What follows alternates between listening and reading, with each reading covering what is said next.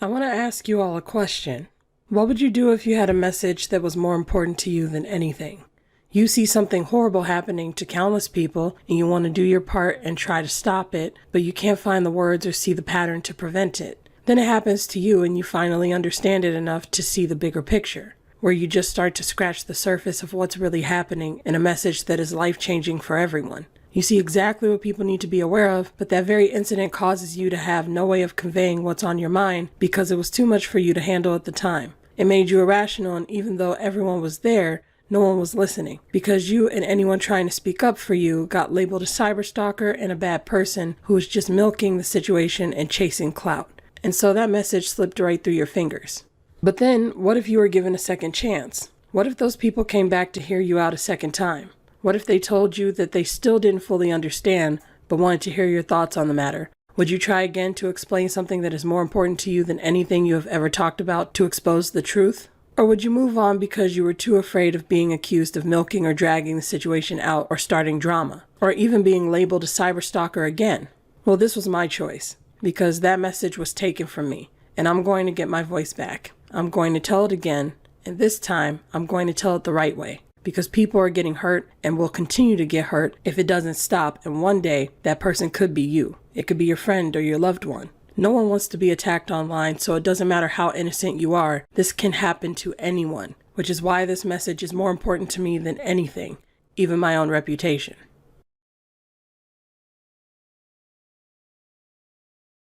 I have a new portion of my audience who is new to YouTube, as well as many other people from the platform in different genres of the commentary sphere. So I'm going to be covering several important concepts in detail, those being trend culture, internet grooming, blood money, blood bathing, virtue signaling, and dark theories of human behavior. All of these will be explained in detail throughout the video with examples. I'm making this video because I noticed these things when I first started speaking out on controversy, but I could never put it into words until now.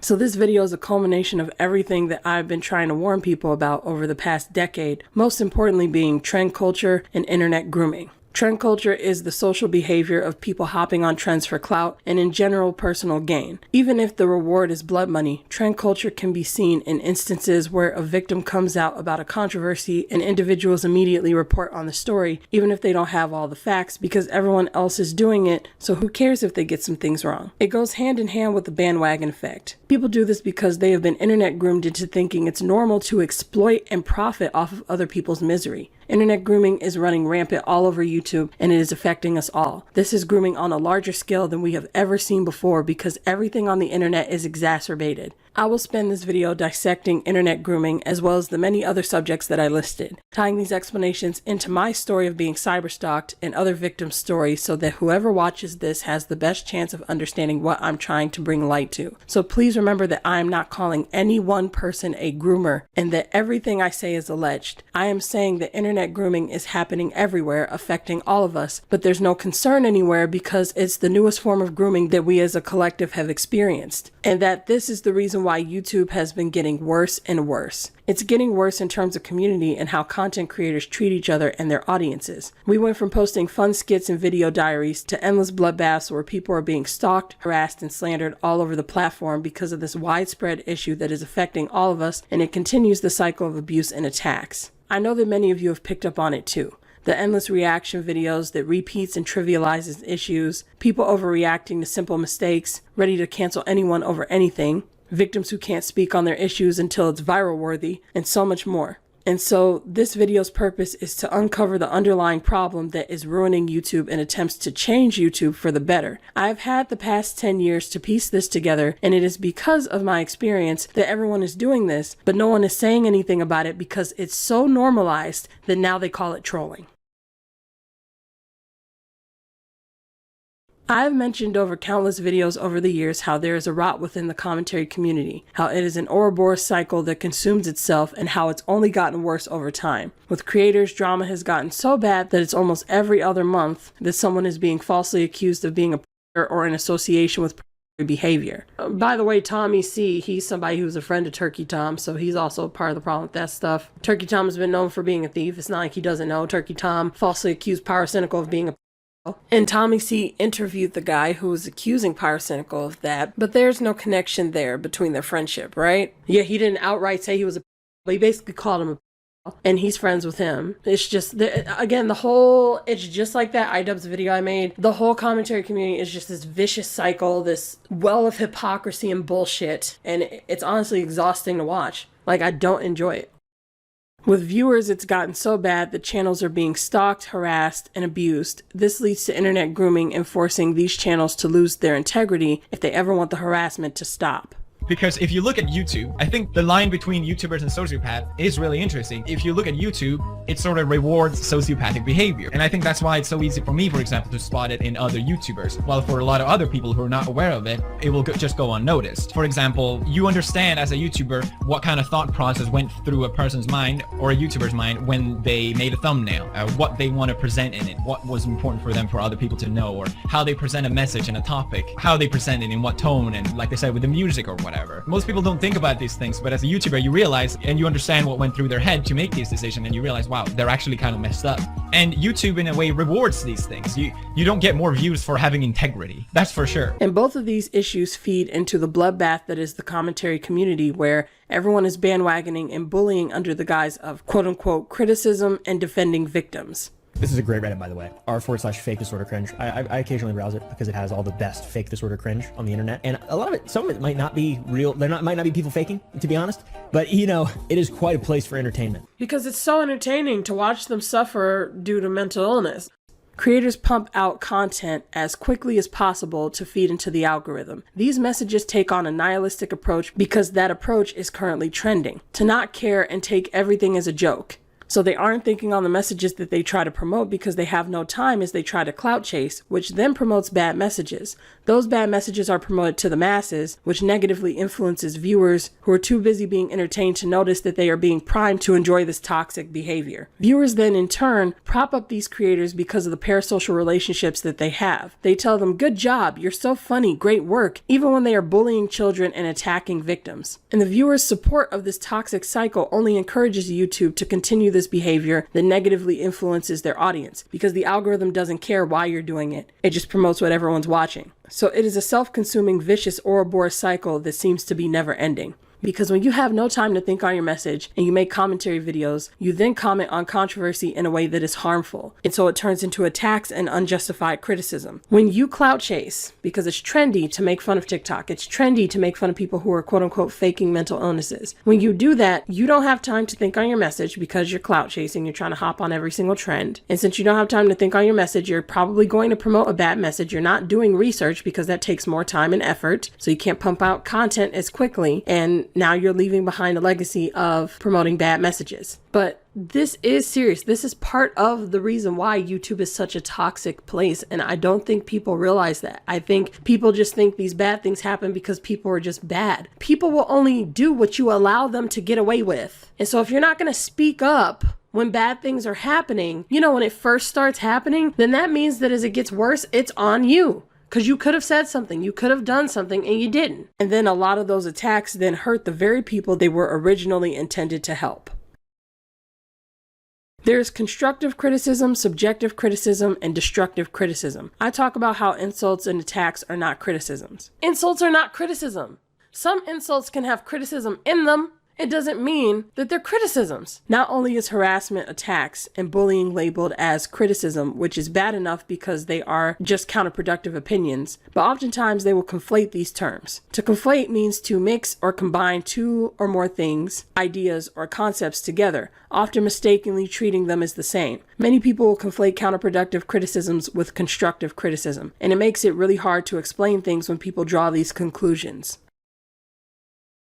Many people accuse me of using clickbait in my titles. It is actually slanderbait, which is when the title and thumbnail has to do with the video, but you have to watch the video in order to have any idea of what the title and thumbnail means. I started doing this because my cyberstalkers will see my honest thumbnails and use it to discredit me to turn people away from my videos. With slanderbait, it's the only way for me to prove that they didn't watch the video. Some people would say, but what if it's a problematic video? We need to see the comments in order to know for sure. But you can't trust the commenters because they're strangers, and strangers can't be trusted. So you have to take the L and watch it for yourself. It's one video. You don't have to support their content after that if you find it problematic. But you should always see someone's information and hear them out for yourself. Money isn't everything. I just think because the rich 1% has half the world's wealth, that many people don't like seeing YouTubers profit off of blood money. But again, money isn't everything, and in cases like these, you have to take the L and watch the video for yourself. Watching one video to get context or even a few is worth it to not jump on a bandwagon and abuse someone in the name of trolling. If more people did that, the sad milk situation would have been avoided because the victims would have been believed much earlier on.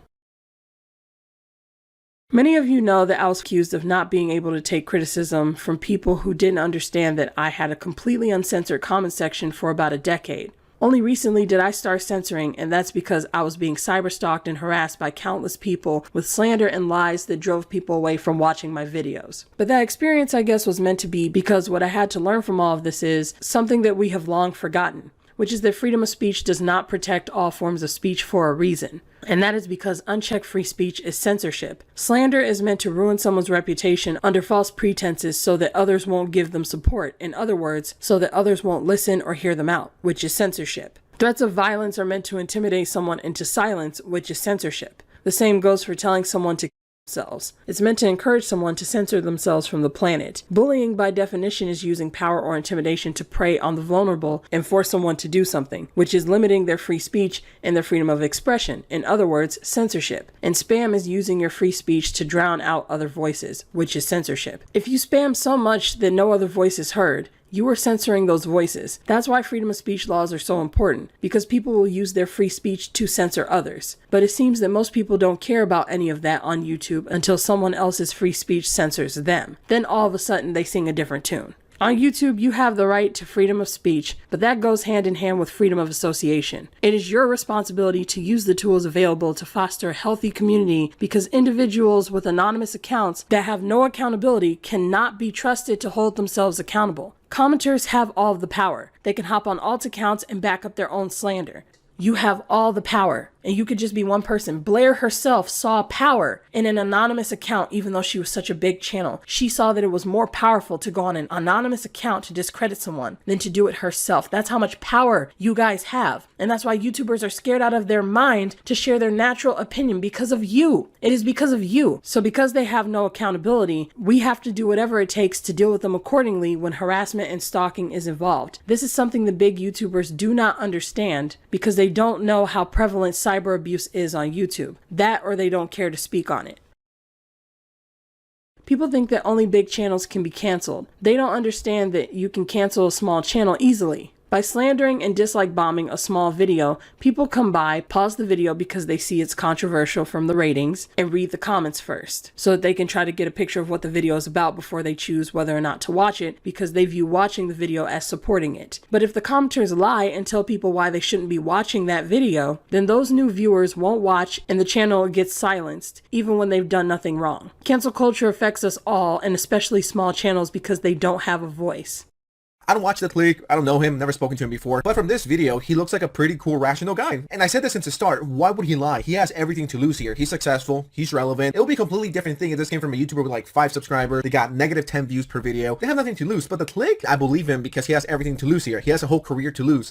So there's the fucking guy, which is him basically saying he's not going to believe someone because they're small. He's not going to believe them because they don't have a support system. Like I said, these flaws are all across YouTube. They don't have a support system because they're too small. As small channels, this then forces us to censor our comment sections, but big YouTubers tell us that we can't handle criticism if we do. And that's why I had a completely uncensored comment section for about a decade, because I make commentary videos, and to censor my comment section was a commentary career killer. And so because of that, I am a human case study for what happens when you allow unchecked free speech in your comment section. My comment section was chaos and a breeding ground for harassment and abuse, which I covered in these videos. This was my story. This is what led up to the incident that blew the lid off of everything that I will be discussing here, which is my interaction with Curtis Price in the video he made on me. I want to make one thing clear here and now. Curtis did not stalk me. I have multiple cyberstalkers and one specific cyberstalker who harassed me over years, and I made a whole video about it that you can watch. Curtis has nothing to do with me being cyberstalked. He didn't even know initially. So please keep that in mind as we go along. I was overexposed to this vicious Ouroboros cycle on YouTube, and is why I tried to call it out. But I blocked out being cyberstalked and harassed 3 years ago to cope with it when I first came back to YouTube. So when I tried to speak out on it in this video, the harmful things that Curtis was promoting in his video triggered me and reminded me of all the things that the stalkers used to say to me, which then caused me to have a trauma response. That then triggered the second wave of this story, which was his response. But what many don't know is while I was the human case study for cyberstalking and unchecked free speech, Curtis was a human case study for something as well, something just as dangerous running rampant all across YouTube. He was a victim of internet grooming.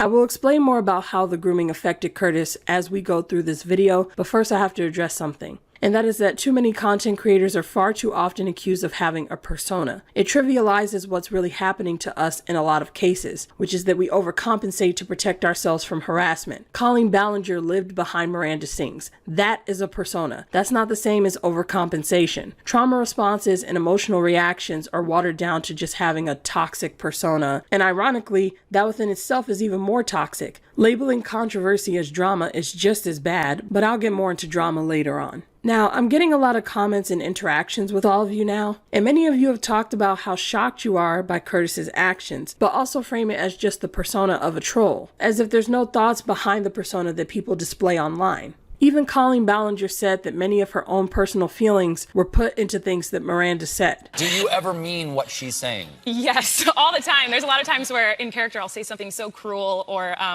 something I'm thinking but I would never actually say as myself, and it's very liberating to be able to say things that I'm thinking. Can I give you some advice? Yes. Never tell people when those moments are. And a persona is no excuse to attack people. But so many people separate the two, and it's one and the same. We know that people are more than their personas because people don't start that way, and he didn't start that way.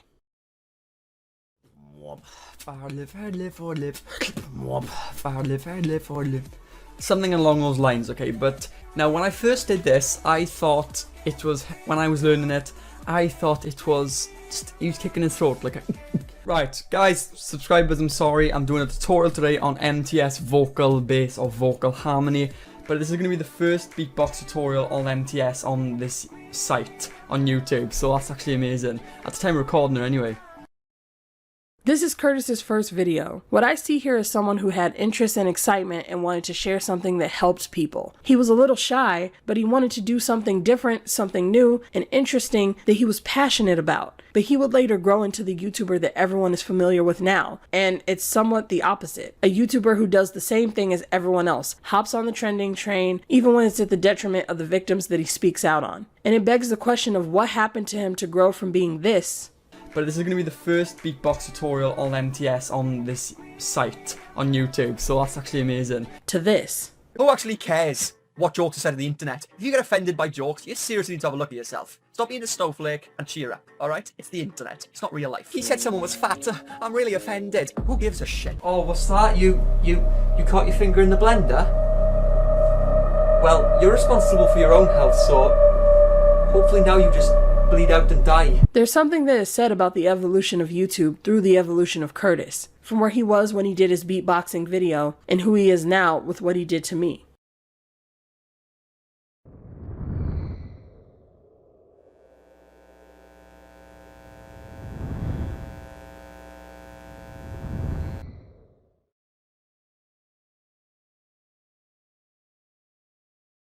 I will spend the duration of this video covering 5 subjects. Some big YouTubers as examples of the issues that I'm speaking on, my incident being cyberstalked, the commentary community, the viewers who indulge in the content in this community, and how Curtis Price is the perfect example of how what he did to me is a product of his environment. That environment being trend culture and internet grooming. All of these things connect and paint a bigger picture of what's really going on in the scope of trend culture, as well as YouTube and the commentary sphere. And this is a message that I don't see anyone else putting out there, so I have to say something because I know that what happened to me is going to happen again. And so I want you all to remember the phrase, the bigger picture, because that is something that oftentimes is missed when it comes to victims and their situations. Remember that I was in a controversy for over 2 months, which I called the Cyberstalker series. I made 2 playlists for it. I can't sum it up here in a way that is justifiable, so hopefully as we go along, those of you out of the loop will understand. I was trying to make a video to bring awareness to cyberstalking. At the time I made the video, I was still being cyberstalked, so I had a mental breakdown in the middle of my explanation because I didn't realize what was happening to me, and I went off on Curtis because of how problematic some of his statements were. Who actually cares what jokes are said on the internet? If you get offended by jokes, you seriously need to have a look at yourself. Stop being a snowflake and cheer up, alright? It's the internet. It's not real life. He said someone was fat.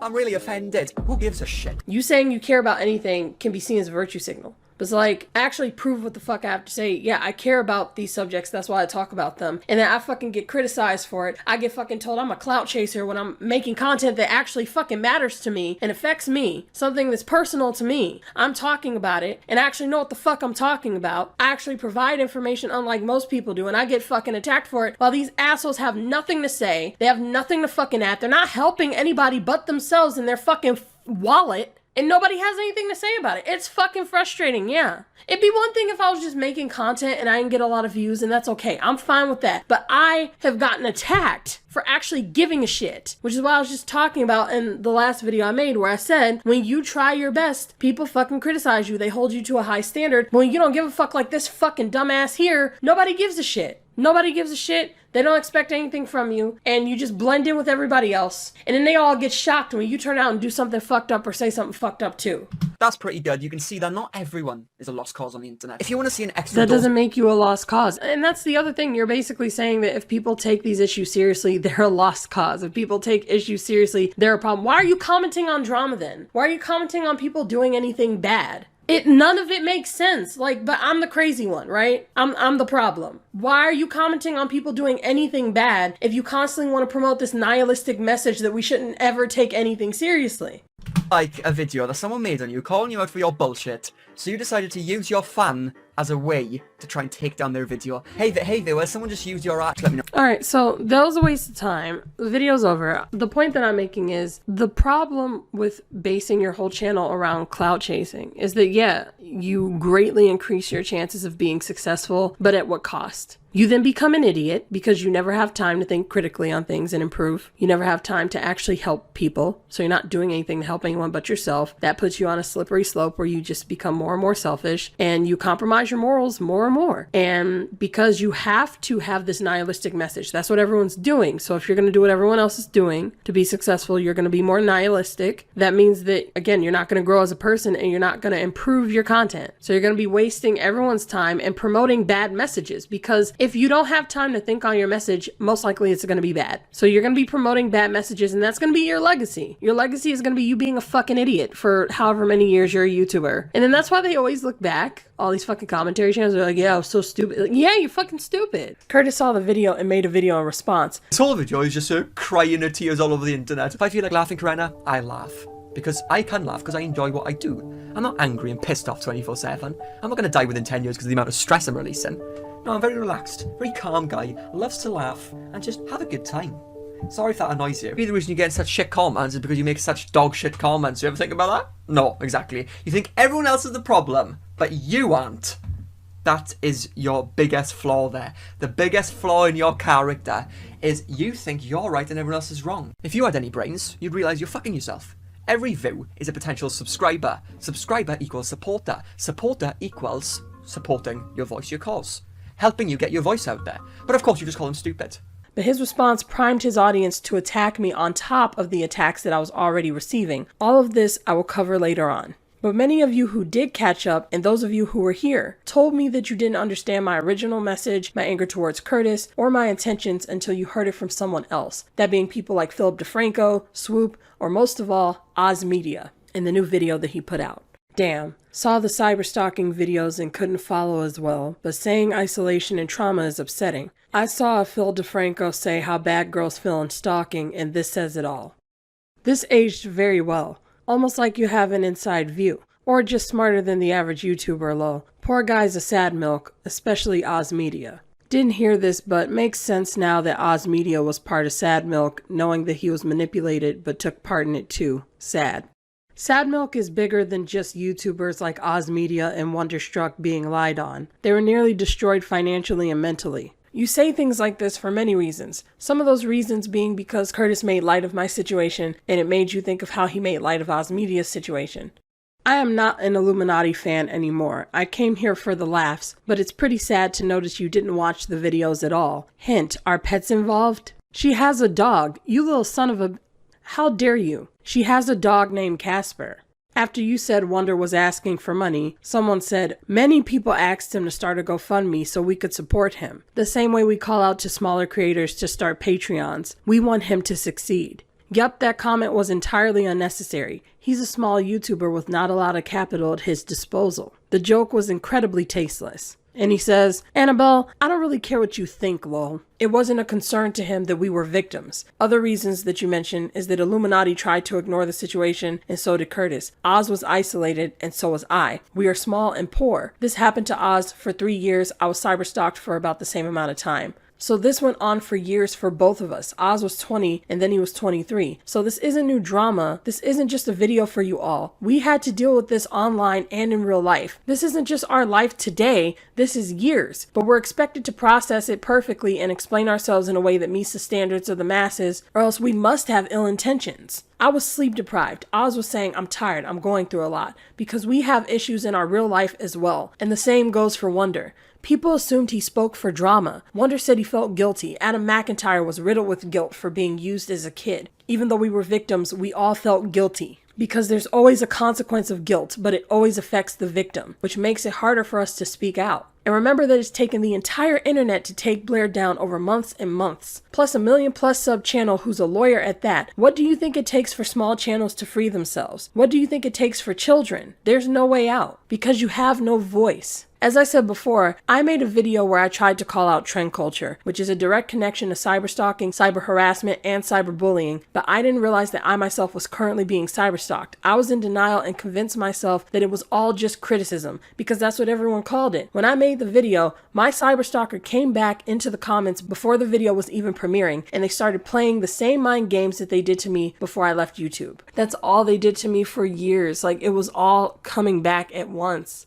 I wasn't prepared to process that kind of trauma. It felt like I was reliving it all at once for the first time in one go. You know, it was just so much flooding into my head. This sent me into a state of anxiety where I started deleting every single disagreeing comment because I couldn't tell which one was the cyberstalker on one of their many multiple accounts and which one was a normal person just simply disagreeing with me. I eventually explained to everyone why I acted so harshly and frantic when I made part 3. And in part 3, I proposed a solution to the main issue that I and many other small channels face. Even the Click faced this, which is cyberstalkers using alternate accounts for power. For small channels, it's the issue that revolves around anonymous accounts slandering in the comments on alt accounts to stop people from watching our content, and that's when I promoted the hashtag WatchTimeViewers. WatchTimeViewers is a hashtag that mainly represents attaching watch time to comments so that people can see how much of the video someone watched at the time they are commenting on it. Watch time is a feature in YouTube Analytics that tracks how much of a video viewers are watching. YouTube has the technology to do this. I also said that we could attach a counter to the app feature so that in situations like the Sad Milk one, if two anonymous accounts talk to each other as if they're strangers backing up slander, we can see how many times they added each other. If they pretend to be strangers but they've added each other 486 times, for example, then you know that they're likely an alt account or at least friends, so their opinion can't be trusted. YouTube also has a feature on the phone where you can view comment history on a channel if you click the commenter's channel name. They need to expand this to where we can choose to see the comment history across the platform for that commenter, and a second option where we can see the comment history on the current video when you click their name. We can also have YouTube add a feature where content creators choose how much of the video you have to watch before you can view comments in the comment section and before you can comment yourself. That way people can't be influenced by trolls before they comment. YouTube has the ability to withhold comments based on your settings in your lives and premieres, so like I said, they have the technology. Some of you told me that we shouldn't prevent people from commenting because we need to be able to comment under people like iilluminaughtii's videos to warn others not to watch them in order to stop her. But you don't realize that you're arguing for us to end harassment with harassment instead of just ending harassment. Because if we put enough measures in place to get rid of people like Blair, we wouldn't need to harass her to get rid of her. Again, you have to see the bigger picture. There are many other things that we can do. Please promote hashtag WatchTimeViewers if you want to see an end to cyber abuse across YouTube, and maybe then we can finally have somewhat of a healthy comment section for once on this platform. The problem is that anonymous accounts have no accountability, which encourages people to behave in ways that they would never in real life. In real life, you can't just make a bunch of false accusations and duplicate yourself to back up your own slander in someone else's place of work. Remember that if you comment hashtag WatchTimeViewers under my videos, that only supports me and gets me into the algorithm. You have to spread the hashtag across social media if you want it to grow. That means you have to post it under other people's videos like you would with any other hashtag and share it on social media platforms like Twitter and Facebook, for example. And if you make any YouTube videos or shorts, placing the hashtag in your description also helps a lot. But it has to be used on other channels, not just mine. Thank you to anyone who supports the hashtag, and please comment suggestions in my comment section as to what else we can do to hold commenters accountable. Content creators need protections when posting on social media, and right now we don't have any.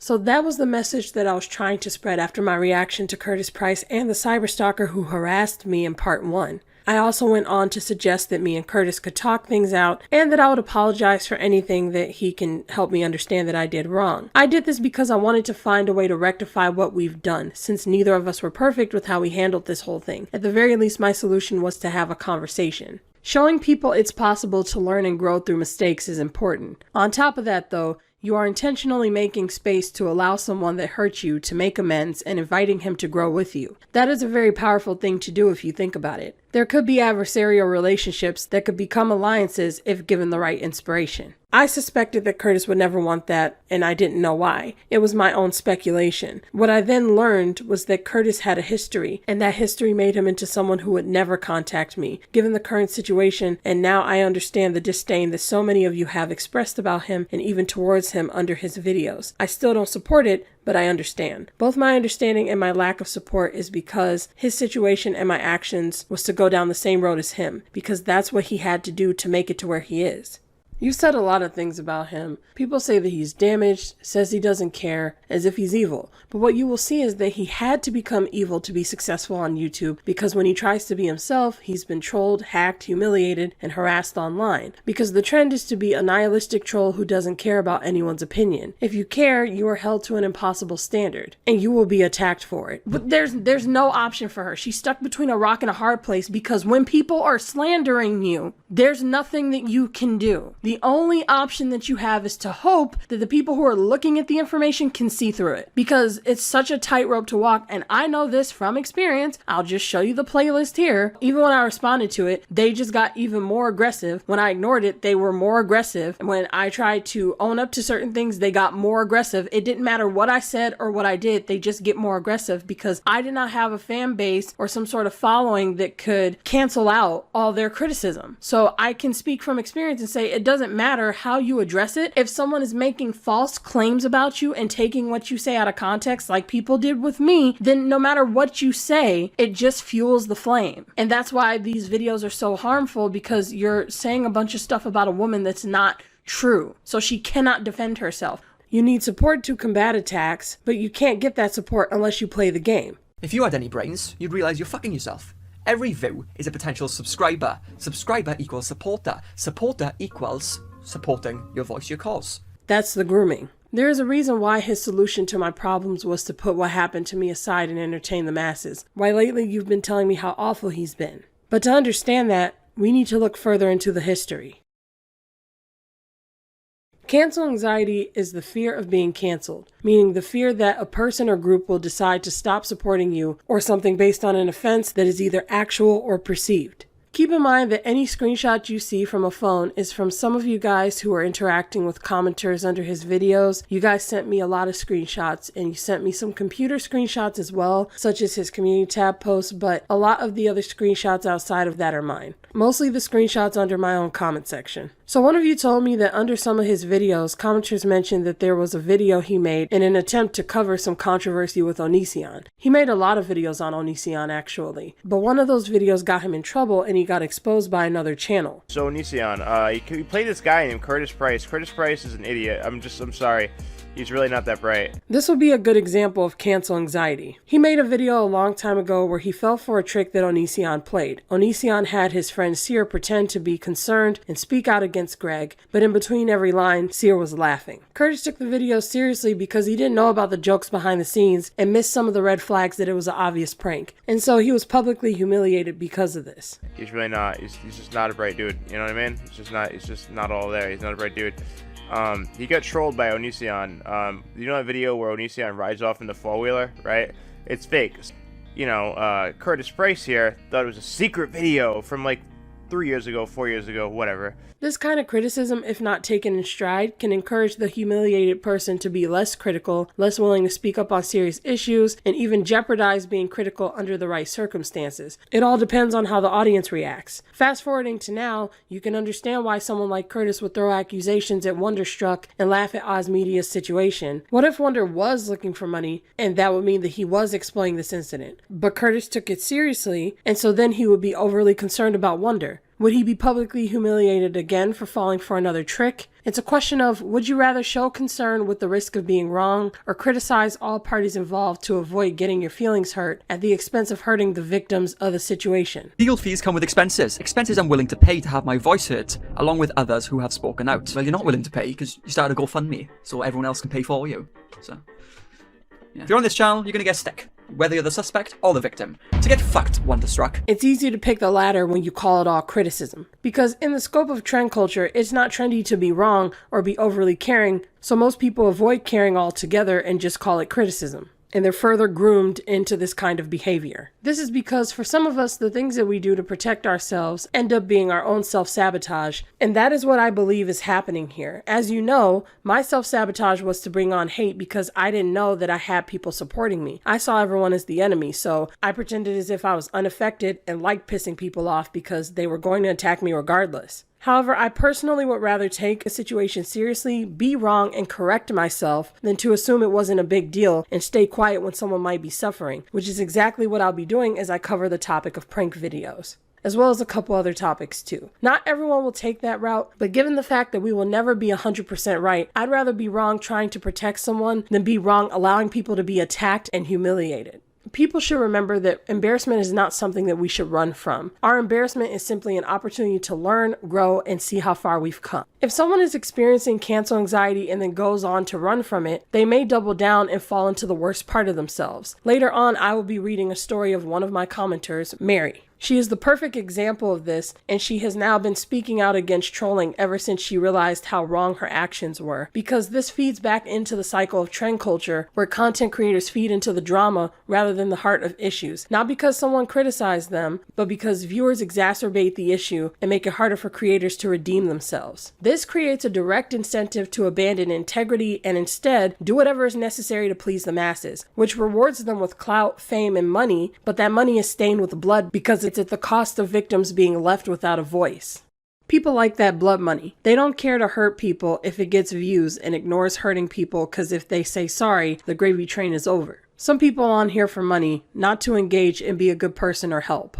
No one will speak up for them until their situation is so bad that it's viral worthy. Why would he lie? He has everything to lose here. He's successful. He's relevant. It'll be a completely different thing if this came from a YouTuber with like 5 subscribers. They got negative 10 views per video. They have nothing to lose. But the click, I believe him because he has everything to lose here. He has a whole career to lose. Can you imagine how bad your situation has to be for it to go viral? Because once it's viral, that's when everyone is in agreement and people can play it safe with their commentary. You don't have to critically think on who's right or wrong when you can see the majority opinion across all the other videos made on the subject, or reading the comments and the reactions under the original victim's video. So in that circumstance, because you can do that, you would likely avoid all mistakes and embarrassment to avoid being canceled. And that's often the unfortunate result of trend culture because everyone has cancel anxiety. Rather than chasing the truth with the intent to solve issues, they start to chase blood money, dipping into the bloodbath of attacks, ridicule, and drama for clout. Virtue signaling is the expression of a clear and straightforward self-righteous moral viewpoint with the intent of communicating good character. The issue with virtue signaling is that anyone can claim that someone is virtue signaling just because that person believes in something. So people are oftentimes falsely accused of virtue signaling when they are not. Viewers can exploit this and attack them for it. People are so ready to do this because so many people often will virtue signal to distract from a darker part of themselves. They will place themselves above someone who is doing the same bad behavior. This is why I encourage virtue signaling. As I said in part 1 and part 2, use virtue signaling as an opportunity to learn more about people, because we won't know if it's virtue signaling or not without something to compare it to. If someone claims to believe in a good thing, but then they turn around and do the opposite, it tells you a lot about that person's character, because we then know that they're virtue signaling. So in other words, it can be used to see through people's lies if they aren't being honest about their beliefs. A good example of how so many people have been internet groomed into normalizing trend culture is the incident with Grow with Joe, Frumpy Fit, and Unnatural Vegan. Grow with Joe is a fitness channel where she does simple, easy to do workouts for women who are new moms or are looking to get in shape. Frumpy Fit does videos where she informs people about their health and fitness. She made a video where she was virtue signaling about being in an ethical cage while criticizing Joe unjustifiably. Clearly in the sand. I think it's a bit grayer and unclear. How much of the responsibility do you feel like falls on the creator versus the consumer? I genuinely want to know, because like I said, I put myself in an ethical cage. She criticized it not because she claimed it was harmful, but because it was trending. And that's something that you have to remember. People have the motivation to make these videos with these perspectives and comment the way that they comment because it's trending. Joe has been skyrocketing. She got nearly 1 million subscribers in the past 8 months or so, and she's only growing more and more. And someone's gonna want to trend off of it. They will look for something to criticize no matter how small and justify their video off of something arbitrary. Frumpy Fit said herself that Joe's content wasn't actually harmful. So I hope that makes sense, and it's not to say that this person's content is bad. It's just things that I want people to understand when they're going into this. But you said she's misleading, which means it's dangerous. Like, do you not know what words mean? Like I said, the advice, especially in this video I watched from Grow with Joe, was not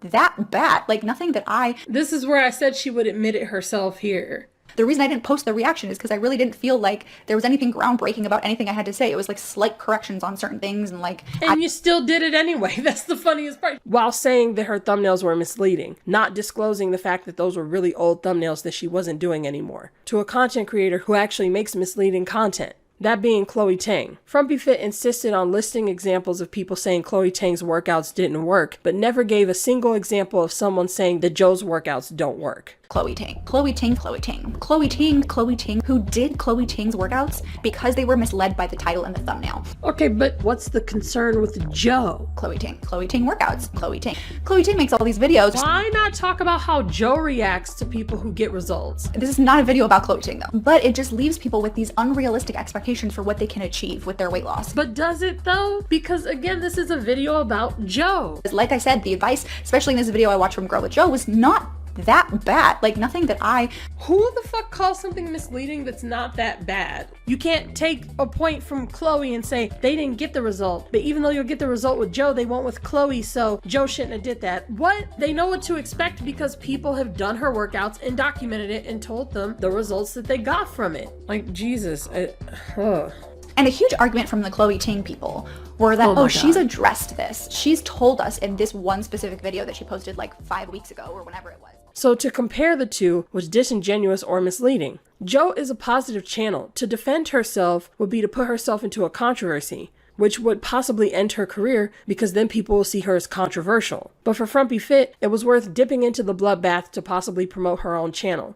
Because we really can't trust these at all. I talk about it more in depth in this. And there she goes again. She's like, well, I talk about it here. Let me just plug myself again while I expose this woman and try to sing things about her in an exaggerative way. So that they know what to expect. They know what results they should be getting from these workouts. They know what they want to be getting out of them. I totally just thought of the other one. I made this whole video like however many weeks ago about how our body will adapt to exercise. She just plugged herself again. I'm just going to move on to her other point because you get the point. Like, Jesus Christ. I don't get plugging herself again. She's like, I also talked about this. This whole video, she's just like, I talked about this, and I talked about that. And I guarantee you, those videos are not getting the type of reaction and the type of views that Joe's videos are getting. People didn't fall for it, called her out, and then Unnatural Vegan came along and made a video doubling down. And Joe continued to skyrocket. Further going deeper into the bloodbath, despite Unnatural Vegan admitting that she herself does Grow with Joe's workouts, I do some of her cardio walking workouts. They're usually pretty low impact. She doesn't talk, which is nice. And she's just really cute. She's fun to watch. She's like smiling the whole time. Let me She's compliment adorable. her. But I kind of feel... Let me compliment her before I get ready to tear her down like the last chick.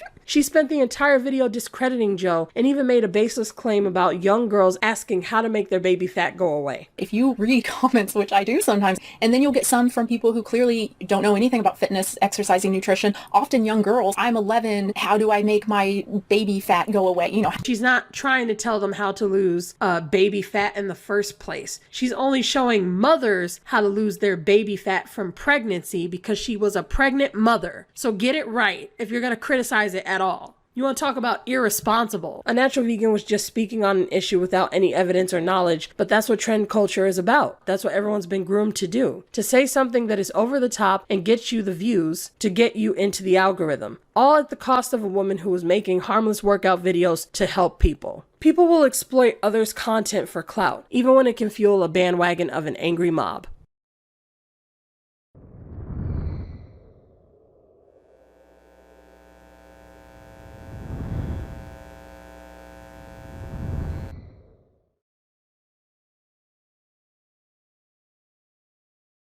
We need to talk about internet grooming. Grooming is not sexual. There are different forms of grooming. I will explain on this in great detail later on, but for the time being, internet grooming is someone using the internet to build a relationship with someone who is vulnerable with the intention to get them, trick them, pressuring them, or forcing them into doing something that they normally wouldn't do that ultimately winds up hurting the person. What happened to me is a perfect example of internet grooming. I made a video called Illuminati is not the problem, you are, where I was warning people that content creators were feeding into a vicious cycle.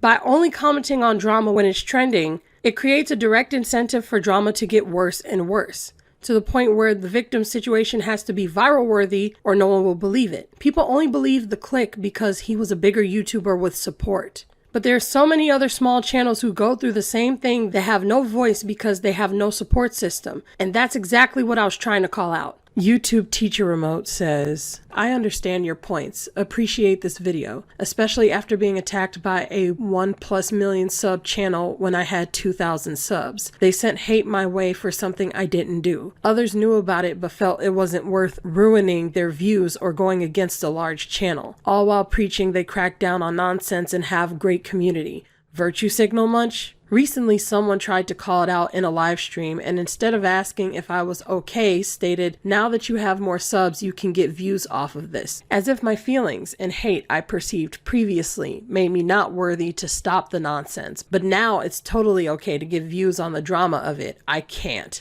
So essentially the message in my video was people are being attacked, people are scared, people are fearing for their lives, and YouTubers are creating a direct incentive for it. A whole community that thinks trend culture is okay. Curtis came in and watched my video, and in the video I said I was getting attacked. It'd be one thing if I was just making content and I didn't get a lot of views, and that's okay. I'm fine with that. But I have gotten attacked while I was talking about getting harassed and stalked by other people. He then brought in more people to continue the harassment and attacks, which left me with no support from other people. He turned a situation about cyberstalking into just, you need to make better videos. Do this or do that, and you wouldn't be attacked so much. Maybe the reason you get such shit comments is because you make such dog shit comments. You ever think about that? No, exactly. You think everyone else is the problem, but you aren't. That is your biggest flaw there. He watered down the masses, twisting everything that came out of my mouth and driving away support from my channel to it just being dog shit commentary. And the saddest thing is, the reason Curtis gave for people attacking me was something that I said inside of my video when they didn't even watch the video. They were lying about things I said in the first few minutes of the video going live. That means they didn't watch it. And this is how trend culture works, because everyone is groomed to attack small YouTubers so that they can be praised by someone like Curtis. I know they didn't watch because not only were people commenting within the first few minutes of the video going up, a 40-minute video at that, but 2 trolls came in the day before it premiered and was arguing with the title and the thumbnail. I explained most of this in part 2. They didn't see a second of it, but Curtis says it's my commentary inside of the video why they attacked me. So he lied. I know he lied because he saw part 2 and he put part 2 in his response video. So that means that he saw the screenshots of me proving that they didn't watch the video and he pretended that they did anyway. This was a lie. which is the very reason why I came up with hashtag WatchTimeViewers, because I know that they didn't watch the video. He brought it up to keep the attention on his channel and to drive the attention away from the actual message in my video by humiliating me. This is how you sound in your videos. Just to let you know, that's the vibe you give off. Okay? When you don't give a fuck like this fucking dumbass here, nobody gives a shit. Conversations on drama because of how stupid everyone is. But if you raise your voice as a fucking woman, everybody has a problem with it. They're like, your voice, your tone, oh my god, the tone police fucking come. Yeah, I sound like that in my videos where I'm being cyberstalked, harassed, and attacked. This whole video is just her crying her tears all over the internet. Stupid cow. And he's angry. He was angry in his video and no one was cyberstalking him or attacking him over it in his comment section. So what kind of advice is that? I was speaking out over being hurt. And I said this at the very start of my video, so there's no excuse. YouTubers have to do something so bad that it's pretty much illegal before everybody wants to comment on it because they get nothing out of talking about it before then. That's what bothers me. So when you watch these videos, I'm going to put this intro and this one and the next one I'm going to put up. That's where I'm coming from. That's how frustrated I am. This way, nobody can fucking come in my comment section and tell me that I'm saying something that I'm not trying to say because I explained it here first. Okay? That is my purpose. You guys are making content on YouTube worse by waiting for it to be this big drama issue instead of trying to talk about things before they get big. He knew the message and he left me in shame. You left me to live in shame. You had a chance to talk to me. You commented under all my videos except for the original one you did a response to. And so instead you did everything you could to ruin me and my reputation. There's a reason why I got comments like these. It's because no one was expecting me to make it out of you making fun of me being cyberstalked. They thought I'd delete my channel because there was no way out as long as I was alone. And you knew that. Like you knew I needed support when I was being cyberstalked.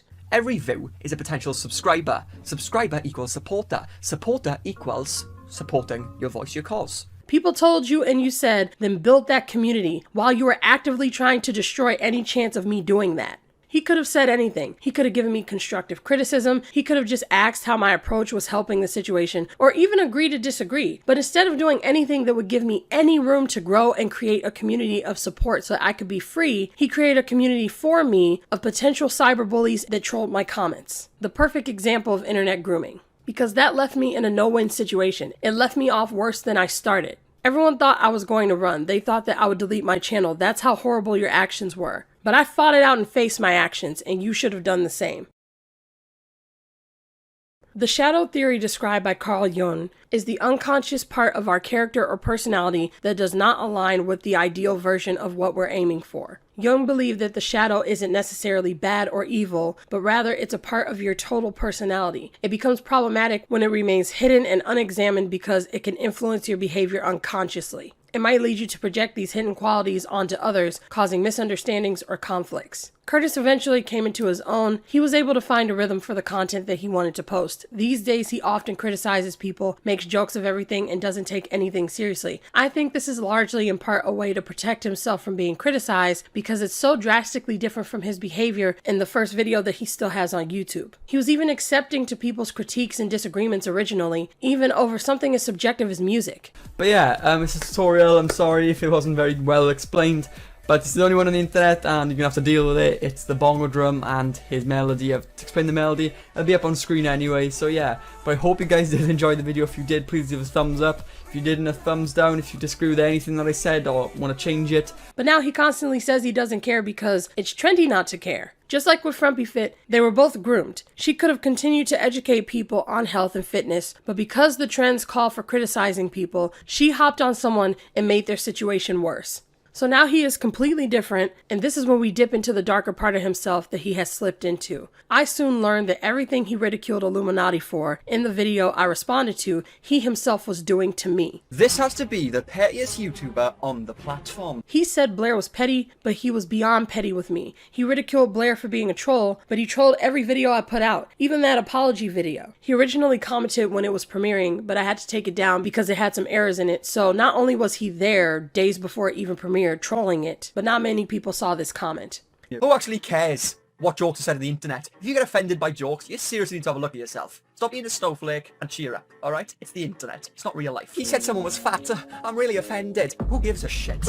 No, I'm very relaxed, very calm guy, loves to laugh, and just have a good time. Look at how red he is. Like, he's so upset. Cool, so everybody left Sad Milk because of Blair and her behaviour, but at the time she tried to manipulate everybody to make it think everybody left Click because of his old videos. All that stuff she said about the commenters and stuff, I'm not gonna show that. I'm gonna show this random thing instead. Okay. Bitch got triggered by a filter. There's nothing funny about it. What? There's no context. You can't even understand what I'm saying when you're clipping it like that. It's so stupid. There was a fat joke made on that channel. Now Blair didn't like that, so she went into Tommy C's channel and she removed all the videos containing her. She didn't even ask the bloke for permission. She just went into the channel and removed all of them. He said Blair moved all the videos containing fat jokes and couldn't take criticism, but he removed every single critique that I gave him in response to me. He ridiculed Blair for laughing at Tipster's trauma, but he laughed at my trauma, specifically made fun of me and said I was crying. This whole video is just her crying her tears all over the internet. Stupid cow. He said I couldn't hear anything anyone was saying, but he got ratioed under part 6 of my Cyberstalker series and didn't listen to anything anyone was telling him, not even his own supporters. He never responded. He called Blair lazy with her editing, but to quote one of his own supporters, he responded to me with the laziest video that they've ever seen him do. So to virtue signal in a video about Blair while acting in a similar way to those very critiques is the shadow theory. There's a lot of validity to the shadow theory, even though it has its flaws. And yes, I agree with these aspects of it, but I have a different theory in mind as to why Curtis did what he did. And that is what I like to call the Black Mirror theory. The Black Mirror theory suggests that when people project a false image of themselves, particularly positive qualities that they don't genuinely possess, and they encounter others who possess those same qualities or traits, it can lead to a negative reflection of their own shortcomings. Those with genuine qualities act as the Black Mirror. This leads to a cycle of insecurity where the person constantly compares themselves to someone genuinely embodying those qualities, causing inner turmoil and sometimes toxic behavior as they try to protect their false self-image. For example, if someone believes they are smart, funny, or talented, but they are actually deluding themselves, encountering someone who genuinely possesses these qualities can make them feel inferior. It's like a funhouse mirror reflecting shortcomings, which can lead to negative reactions or attempt to undermine those who expose the difference between their self-perception and reality. So when faced with this reality, individuals can react by trying to improve themselves, but oftentimes they unfortunately try to break the person possessing those desired qualities in attempts to eliminate the source of their feelings of their inferiority. This can result in toxic behavior as a need to maintain their false self-image. So why do people do this? Why do they have to break the person acting as a black mirror? This connects to narcissism. Narcissists are known for having adverse reactions when their delusions are shattered and they are faced with reality. I personally believe that most people have narcissistic traits and that it isn't as rare as people think. So this means that if you, for example, are a genuinely confident person and you meet someone who is deluding themselves into thinking they are confident, they could simply ignore you and move on. But what if it was your friend? What if it was a coworker? What if you're a YouTuber and you keep popping up on the suggestive feed or the comment section of someone's videos? If you have to keep encountering that person, this means that every time they see you, you are a constant reminder of what they lack. They can't rebuild that false reality because your interaction with them shatters it every time. So if they break you, then they kill two birds with one stone. They prove to themselves that you weren't as confident as they thought, and they feel even more confident for defeating you. So they get to rebuild that reality. This can be applied to any good qualities one places on themselves: confidence, kindness, authentic, etc. So in the context of my reaction with Curtis, he believed himself to be the undefeated champ on his channel. This is why you told me that he was egging people on to attack him. I promise you, if I could take the haters from you and these people who are completely harassing you and put them in my comment section, I would do it within a split second.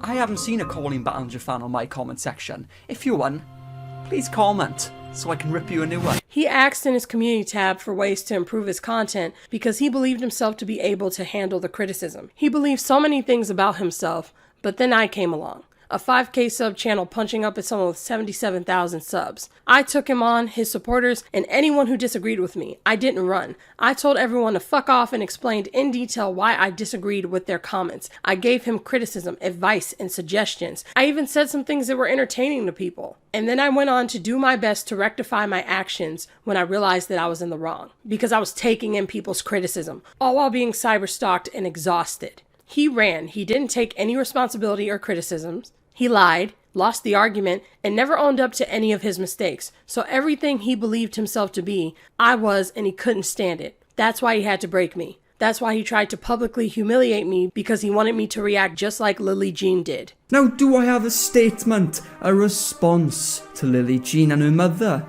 Well, yes, I do. It's actually in my pocket right here, in fact. Scene. Dear Law and Lily Jean, I am deeply sorry. With that said, suck my big, fat, juicy nuts. Guys, it's happened. I didn't think it would, but it's happened. I've been cancelled by an iilluminaughtii fan. Without further ado, I just want to apologise to her. So, here that goes. I'm sorry, Kurena, for being happy in my videos. I'm sorry for being joyful and positive. I realise that's not the way to be now. I should be angry and full of hatred in my voice. I realise that even the littlest things on the internet should bother me. With that said, my final message would be, suck my big fat juicy nuts, Kurena. He wanted me to run from YouTube, but I stayed. I fought back and he didn't know what to do, so he just left me there, being slandered and associate me with Blair. Because he said that I was her sister and her mega fan, and people believed him. For 2 months, he ignored the situation, and for 2 months, I talked about it. Because he wanted people to forget what happened. He came back after 2 months and put a crown on his head and called himself the king after losing the argument because he was trying to pacify himself after being defeated. I just want to let you all know you can stop sweating, you can stop worrying yourselves and panicking. I'm here, guys. King Curtis has returned. I acted as the black mirror that he had to shatter in order to rebuild his reality so that he could avoid his own dark reflection and shortcomings. The bloodbath in terms of YouTube is when content creators make videos criticizing another or others in a way that is meant to degrade someone or leave them with no room to defend themselves. Metaphorically speaking, the mentality is that only one person can come out of the situation alive. So it's one or the other, and someone is always meant to be destroyed or left in ruin. And this is very important to remember because oftentimes innocent people are being criticized for just being themselves or being different. You carve out your own lane and people don't like that because people like to attack what's unfamiliar. Trolls will come in and push down anyone who wants to express themselves in a way that is deemed unfit. They're cowards who use anonymous accounts to attack people. Of course, they're not going to be okay with someone being themselves and pursuing their passions online. So they attack them and it hurts people. What can seem like innocent teasing to others can easily turn dark very quickly. And we are being groomed to accept this kind of behavior online. Colleen Ballinger started trending by being rude and obnoxious. Miranda Sings, the character, was a literal troll, and we know this because Colleen Ballinger said it herself. Some people out there who may not be familiar with your work, how would you explain to like a stranger what you do for a living? Well, it's a little difficult, but I think what I would say is imagine every obnoxious person you've ever met in your life, put all of their horrible qualities into one person.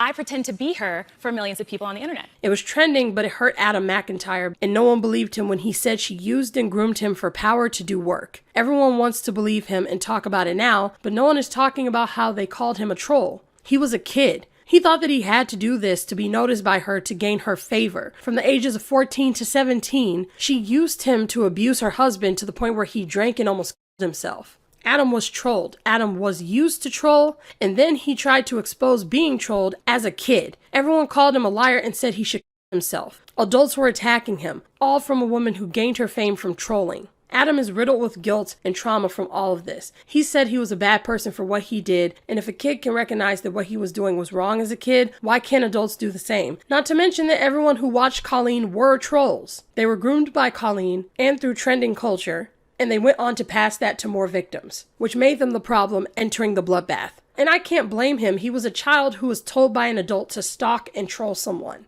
And it's all because it's labeled trolling in the first place. Labeling and trolling trivializes the severity of what actually happened. Adam was used to harass her husband, and he was harassed and abused by countless people for years. Curtis's entire video was meant to discredit me, to leave me humiliated and in ruin. There was hardly anything constructive about it, and more than anything, it was filled with lies and slander. And one final message to Kurena, the iilluminaughtii mega fan. I felt as though I had to defend myself. I didn't think anyone would actually be there for me when it was all said and done, because when the harassment came, I didn't have an audience at the time. They came in after. So I unfortunately made the choice to drown in the bloodbath with them. I will expand on this, it'll just be later. But what we did was toxic, and yet they say it's not real. Who actually cares? what jokes are said on the internet. If you get offended by jokes, you seriously need to have a look at yourself. Stop being a snowflake and cheer up, alright? It's the internet. It's not real life. He said someone was fat. I'm really offended. Who gives a shit? They have to say that YouTube is not real, online is not real, because that's how they justify that blood money. A lot of you who are subscribed to me and those of you who came over from his channel are labeling Curtis's current supporters as trolls. But these people are not just trolling. The real problem is, not only are they being used by Curtis and they don't realize it, but what Curtis is doing is hurting people because he's hurt. And his supporters hurt people on his behalf because they like him, so they become vicious and harass others by entering the bloodbath. Because their harassment of anyone criticizing him makes him think that what he's doing is okay. I commented on another video with Curtis, but watching made me realize I came off brash. It's not over with Sad Milk. You are right. It's just the beginning.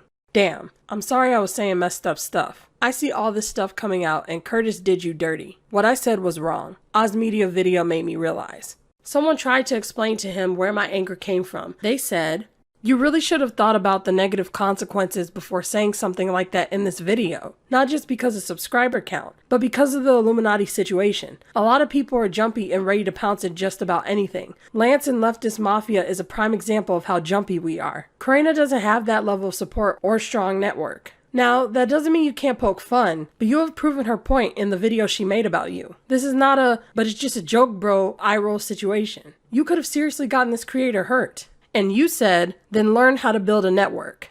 He's talking about build a community as if he has one. But they're not your community. They were your bandwagon riders until they realized you were hurting and affecting real people's lives. But this is all that he knows because this is how YouTube works. Like, you clearly have no idea how content creation works. And everyone's being groomed to accept this kind of behavior. He's trying to tell me to go down the same road. I did it. I tried to do what I liked, not what's trending. And the only reason why I have a community is because I'm entertaining now. So you need to do the same thing. But that community is ever fleeting because they were built through trends. I even told him this. But this is something where it's so deep. iilluminaughtii has been doing so many awful things over years. You can't just watch a few videos and then comment on it. But they want to do that because they know that that's how they're only going to be able to get their success. But when your success is built off of commenting on trendy issues, you're a slave to the algorithm at that point. And he already knows this because he doesn't support the few that criticize him. The audience is a tool to justify the means, because when they disagree with him, he says he doesn't give a shit. When a few of them speak out and give an opinion that isn't his own, he crushes it. What kind of community is that?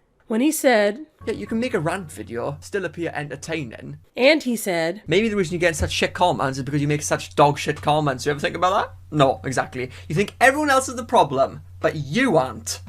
That is your biggest flaw there. The biggest flaw in your character. So you have to cater to them whether you like them or not. You have to say whatever they want you to say or run away. That's not a community. You're just a servant to the masses whose views change from day to day. Every view is a potential subscriber. Subscriber equals supporter. Supporter equals supporting your voice, your cause. And that's how people justify the bloodbath. That's why the decision is to please or to run, because they justify the bloodbath by saying, you have to do this to trend.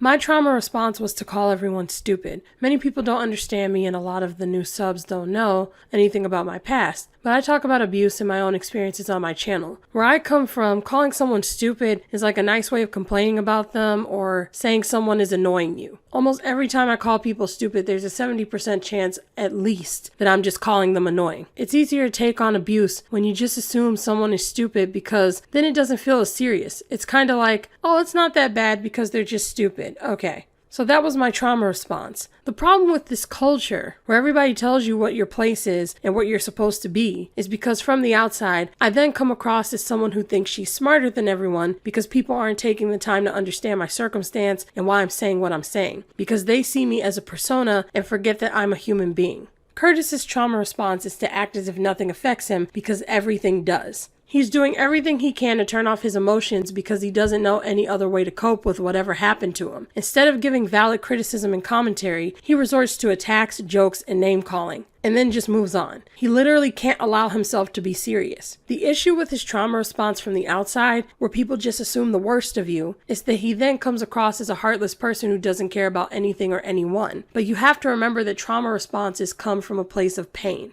It's what we do when we feel cornered or trapped. And both me and him were affected by this culture. We unknowingly convinced each other of that facade. He thought that I was right and smarter than everyone else. You think you're right and everyone else is wrong. When I actually released my video at the same time as him, saying the exact opposite. I am someone who does care a lot about avoiding hypocrisy. But objectively speaking, we are all hypocritical. The whole point as a human being is that you're supposed to recognize your hypocrisy and try to avoid it or fix it or correct it, because none of us are perfect. And I have made this clear before. I've never spoken as if I'm better than everybody and I'm just this perfect person or more moral than everyone else. That's not where I'm coming from at all, and that's never where I came from, which discredited what he was saying. I in turn thought he would be completely unaffected by what I said about him. But he was visibly upset, which is not the reaction that a troll would give if he were really just a persona. People wonder why I responded the way that I did. Some people say Curtis's anger is fake. People don't fake having red ears. And even if you think someone would, I'm just going to be honest here. This is a guy with no self-preservation, and based on how bad his takes were, he's not the type of guy to think that far ahead to make his ears red when going off on me. He was mad. And because of what happened to me, I will never cancel someone for having a breakdown on camera. However, it is important to speak up for victims when someone's crossed the line. And I know that what he's done won't end with me. So someone has to say something so that the next person he hurts has a way out or will be believed. The way I reacted was normal for someone who's been cyberstalked. It's a fight or flight response.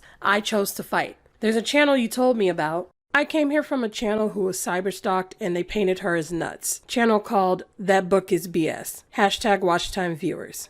Thanks for the recommendation. It really makes people like us feel that we are not alone because we have been told the same thing.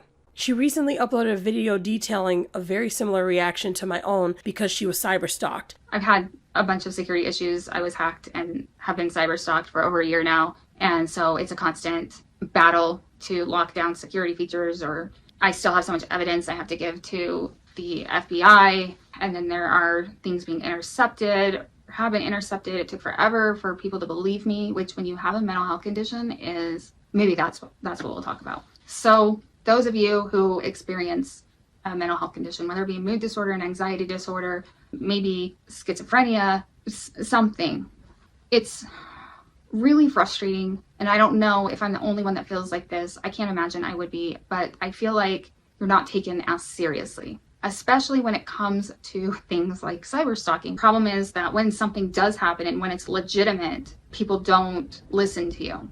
And that's what happened to me. And I still think that I have family members and friends that don't believe me. But I haven't ever experienced paranoia and delusions or hallucinations.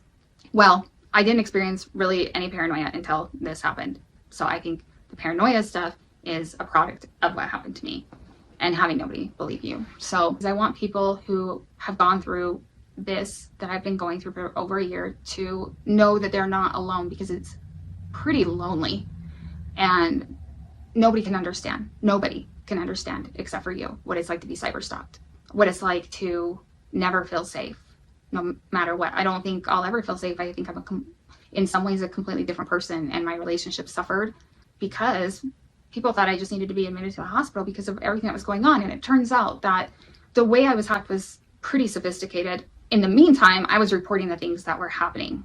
But they did that, I believe the initial, or one of the reasons was to find out what I had as far as research.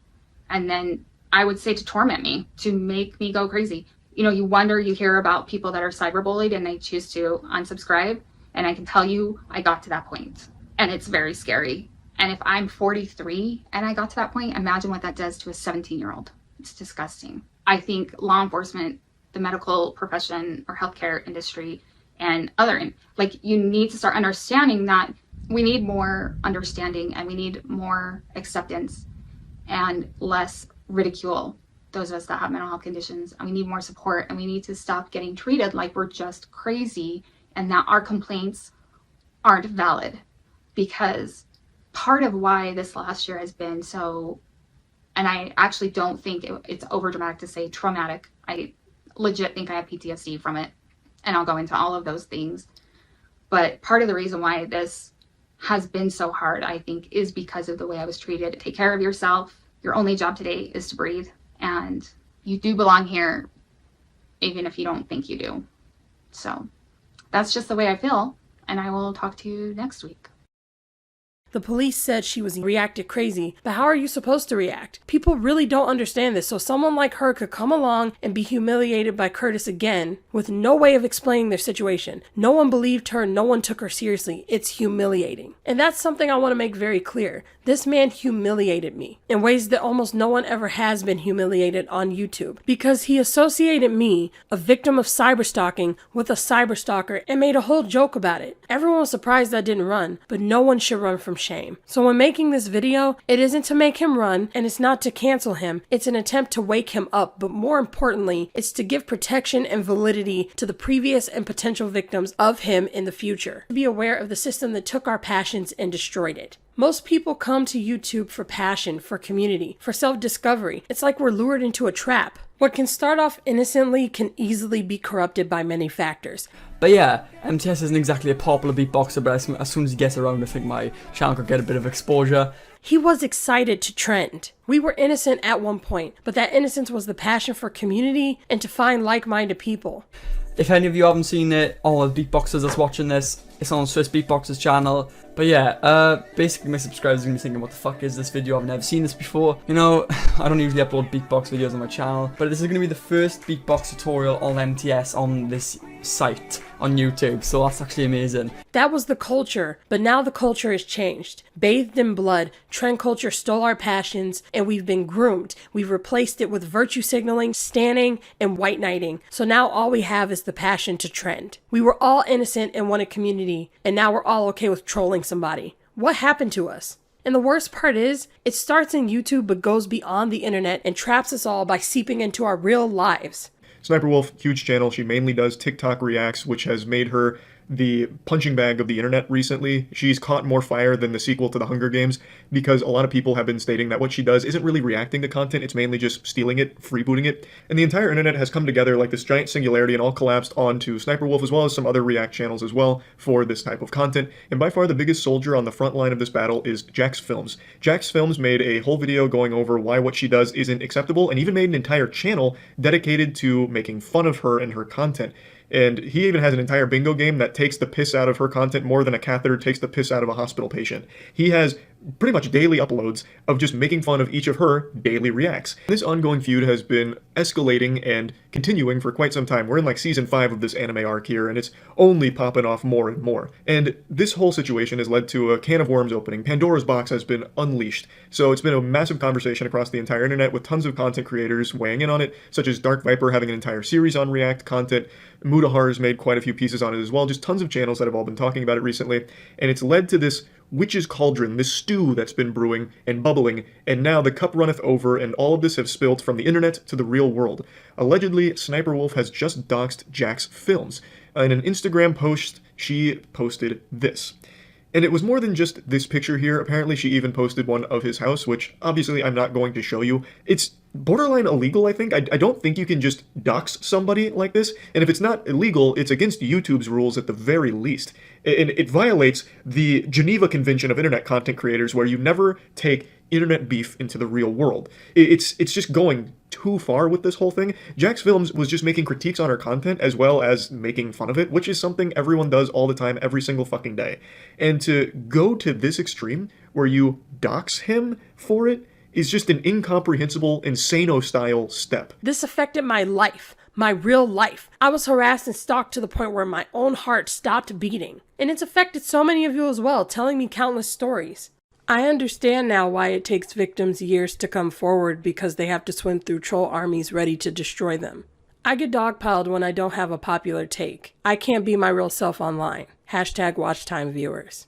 And I just want to elaborate here when I say that you are part of the problem. Commentary as a collective is the problem, and the individuals play a part in that problem. For example, when Critical says, where you never take internet beef into the real world. I get where he's coming from, but the way he phrases it continues the narrative that the internet isn't real life, which is part of the problem. So yes, critical is part of the problem here. People think cyberstalking is fake and will only listen when your life has already been ruined. Everyone I ever knew to come online was attacked. It's a twisted epidemic people say we should get sick with to grow, and it is demented. I've said for a long time the big YouTubers do nothing about this and I get attacked for it. I feel validated and hope you know that this helps. And I thank you for that. I was so stressed I wasn't eating. I wasn't sleeping. And it doesn't matter how small Curtis is. When you make videos, you impact someone's real life. Even a video I made with less than 1,000 views reached a woman with 4 million subscribers and inspired her. I watched both part 1 and 2 last night, and this has honestly enlightened me even further and inspired me to keep creating for the audience and community that gets it. Honestly, from the bottom of my heart, thank you. Big props to you, Kurena. Thank you for sharing your perspective, laying down facts, and sharing receipts. I wish you all the success here on YouTube. So yes, you impact real people's lives with your video, no matter how big or small you or the video is. Or you can impact people in a negative way. The 2 older siblings from the 8 passengers, who were out of the house already, pleaded with people to cover the story, but specifically asked people not to dramatize it. And what does he do? Oh, what's that? You caught your finger in the blender?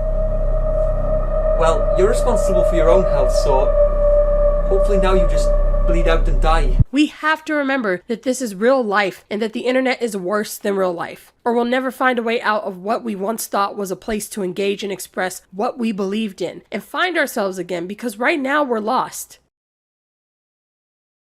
The current trend on YouTube is to be nihilistic and as unaffected as possible. It started out being a way to cope with the masses criticizing and trolling you, but now it's turned into something unrecognizable. Now it's a way to absolve yourself from any criticism, all to avoid becoming criticized and trolled and cyberstalked. But when that's what you make of it, we now all have a whole other set of problems, because it incentivizes trend hopping. This trend culture is ruining YouTube because they hop on these trends to get some clout and make some money. Trend culture forces you to continuously give more and more because you're only growing if you're trending. But they want to do that because they know that that's how they're only going to be able to get their success. But when your success is built off of commenting on trendy issues, you're a slave to the algorithm at that point. An example of trend culture is that YouTubers aren't proceeding with caution when speaking on these issues, which I will expand on later. But for example, many of you tried to inform Curtis of his insensitivity under the videos he made before and after the one he did on me.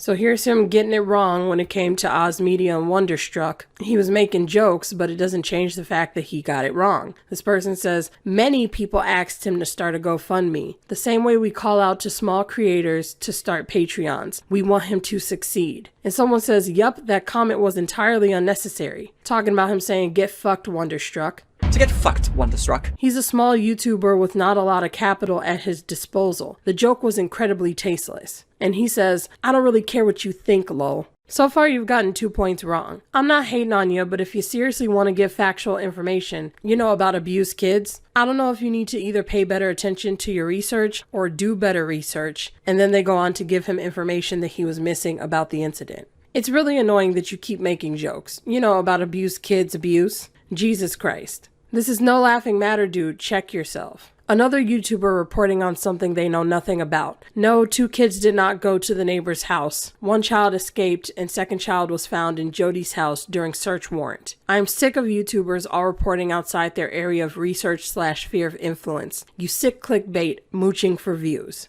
Trend culture is a road to success at the detriment of other people's livelihoods. You dramatize, satirize, and trivialize other people's circumstances for entertainment in the mindset of their own controversy, which is the most sensitive time for a victim to process information. Not only is content creators' trivialization of controversy a result of internet grooming, but this type of content also grooms the victims as well to be okay with their circumstances being trivialized because they are being rewarded with love and support while unable to truly say how they feel about what's happening to them. This is the rot of the community that I was referring to in part 1. You can't be too serious even when you're a victim unless it's dramatic and sensational, otherwise it's not entertaining. You can make a rant video, still appear entertaining. Because you have to entertain, even when you're falling apart. The dark truth is deeper than Curtis Price, and that's something that I need you all to understand. He's just a result of this trend culture being promoted and enabled on the platform. That's why I said you are the problem in my original videos, because everyone jumps on what they think is a winning argument, even when it's to their own detriment. Because in reality, that so-called winning argument is just a bandwagon that's only winning in the moment. And YouTubers do this to become popular. Viewers bandwagon on a comment or they dogpile on someone who is being attacked. It's mob mentality, and it's all to make connections with the YouTubers that they support, which is all a vicious cycle that eats itself. Because at any moment, that system can turn around and attack you. What do people do on YouTube? They want to get into the algorithm, jump on the trend. What's the next big thing? Even if that next big thing is going to hurt someone, it's worth the cost of fame. We have to define how YouTubers want to become famous. They want to become famous by trending. People think it starts off innocently, but it's all how you look at it. What appears to be innocent is actually people preying on and exploiting naivety. Colleen said Adam was rude in the comments, which is why she got the idea to use him. She picked him because he was rude, loved him for it, thought he was amazing, knew way more about YouTube than she ever did, and used him for it. So here I say Animal Crossing is, and I'm so stupid. Why did I give her everything? Why did I give her so many ideas? Why did I give her my work? Why did I edit these? I get the argument that I was 16, and I'm like, almost like arguing against myself here because it pisses me off that I did this. Animal Crossing is viral right now. Posting that in relation to the game in the caption would do something well. And I have her edited onto Animal Crossing. And then I sent this Brittany, because, you know, Brittany's Instagram was being talked about a lot at this time. So here we have a bunch of edits. Brittany is viral again. Why was I giving her all of these? Brittany is viral right now for using Instagram, so use these. Also, there's so many memes of this picture right now, so I find a pink Miranda picture. So this was the Stupid Love Lady Gaga thing, so I was like keeping up with trends for her. Dua Lipa. The new Dua Lipa album is out this week. There's viral moments about it because it was made forward due to being leaked. Bunch of tweets about it blowing up and the gays love and support her. I have this one where she has AirPods edited in and she's listening to Twice. Post these together with the caption like streaming Twice. Twice is a grip name. They're an extremely popular and huge K-pop band. And we did that a couple times with BTS, and she got viral tweets because of the BTS fans being confused that Miranda Sings was tweeting about them. It wasn't Colleen's idea, and nor was it her editing the things. It was me. It was me doing it, and she took all the credit for it. I never once got credit for it. I never once got paid for it. I never once got the job that I was promised I was going to get. She could have hired him for helping her Twitter. He was such a good asset, but she got too much of a high off of using him to do so. He all the while was completely naive to her intentions. He decided to do it because she called him on his 14th birthday and trauma dumped on him about her divorce, further exploiting his innocence. For her, the cost of fame was exploiting children and grooming them into doing horrible things for her approval. So this then begs the question, what is the cost of trending? Well, what's worse than being a troll? It would be to devolve into idiocracy. Idiocracy is defined as a society or group that is controlled by or consists of people of low intelligence. How can this happen? Well, Urban Dictionary defines it as a society that values and rewards people based solely on a lack of intelligence. A government that repeatedly makes bad decisions, resulting in worsening conditions for the country it runs. There's this movie called Idiocracy. I recommend you all watch it because it's a perfect depiction of idiocracy, if you haven't seen it already. YouTube has evolved over the years, but now it's beginning to devolve into idiocracy.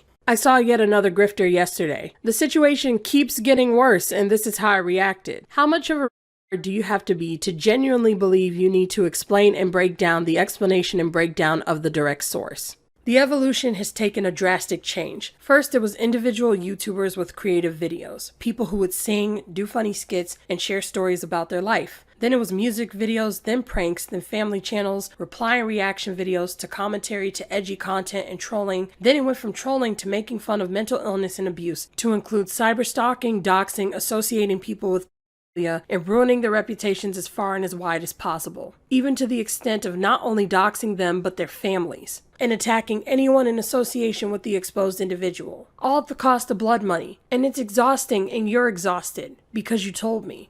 This was cathartic. I've seen way too many low-effort, contentless videos on iilluminaughtii from bros like this guy. I'm exhausted too, and so frustrated that YouTube rewards this juvenile behavior. Please do more of these videos. I don't get why this video has so many dislikes. It's not like she's defending Blair. It's true that she's been a nasty piece of shit for many years, and it's true that many creators are just regurgitating the same talking points again and again. It's a good thing that people are exposing Blair, but make a new video when there's something new. I completely understand your feelings of exhaustion when it comes to commentary channels. I feel like the only useful thing they do is expose horrible YouTubers to a wider audience, be it for clout or not. Which means that there are many of you who don't want this. What can we do? People enjoy being mean to others, and when we try to say something, we are attacked. Hope your voice is heard. I do not get creators causing fear in people. I read the comments and people are getting it, but how can we stop it? By not forgetting that it involves people being victimized, and share this video. I hope you are okay after all of this. YouTube is not a safe place, and it is a shame because it can be for good. Let's make YouTube a better place. You want something new, something better, something that doesn't engage in this, and hopefully the Bloodbath can lead to a path of a new trend, a new culture, a culture that is anti-trend culture, because this is going too far. I meant what I said when I told you that I'm not calling any one person a groomer, because the algorithm is the groomer. It's the biggest groomer on YouTube, fueled by our actions. Trolls have power because they are anonymous to us, but there's another side to it. We are all anonymous to the algorithm. It doesn't care who we are, it doesn't care what we like, it cares what we give our attention to. This is what the social dilemma was trying to tell us. And that's why it's so important for you to watch that documentary. Everyone wants views, but it's the type of views you want that separates you from everyone else. The algorithm doesn't care if you're getting like views or hate views. It trends whatever people are watching. A prime example was the Creepshow Art situation. It's finally time to talk about the Hopeless Peaches drama. The Hopeless Peaches drama has been covered by multiple creators throughout the years, and the conclusion most of them reached was that everyone is being a little bit brain dead. Everybody supported prison mate Luke in the situation because that was the trending story at the time. I say, hindsight's a bitch. You all look very stupid. And everybody supported Creepshow Art because she supported him. Nobody cared that Hopeless Peaches was going to kill herself. As stated previously, this all started back when making videos on Toby was still the cool thing to do. Prison mate Luke said Hopeless Peaches was side baiting, and the audience supported it because he was able to clout chase off of it and collect blood money. While other creators hopped into the bandwagon of kill Hopeless Peaches, kill Hopeless Peaches, I'll be focusing on Luke when I can, as he made the first video. In this video, Luke accuses Peaches of some incredibly dark stuff, such as lying about creators, Peaches trying to manipulate her audience to attack other creators, and easily the worst of all, that Peaches was faking her attempt at self-deletion because she was getting criticized. That you would constantly come back to post more things and beg for sympathy, and when you were getting genuine criticism for all the garbage you've done, you decided to bait your audience. Spoilers, none of that were true. In the screenshot Luke puts up in his video, you can see Peaches apologize for the last tweet. Normal human beings would take her word for it, but Luke isn't normal, is he? His reasoning for thinking she was baiting is entirely because she posted it publicly. Instead of being sorry for what she did, she turned really bitter about having to apologize and started lying about me. Or just a few days later, it turned from an issue she had to work on and improve, it turned into me being this awful person who was throwing around accusations that were ruining her career. That's not what she said, actually. It seems Luke had claimed that Peaches said the complete opposite of what was actually said in her post. Originally, when this video had come out, everyone was supporting Luke and attacking Peaches for all of the horrible things she didn't do. Wait a second. Now, why did this work? Well, the obvious answer, the YouTube audience are illiterate. Most people listen to Luke's videos as background noise while doing other things. And because you're not fully paying attention or even tabbed into the video, people will take what he says seriously, which is the problem. Even if people are watching the video with full focus, people weren't reading what was on screen. Worse yet, other creators, who weren't in that group chat by the way, also started using Luke's video as a source. The video where he literally lies about Peaches in the first 5 minutes of the video. You lot are failures, holy shit. Luke continues this narrative that Peaches called him a bad person throughout the video by once again ignoring what is actually being shown on screen. Eventually things move to DMs where Luke says Peaches threatened him with a video. I guess Peaches should have just let herself get lied about on the internet? I don't fucking know, dude. It was only when the lol situation came out and exposed Creepshow is when everybody started to say everything about Hopeless Peaches in support of her. And what was crazy is, Hopeless Peaches said she was sorry for soft blocking Creepshow. She admitted to being kind of mean to her, but the thing is, why can't you soft block someone if they're not good for your mental health? Because it wasn't trending. No one actually cared about her soft blocking Creepshow. They only cared because it was trending to care. You know how many people soft block on the internet? Come on. It took over a year for people to see things differently. Just like with me and my situation, an uncomfortable truth that people aren't ready to face, that I had a hard time facing, is that a lot of people who are agreeing with me and changing their mind on everything that happened with me aren't doing it because they actually came to that conclusion. It's because they're doing the same thing that they did that got them into the problem in the first place. They went to the comment section, saw everyone's opinion, and went off of that to base their own opinion. It's trending right now to forgive me. It's trending to hear me out. It's trending to understand where I'm coming from and to agree that you are the problem. So even though there are individuals who have their own thought and come to their own conclusion regardless of what the comment section says, a lot of people are coming around now because it's trending. And all of this is because the internet will believe what the masses tell them. They think it's just an incident with you and you're trying to clout chase off of it, which perpetuates a toxic incentive for issues to be trendy for people to believe them. So basically, people tell small creators like you in teaching trends they clout chase and only become important if they are big creators that clout chase to get where they are? Exactly. To perpetuate things is to cause something to continue. A victim comes out and then everyone turns on them because it's trending. When your voice is small, trolling leads to harassment, harassment leads to cancellation, and cancellation is the silence that can bring on cyberstalking. Oftentimes to someone who is the victim, no one stops it. But people who wonder, well, how did it get this bad? Because you were trolls and you were all entertaining it. When it comes to sad milk, here's what's being lost in this whole thing. The main thing is, people are hurt behind this, and those hurt people didn't feel like they could come out and say anything. They literally had to wait until something came out that had nothing to do with them before they could tell their stories. Wonder and Oz Media had nothing. They were small and no one was listening, but they couldn't build their audience because of Blair, which they have both mentioned. Wonder couldn't expose her because people were downvoting him and said he was an asshole when he first came out. Then the click came out and everyone said they believed him because it was trending. Why would he lie? He has everything to lose here. He's successful. He's relevant. It would be a completely different thing if this came from a YouTuber with like 5 subscribers. They got negative 10 views per video. They have nothing to lose. But the click, I believe him because he has everything to lose here. He has a whole career to lose. Then Wonder came out again and people figured he could be believed only because of the click. Do you see the pattern? People believed Oz Media, someone that small at the time, because everyone came out. People like Wonder, who was a little bit bigger. But people only believed Wonder because the click came out, who was bigger than him. But they only believed the click because Legal Eagle came out, who was bigger than them all, and was a giant YouTuber with a successful following and an attorney. Everyone was saying, he's a lawyer, he's a lawyer, he's a lawyer. He was successful. So that success to the masses gave what he was saying even more validity. So in other words, it's trickle-down economics, but for YouTube. Someone had to be bigger than them to validate them because in the sphere of trend culture, they had more valid views. So now you can see how horrible it can be for me when Curtis compared me to iilluminauti's sister. Some of you say how you hate that he compared me to Blair. Disgusting he can say you are her sister knowing what just came out about her with Oz. But he didn't just do that. He said I was her sister and mega fan and framed my video to make me sound like her supporter, which is 10 times worse because people actually believed him. For example, here's one of Curtis's viewers doing just that because he went off of Curtis's video. And he still hasn't changed his title, by the way, so people still are watching that thinking that I'm her sister, and he's still laughing about it. Just 2 weeks ago, he responded to this comment. I'm showing it on the screen right now. So he still thinks it's funny that people think I'm her sister. So I know what you guys mean when you say the word compare, but you have to frame it properly because it was 10 times worse than that, and people need to understand that. And it gets even worse than that, because not only did I give him the opportunity to own his shit, that is a disgusting thing for Curtis to have done. And I'm still waiting for his response. Like, he's gone, he's MIA. I'm waiting for him to address that. I'm giving him a chance to do what he said he could do, instead of telling his story for him. But instead, he pretended it was all just a joke. But he genuinely wanted to convince people that I was her sister because it was trending at the time. Blair has a sister, and I thought he was saying that you were the sister that she started a business with. That's so wreckers. Yeah, he did it on purpose.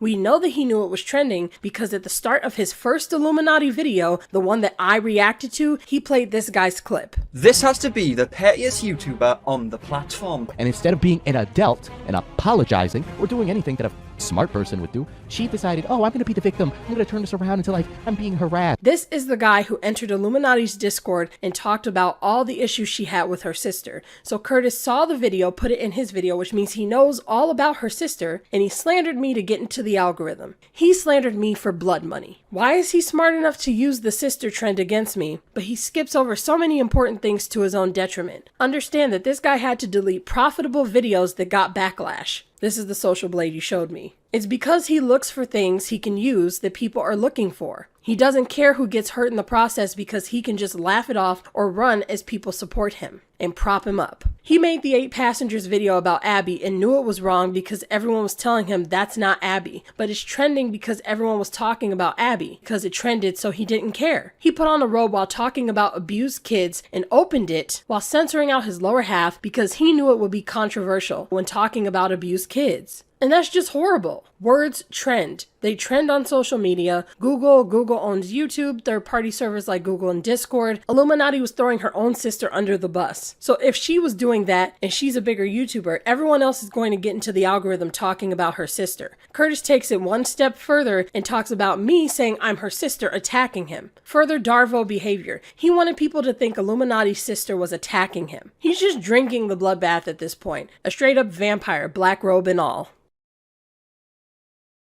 We know what Illuminaughtii did was wrong. Over this entire thing, the reason why I'm not a bigger YouTuber is because I make issues about topics that are important to people who are not YouTubers, the victims. These people are making videos for other YouTubers. When everyone was posting Legal Eagle videos, no one made a video saying Blair was wrong. Instead, they said Blair attacked Legal Eagle attacked, etc. Legal Eagle this, Legal Eagle that. No one said she plagiarized information and got it wrong, because if they did, it wouldn't be trending. So everybody used Legal Eagle's situation trending off of him and Blair, just like with Wonder. They didn't say Illuminaughtii was a horrible person to Wonder on one topic. No one started with that. Everyone said she got canceled because of the Legal Eagle situation, and they did that because he's got a lot of subscribers, even though that was just a byproduct. But no one cared because none of the victims had a large following except for the Clique. But even the Clique didn't feel comfortable coming out until she attacked a larger YouTuber. That's why no one came out and said that she attacked Clique and Wonder, because they weren't as big. Does anybody really care about the Clique and Wonder?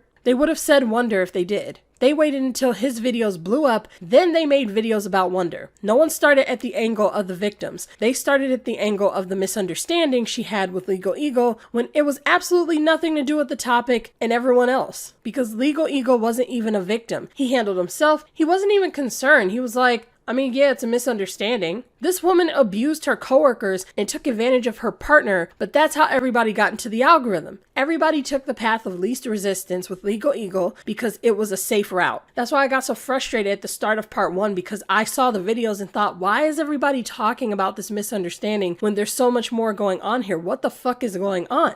I was exhausted because of how trivial the reporting was, and it was just non-stop. When she came after little people, it wouldn't have trended, so no one cared. It's all about trending until something serious happens to one of us, and then everybody will think back and say, oh, they regret how they handled things, and they regret this, they regret that, but not because they actually regret it, but because it's trending. As I said before, you have to remember that people's reaction on YouTube is based off of what's trending, whether they care or not. That's what most people are doing. So even when they're sorry, even when they change their mind, even when they decide to speak up or speak out, it's because it's trending. It's ironic that victims get accused of clout chasing when everybody's opinion is based off of trending, who exploit victims for their own blood money. So we need to be careful of who we listen to and support, because a lot of how people justify their actions is behind what's trending. Nothing I said in the past was any different than it is now. I've been saying the same thing for 10 years, and people are only now listening because it's trending.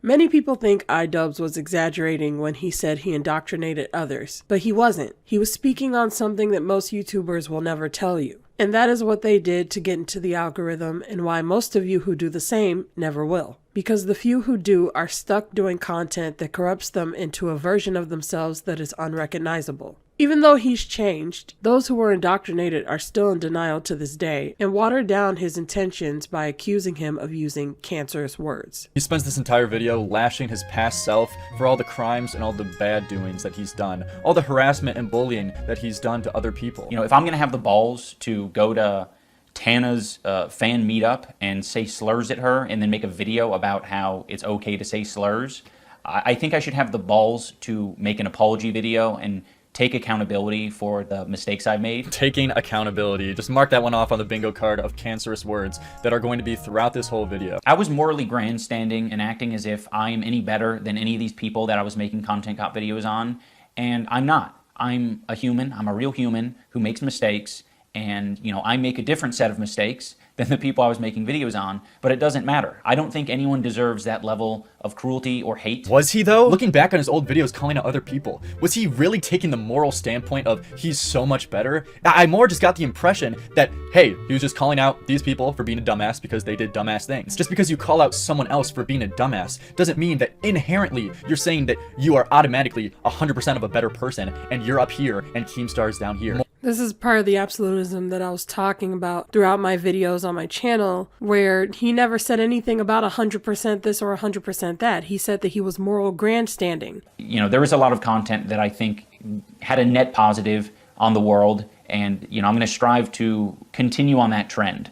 But again, I'm absolutely going to continue to make mistakes, but I want the mistakes to be a lot smaller and a lot less serious. He was placing himself above him. He doesn't have to be 100% right or 100% better in order to place himself above someone else. And he's telling you to your face that he's moral grandstanding and you're still in denial of it. That's how brainwashed these people are. Morally speaking. And I don't think many people took it that way either, because you've seen responses when people genuinely do morally grandstand, and it usually comes across as so cringe and not authentic when people do genuinely more. He's talking about bingo words, and he uses cringe as his own set of edgelord bingo words. Calling it cringe doesn't invalidate what it actually is. He was moral grandstanding, and he's admitting it to your face, and you're still not listening. Morally grandstand against someone else and say, I'm a better person, you're worse because of this, this, and this. The response to those kind of messages are not well received at all. So I don't know what he's talking about. I never got that impression. He doesn't have to moral grandstand in the way that you're saying that he is. If he was, edgelords wouldn't have resonated with it. He did it in a way that catered to his audience. It was moral grandstanding by edgelord standards. What part of that don't you understand? But a lot of them don't understand this, and this is the worst part. I don't know what he's talking about. I never got that impression from his old videos. It's also indoctrinated a lot of people into thinking that this is an okay way to behave, and it's not. It's super irresponsible. Holy cringe. Get out your bingo cards. Irresponsible and indoctrination. Who are you indoctrinating with your old videos? You're indoctrinating little kids to make fun of their parents, to make fun of their classmates. No person who's ever been brainwashed is just like, yeah, I'm brainwashed. You don't realize it until you're not brainwashed anymore. The fact that someone who's been indoctrinated thinks that they're going to have the self-awareness to know that they're indoctrinated is really saying something about people's lack of self-awareness in this whole thing.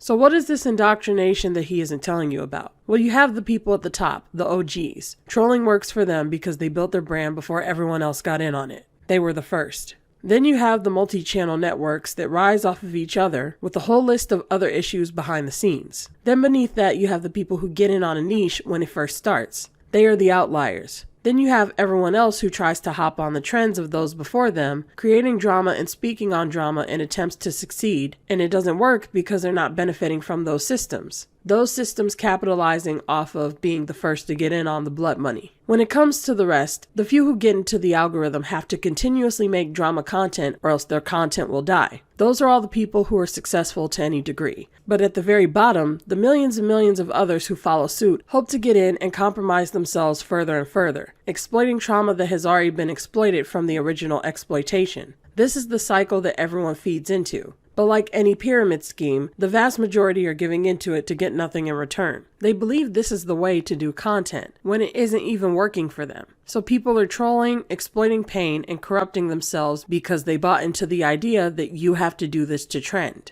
Well, so what do you want people to do? To not acknowledge it?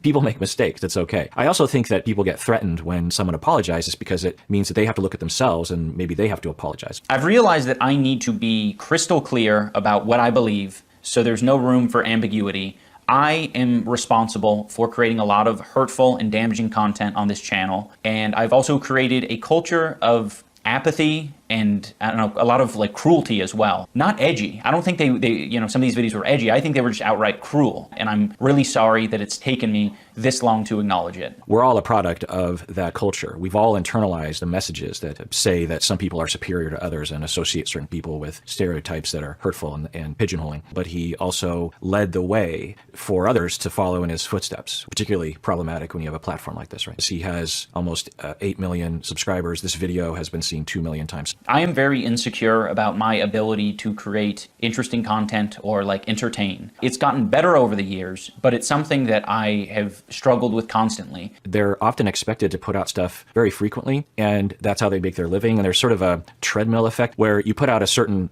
amount of content, you just feel really beholden to the fans to deliver, you know, even though people aren't necessarily attacking you. I don't know, it can consume you. He doesn't have a team of writers, so they just have to randomly every day wake up and say, okay, what do we do today? And you end up just making content for content's sake and not really thinking about how it affects people. It makes me feel bad. That's what an apology, that's where it generates from. Apologies aren't taking accountability solely, right? It's not only that. It is feeling something for the people you have transgressed upon. So he says he feels bad. That's a good start. Hopefully he can elaborate on that. They usually don't. The other thing he's referencing, I think, is that he started to make this certain kind of content, this edgy content, and he started to get a lot of views and maybe a lot of money, a lot of notoriety, a lot of fans, and then you just feel compelled to make very similar kinds of content. Of course, that makes sense, right? Especially when you're doing something on YouTube.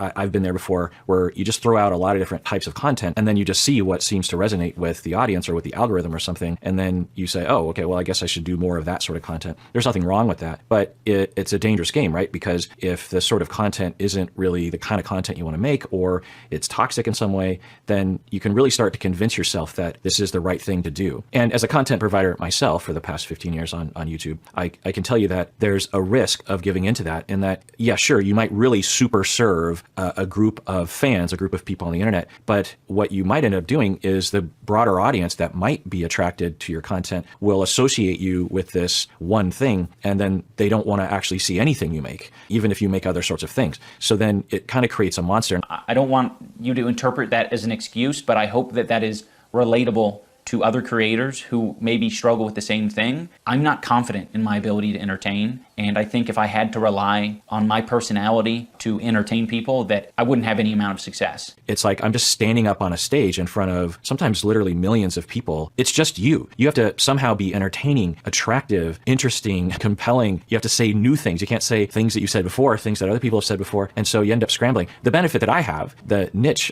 that I have created on the internet, involves my expertise. So yeah, I can't imagine being the kind of content providers like iDubbbz where you just have to, without any sort of expertise, without any sort of professional experience to draw upon, you have to somehow just do a song and dance on stage and have it be interesting. And sometimes you'll turn to these toxic elements because it creates a reaction. And for a certain group of people, they become very loyal to you. I am absolutely responsible for my audience. If you want to look out for people who are red flags, it's definitely people who had my mentality that say, I'm not responsible for what my audience does. Like, is this really that deep to go down the route of hurtful content? He's going down like the rabbit hole of irresponsible platforming, where the fact that he bullied someone else or made jokes at someone else at someone else's expense, that's going to create more hatred in the world. Because I made fun of someone else in my content, that means there's going to be a world of more hate of random little teenagers going out and bullying their classmates, bullying their friends. Is it really that deep, dude? Is it that serious? Look out for people who are red flags. It's definitely people who had my mentality that say, I'm not responsible for what my audience does. I know that this apology isn't enough. And for anyone who liked those videos,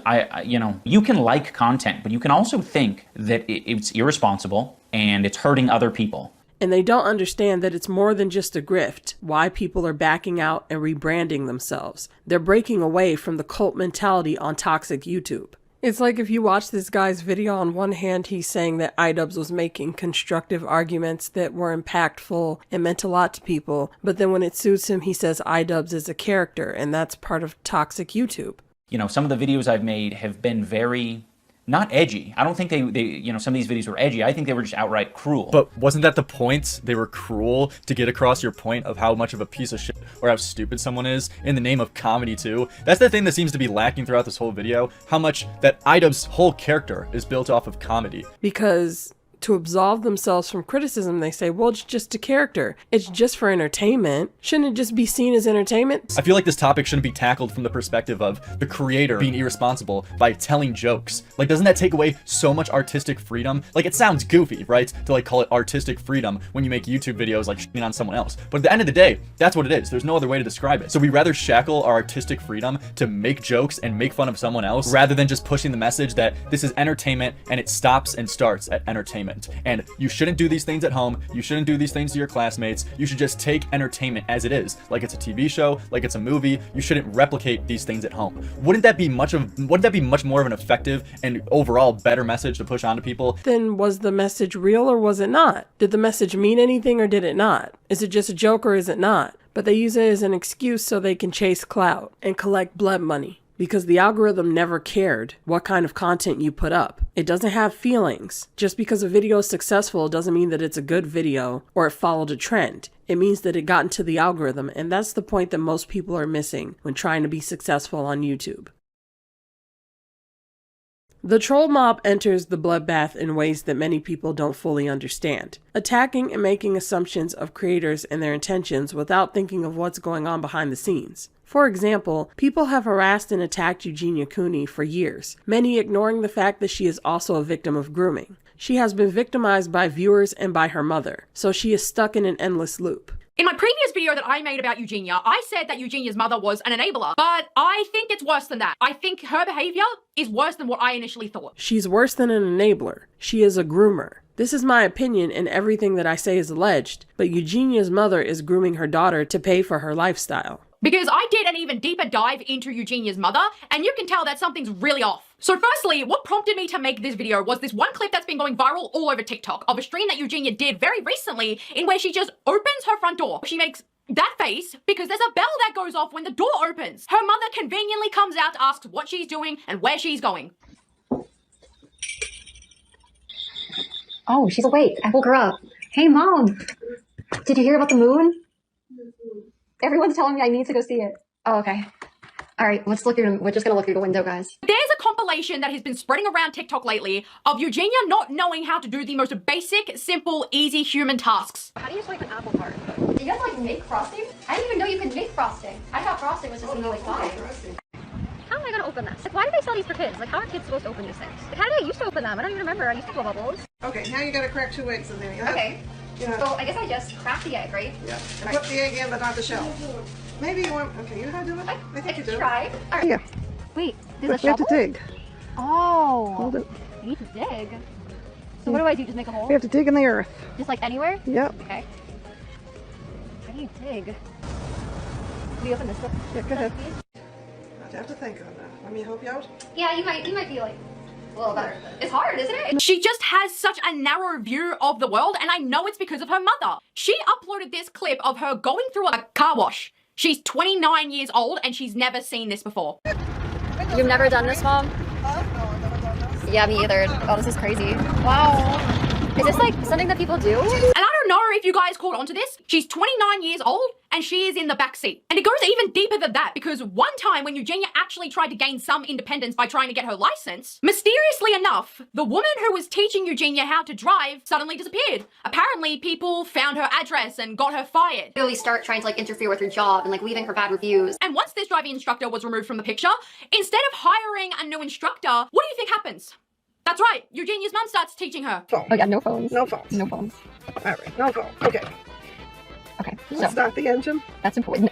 Viewers think Eugenia is trolling with her title and thumbnails, but they don't know how much of that is influenced by her mother, and don't care to find out because it's easy to just turn your brain off and attack her for it. Be it on purpose or through grooming, Eugenia got into a niche that made her very successful, and those at the bottom don't like that. So rather than have any sympathy, they attack her to bring her down with them. Eugenia has been groomed to believe that the way she is living is normal. This woman needs medical attention, that is for sure. It is very easy for her to get health care, but she can avoid it because she can rationalize it away and can be manipulated.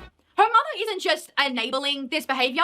I think her mother lives through Eugenia. And the only reason that I say this is not just because she constantly denies anything going on with Eugenia and always tells her that she's fine. She ignored chat. Guys, no, my mom's not concerned about my weight. No, that was their question. I've known her my whole life. I know her blood work and her doctor's appointments and everything check out good. I'm not concerned. But she recorded Eugenia taking her clothes off in public and made her try on all of these bathing suits, standing there encouraging her to do this while also getting it on camera. So either she acknowledges that Eugenia has a problem but doesn't care because she makes a lot of money out of it, or she lives through Eugenia because she herself never got to look like Eugenia and she probably wanted to. He encouraged her daughter to undress in public. I'll try the top. You gotta slide it up. Okay, go Okay, ahead. so now I guess we're try and get a bathing suit on. So Make sure you have the right side. Now you have to put the skirt back on to see how the bottom, and pull it down. what do I do? Pull down the material. There you go. Thanks, Mom. Unfortunately, she is being controlled, and there isn't much that she can do to break free because of the codependent relationship that she has with her mother. Should Eugenia be denied the ability to publish videos on social media? Let's take a look at the evidence both for and against the idea that she should be banned from social media, starting with the factors supporting this idea. Eugenia has repeatedly been advised that her weight could cause her serious health problems, yet she does not appear to be changing. Her audience is young and may look up to her as a role model. She has been the target of many negative comments about her weight. Some people argue this could make her condition worse. Moving to the factors contradicting the idea that Eugenia should be banned from social media, Eugenia appears to have a mental disorder. Blocking her from social media could represent discrimination. She has the right to post on social media whether she has a mental disorder or not. If she had another type of mental disorder, like OCD, schizophrenia, or panic disorder, nobody would challenge her right to make videos. Eugenia does not appear to deliberately support the insufficient intake of food. She has not been telling people to lose weight. There are subtle indications that she understands the impact that she is having, but there's no way to prove that. Eugenia is associated with being egocentric. She may not have the insight to understand how her videos affect people. As far as the argument that Eugenia's videos can make her feel worse, there's no scientific basis for that belief. Being banned from social media might actually cause harm to her because it would deny her a way to make a living. When considering all the evidence, do I think that Eugenia should be banned from social media? No, I don't. She is within her rights to publish videos. In addition to being unjust for her specifically, banning someone due to mental illness would open the floodgates and cause damage for many people. Now moving to my final thoughts. People are uncomfortable with the Eugenia situation for many reasons, but one particular reason really stands out. She has proven to people how powerless society is to help a person with a mental illness. She does not appear to be in good health and does not appear to have insight, despite how obvious a potential negative outcome is. There's nothing that anyone can do about it. Unfortunately, for many people, this is a familiar feeling. For example, mental health professionals deal with clients all the time who deteriorate slowly and predictably, but the clinicians are powerless to change the outcome. Similarly, people who have dealt with substance-using family members are quite familiar with the feeling of having no power. This case has caused people to ponder the cost of individual freedom versus the reality of mental illness. Unfortunately, there is no easy answer. In this particular instance, all that people can do is watch and wait. Yes, everyone can see how Eugenia is physically affected, but it's so easy to ignore how she's been mentally affected. This is because the viewers look at Eugenia's circumstance and see whatever they want to see. They project their own perspective to fill the gaps in the parts of her life that they don't understand, which makes it easy for them to dismiss her circumstances. They do this because this is what adults and professionals have been teaching us to do for far too long. No matter how much help she gets for her physical condition, it won't fix what's really wrong, which is how she was groomed into the behavior to begin with. The Hippocratic Oath is an oath stating the obligations and proper conduct of doctors formerly taken by those beginning medical practice. Though this is the case, doctors are forced to ignore a lot of causes of depression and label it drama, that being the internet and its influence on us. People get killed over cyberstalking, but for some reason when you go to a professional, they make you out to be crazy. We need more understanding and we need more acceptance and less ridicule.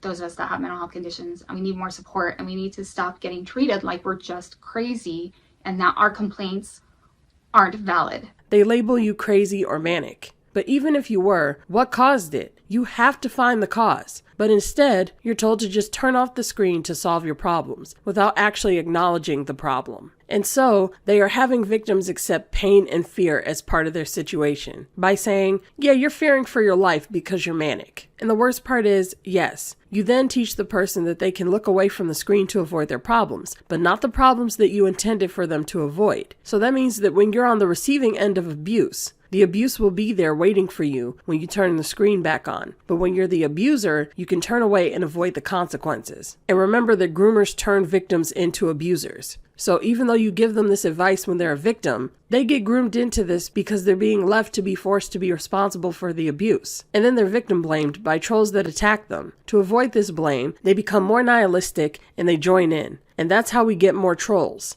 They take the abuse, they accept the abuse, and then they become the abuser. It's different when you get on the internet and you're attacked unfairly. But what about kids who don't have a choice? The children of the 8 passengers had no choice. They didn't have any friends and were asked by the older siblings to have privacy. The way the children said they have no friends, it looks like they knew it was because their parents are fucked and not because they're just like into being lone wolves. Ruby Frankie thought that the way that she was treating her kids was acceptable because she had adults encouraging her to do it. and Curtis is being influenced in the same way. Content creators do this to reintegrate themselves or be accepted by their peers. This nihilistic approach reduces commentary to drama, which then becomes dramatary. Dramatary is when the dramatization of someone's life is put into the style of commentary. This is why commentary on serious issues are watered down to being labeled as drama. Drama is defined as a play for theater, radio, or television. It is also defined as exciting, emotional, or unexpected series of events or set of circumstances. The problem with these definitions is that people conflate the two. When people refer to a controversy as drama, it not only trivializes the severity of the issue, but it starts to warp people's perception of the issue itself. Part of why people refer to content creators as personas is because they are envisioning what we post online as another installment to an episode or a saga. That's why people don't like content creators releasing several videos on a topic. It's because they feel like it's a show that they're watching that's being dragged out with filler. But unlike drama, this isn't a show. We are not characters. We are real people. But they're too indoctrinated to realize that this is what's happening to them. IDubbbz's whole character is built off of comedy. You should just take entertainment as it is, like it's a TV show, like it's a movie. You shouldn't replicate these things at home. Wouldn't that be much more of an effective and overall better message to push onto people? Commentary videos are often character analysis of people's speculative theories behind our intentions. Just like a character analysis on a TV show. But fictional characters can't talk back and we can. And although to a degree commentary channels realize this, it is further removed when viewed through the lens of a commenter or viewer. So funnily enough, this person said, I'll be honest, I wasn't expecting a response from anyone, let alone the video creator. They don't, because they are screaming into the void, you guys. So this person's like, I'll be honest, I wasn't expecting a response from anyone, let alone the video creator. I was just putting in my 2 cents. I had a supporter who said, you probably won't even see this anyway. And it's one who be talking to me regularly. Commenters make statements about us as if we won't see or react to it. However, it does affect us because we are human beings being affected by other human beings. What about this would make someone believe the internet is not real life, other than it being viewed through the lens of a screen? I don't even understand how she got there. That number ballooned higher and higher, the number ever increasing, and I never questioned it out of guilt for needing help. Guilt from her telling everyone, from her friends to my friends, to her employees, to hell, even her Discord staff, about my finances, oftentimes unprompted. Guilt involving the fact that everyone I interacted with on a day-to-day basis looked down on me for her words towards me. My own partner, the person who was supposed to be my other half, was actively putting me in a position where she was chipping away at my mental health. I was afraid to tell anyone what was happening because she had convinced me that I was a parasite, that I avoided telling anyone who could have helped me see what was happening out of fear of further confirmation. More eyes looking down on me. Something to note, when you're around Blair, your world revolves around her. In my case, my home was hers, despite her name not being on it. I had no friends out in Colorado, a state that I moved to at the behest of Blair. Only Blair's friends were out here. All of my connections had to be approved by her. I wasn't allowed to be friends with people she didn't like, such as Click in One Topic, or even Wonder, once that bridge was burned and reduced to cinders. I was even in a position where my finances were nearly entirely controlled by her, from what debts I took on to later being the fact that she was the person who signed my paychecks. All while my world was painted to me in a light where I should be grateful for her generosity.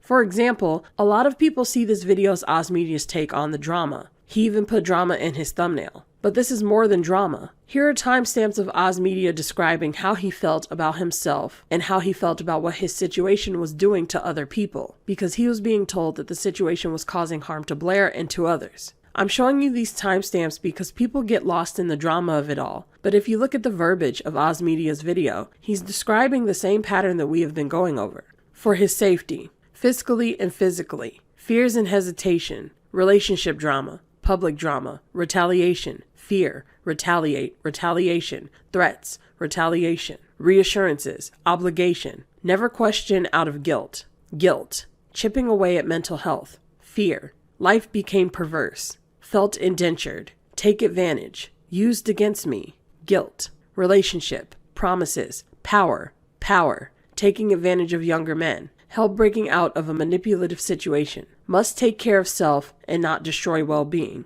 retaliation. Do you see the pattern? He's describing grooming.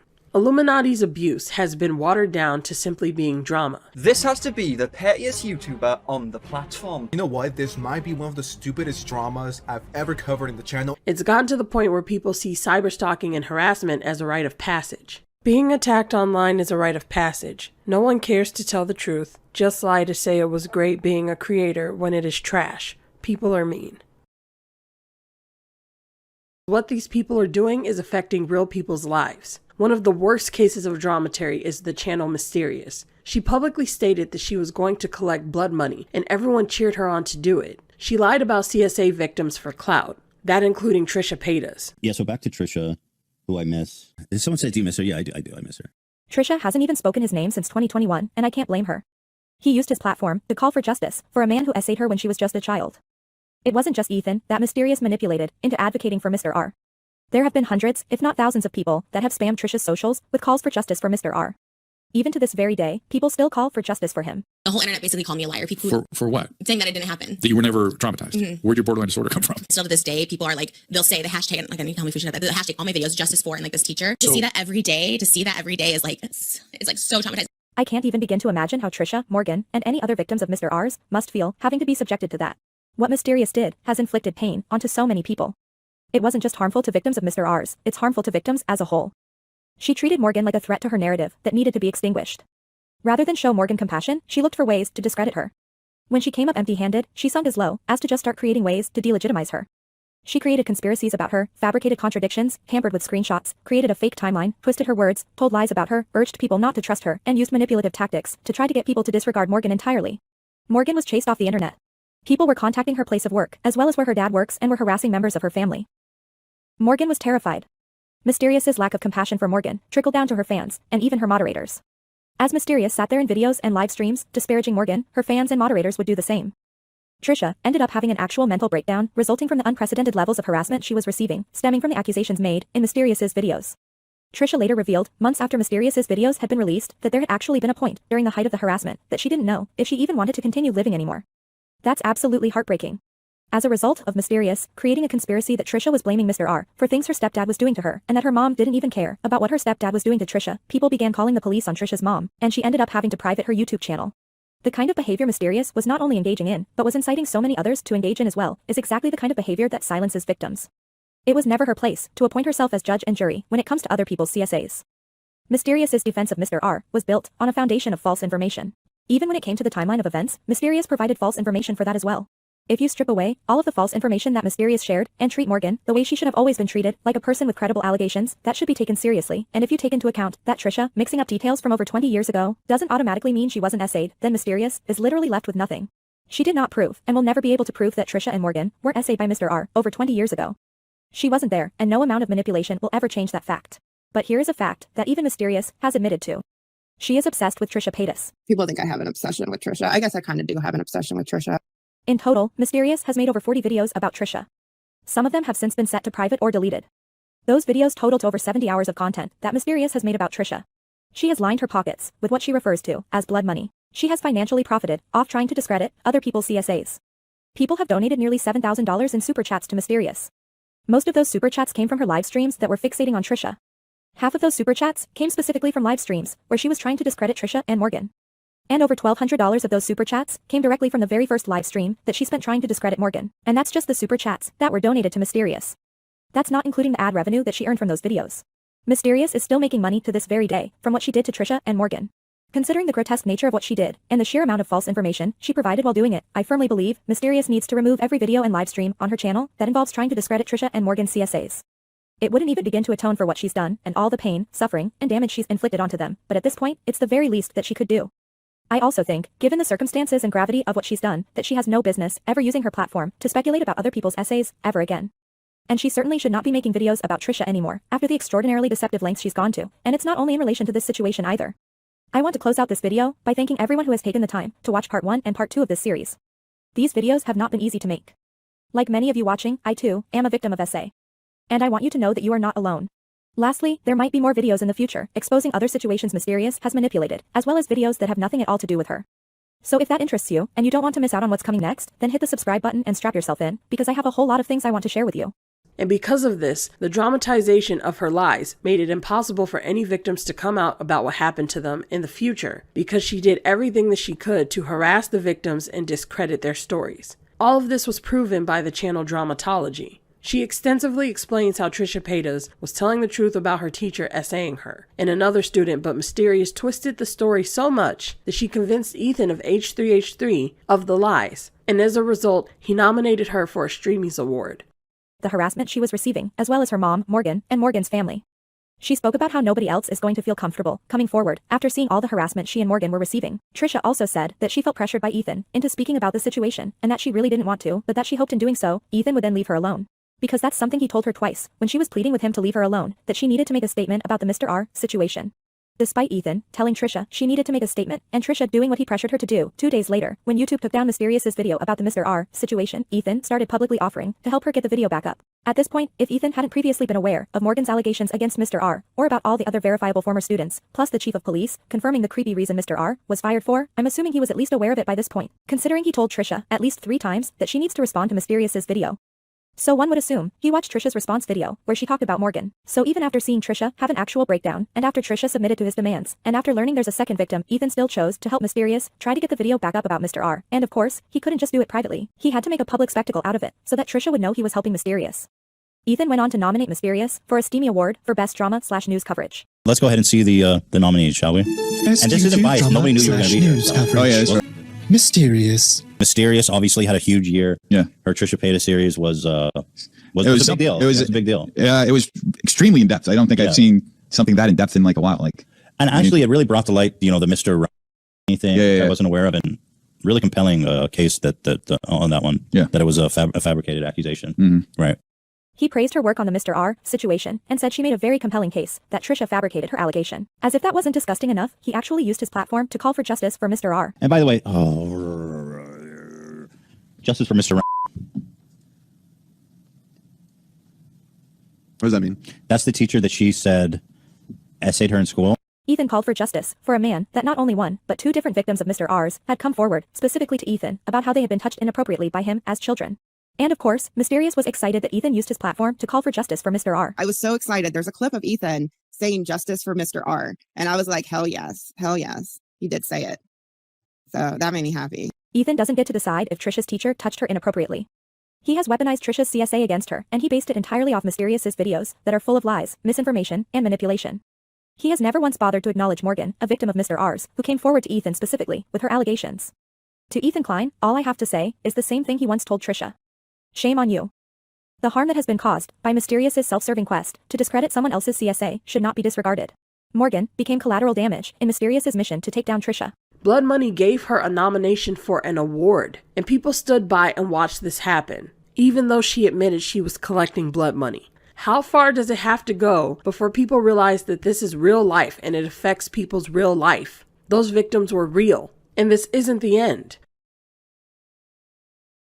This section won't be too long, but I said it before and I'll say it again. This is not the end. It's going to get worse than this, because it won't end with sad milk. This won't stop until everyone is affected. YouTubers are being doxxed, but this puts their lives in danger. And I don't want to see a world where YouTubers are being wiped out for the content that they post. People are doxing left and right over the most trivial of things. The other most notable event was this image here. The Space Buns controversy was an absolute disaster of an online argument caused by a Twitter user for posting this picture in November 2020. This hairstyle that is obtainable in the game offended people when they saw it being worn on a white player. The Space Buns, which were also called Afro Puffs, were identified as a black hairstyle, and many took offense to the fact that a white person wanted to have this hairstyle in an Animal Crossing game. Many people were very frustrated with her, many people were very angry at her, and being the internet, it only took a matter of days before she was sent awful threats and messages over Twitter, as well as being doxxed. Obviously, some black players didn't care who used the hairstyle, some did, and if that's an issue they feel like being upset over, that's completely fine. But doxing and sending life-threatening messages over Animal Crossing? And we have no protection for it, and no one has to take responsibility for it. As many of you know, I'm a light-skinned black girl, so basically what is being said here is that if I post a picture of my Animal Crossing character with space buns, I could have been doxxed and attacked for it even though that's my natural hair texture. And so it goes without saying, but doxing has gone way too far.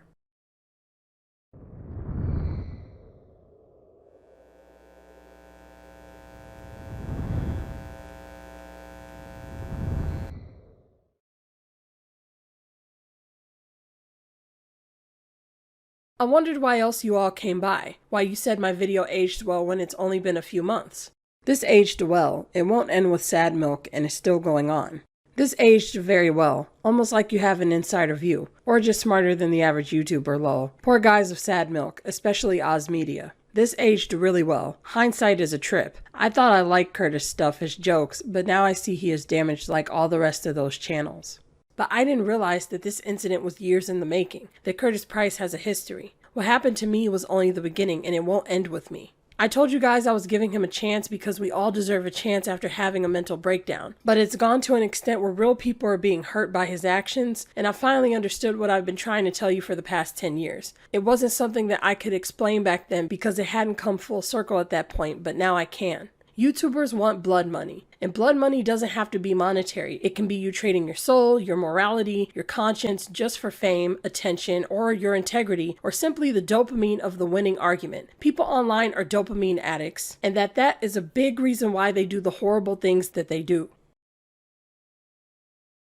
Dopamine is a chemical released in the brain that makes you feel good. Internet grooming is training your brain to be addicted to dopamine. The dopamine high of likes to be popular, or really it's to be trending, to do whatever is trending, to ride that wave of trend culture. The internet grooming creates a situation of what's trending in the moment and people want to jump on the bandwagon or the trending train. They want to be the first to jump on whatever it is and copy to keep that high. So if trolling is the behavior, attacking is the behavior, and bloodbathing is the behavior that's trending, then everyone wants to be the first to ride the wave in the bloodbath. They want to be known for their take. To have a take, to be right, or sensational. Everybody originally had a take on Adam and they were wrong. They had a take on 8 passengers. Oh, this is family. They're so great. They're just their family. And they were really wrong with that shit. But it didn't matter because it was trending. And it's still trending. But instead of them trending their apologies and dissecting how wrong they were, now everyone is attacking the situation again based off of what everyone already believes. They never learn. Even when it's at the expense of victims who are subjected to Darvo behavior.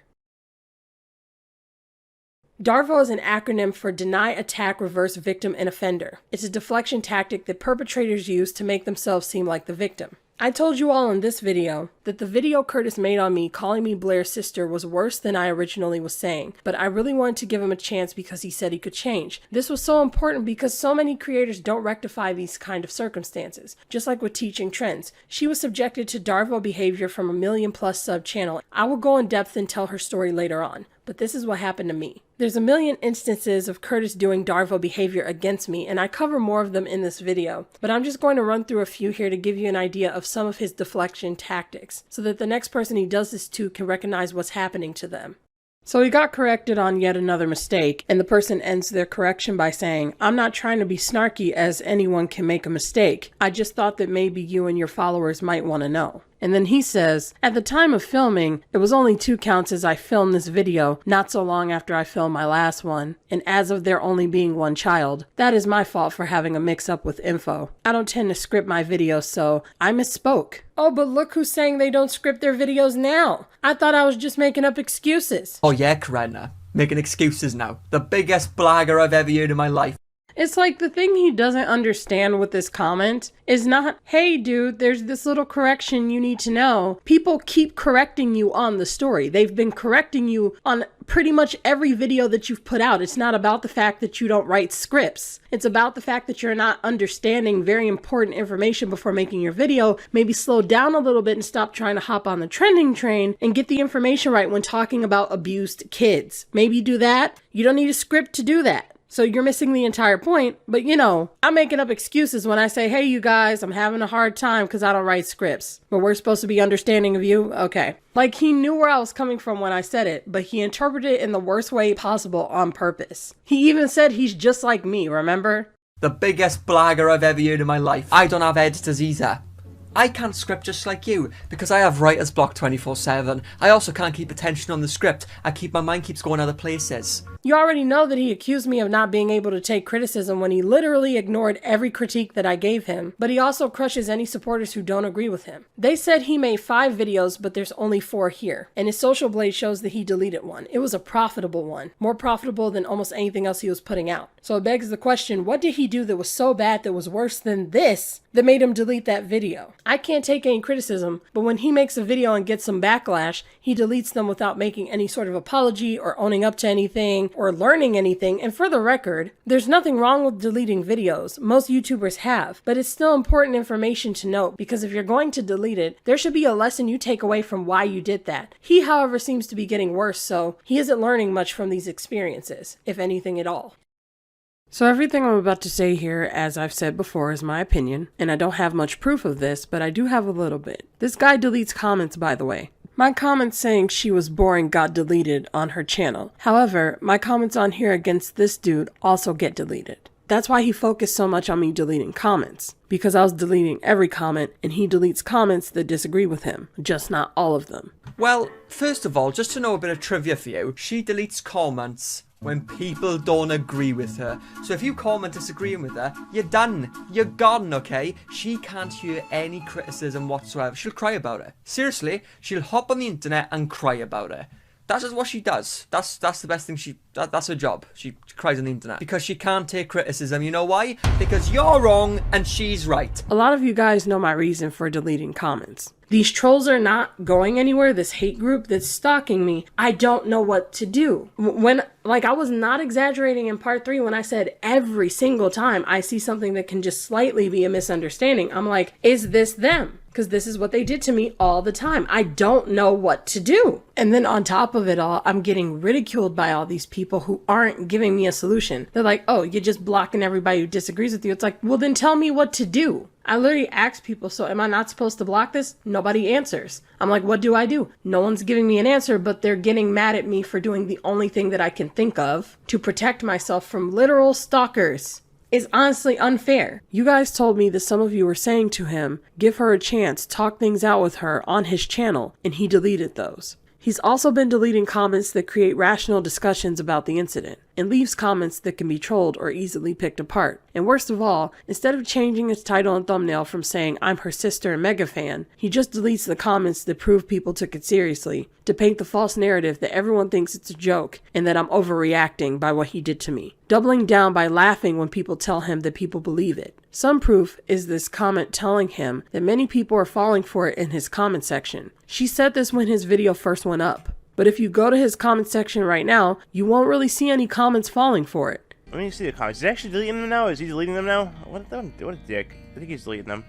Blair has a sister, and I thought he was saying you were the sister she started a business with. That's so wreckers. In fact, when I went to go grab a comment that's been there for a while, for months, that I saw myself, where a guy went on and on about why he didn't need to go to my channel despite people telling him to hear me out for himself, is because he said that it looked like I'm defending Blair in Curtis's video, and that comment is gone now. One of you guys checked several times, I went in and checked several times, it's not there. And we know he's still checking the comment section because he just left this 2 weeks ago, furthering the false narrative that no one is taking it seriously. At that point, you're the one who was talking about stress, so why stress yourself out over maintaining this false narrative when you could just simply change the title and thumbnail?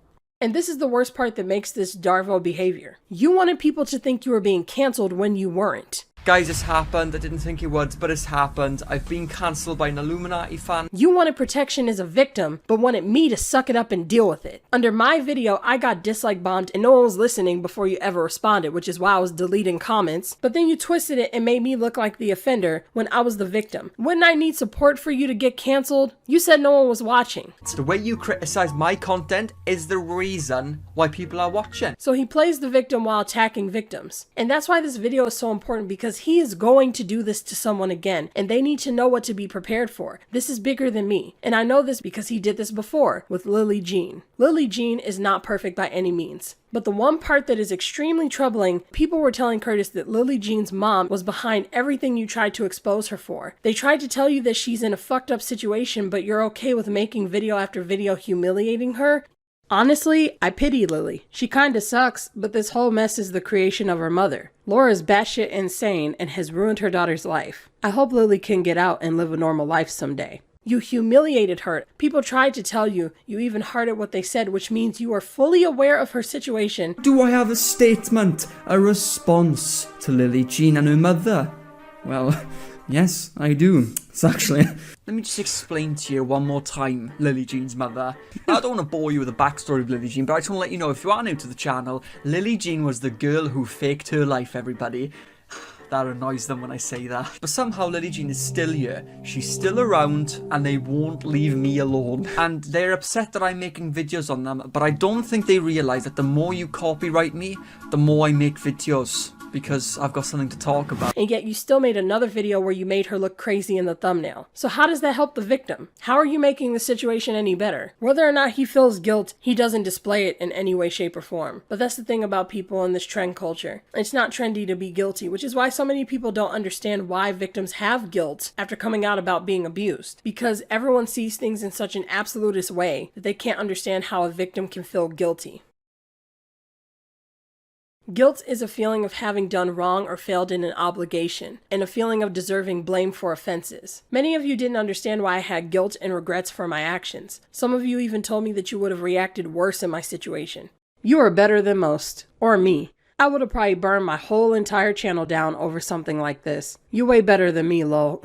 Hashtag WatchTimeViewers. Screw people and their stupid opinions. I would have ramped up the 4-letter words. I hope people watching get what you were trying to say. Some people think we get a free pass depending on how bad our circumstances are, and I understand why one would think that, but from this perspective, the one of a guilt-riddled victim, there is no free pass. When you are thrown into a bloodbath, there are only regrets, because with hindsight, we can see so many avoidable things. It pulls us into the state of self-reflection as we wash the blood away. Adam felt guilty. He felt like he was a bad person for all the things that he did. It didn't matter to him that he was a child or that he's still young because he has hindsight now. Many people have issues with iDubbbz in his apology video, but you have to remember that YouTubers reach far and wide with their influence. Your actions matter. So yes, people don't understand why iDubbbz has guilt for his past actions, but it's because he inspired a lot of people to troll, bully, and harass vulnerable people. And who knows what other influence he's had on people. Even Teaching Trends, who was attacked by a 1 million+ sub channel, had guilt for going off on people who were against her, because when you're being attacked by masses of people unjustifiably online, it's hard to tell who's on your side and who's playing a trick on you.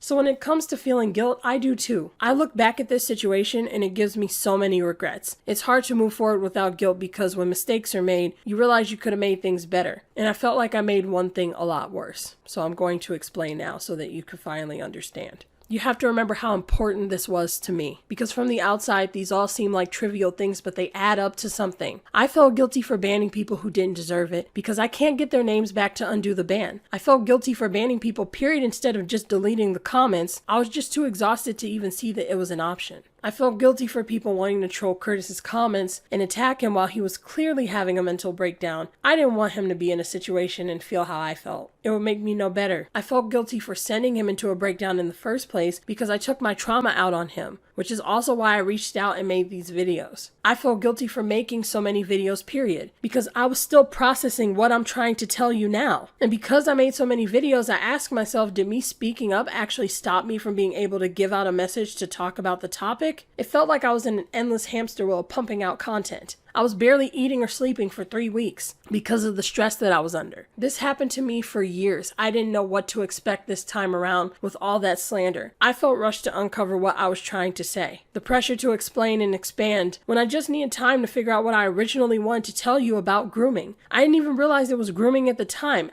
It made me feel guilty for even talking about it anymore. Especially when people were getting in my head telling me I was doing the opposite. I felt guilty about how, yes, I was cyberstalked, but what I did could be seen the same way as what was happening to me. I questioned if I was the same because that's what everyone was telling me. I was pulled into a cycle to protect myself because I didn't know that that support was coming my way. I was harassed for so long that I saw everyone as the enemy. There were things that I said that I wanted to take back. I didn't explain all of these things before I made all those other videos because I didn't realize it until now. But the truth is, there's no right way to process trauma. I made Cyberstalked regrets because I didn't realize the effect or existence of internet grooming and trend culture until weeks after I uploaded it. But I knew that I was building up to something that people needed to know. And because no one is talking about it, something that was so important to me for 10 years, I felt like I just ruined my chance of telling it. Everything I listed in that video that I did, I felt like robbed me of any chance of seeing how important this is instead of people thinking it's just another video. Because when I look back at my old videos, I don't see what you see. So many of you say it's refreshing or inspiring to see the way that I was in my old videos, but all I see is someone scrambling to form a thought as they struggle in pain from the endless harassment that they were receiving.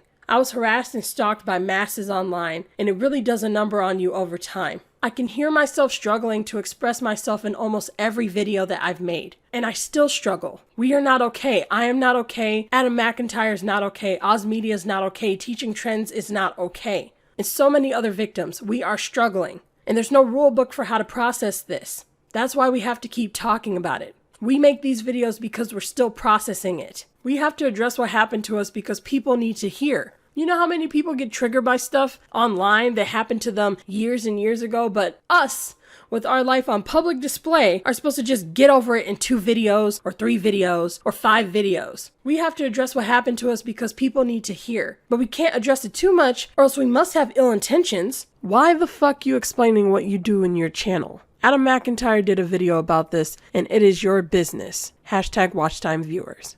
Peter Mon posted a video a couple days ago, and if you know anything about me, if there's a Peter Mon video, I'm sat and I'm watching it. So I saw that he posted a video a couple days ago, and it was talking about an experience he had with Shane Dawson. Shane Dawson being a little bit of a snake to him, and Amelia Fart and Trisha Paytas, Peter Mon was meeting up with them, and Peter Mon wanted to hang out with them after they filmed the video, basically, and they said they couldn't. They were going to hang out with Shane, even though Shane was saying to Peter about not hanging out. We're going to get to it, but it was a really, really, really condensed story Peter told, and I texted him, and I was like, oh my god, Shane Dawson is so shady. Like, is this something that happened? And he was like, yeah, like he's so much more shady than like what you would think. And so I thought, why don't you just film this video tonight? Because one of the comments in there said that they used to love my videos, but that I'm so aggressive and nasty and screaming at at the camera, and that they had to unsubscribe to me because they don't watch YouTube for streaming and stuff like that. Hey, I get it, you know? And videos. Peter's being really nice there, but like, I always think it's really weird whenever people are like, I have to unsubscribe from you. Like, you're too loud now, or I have to and say something about someone's character or personality. Do people realize how actually rude that is?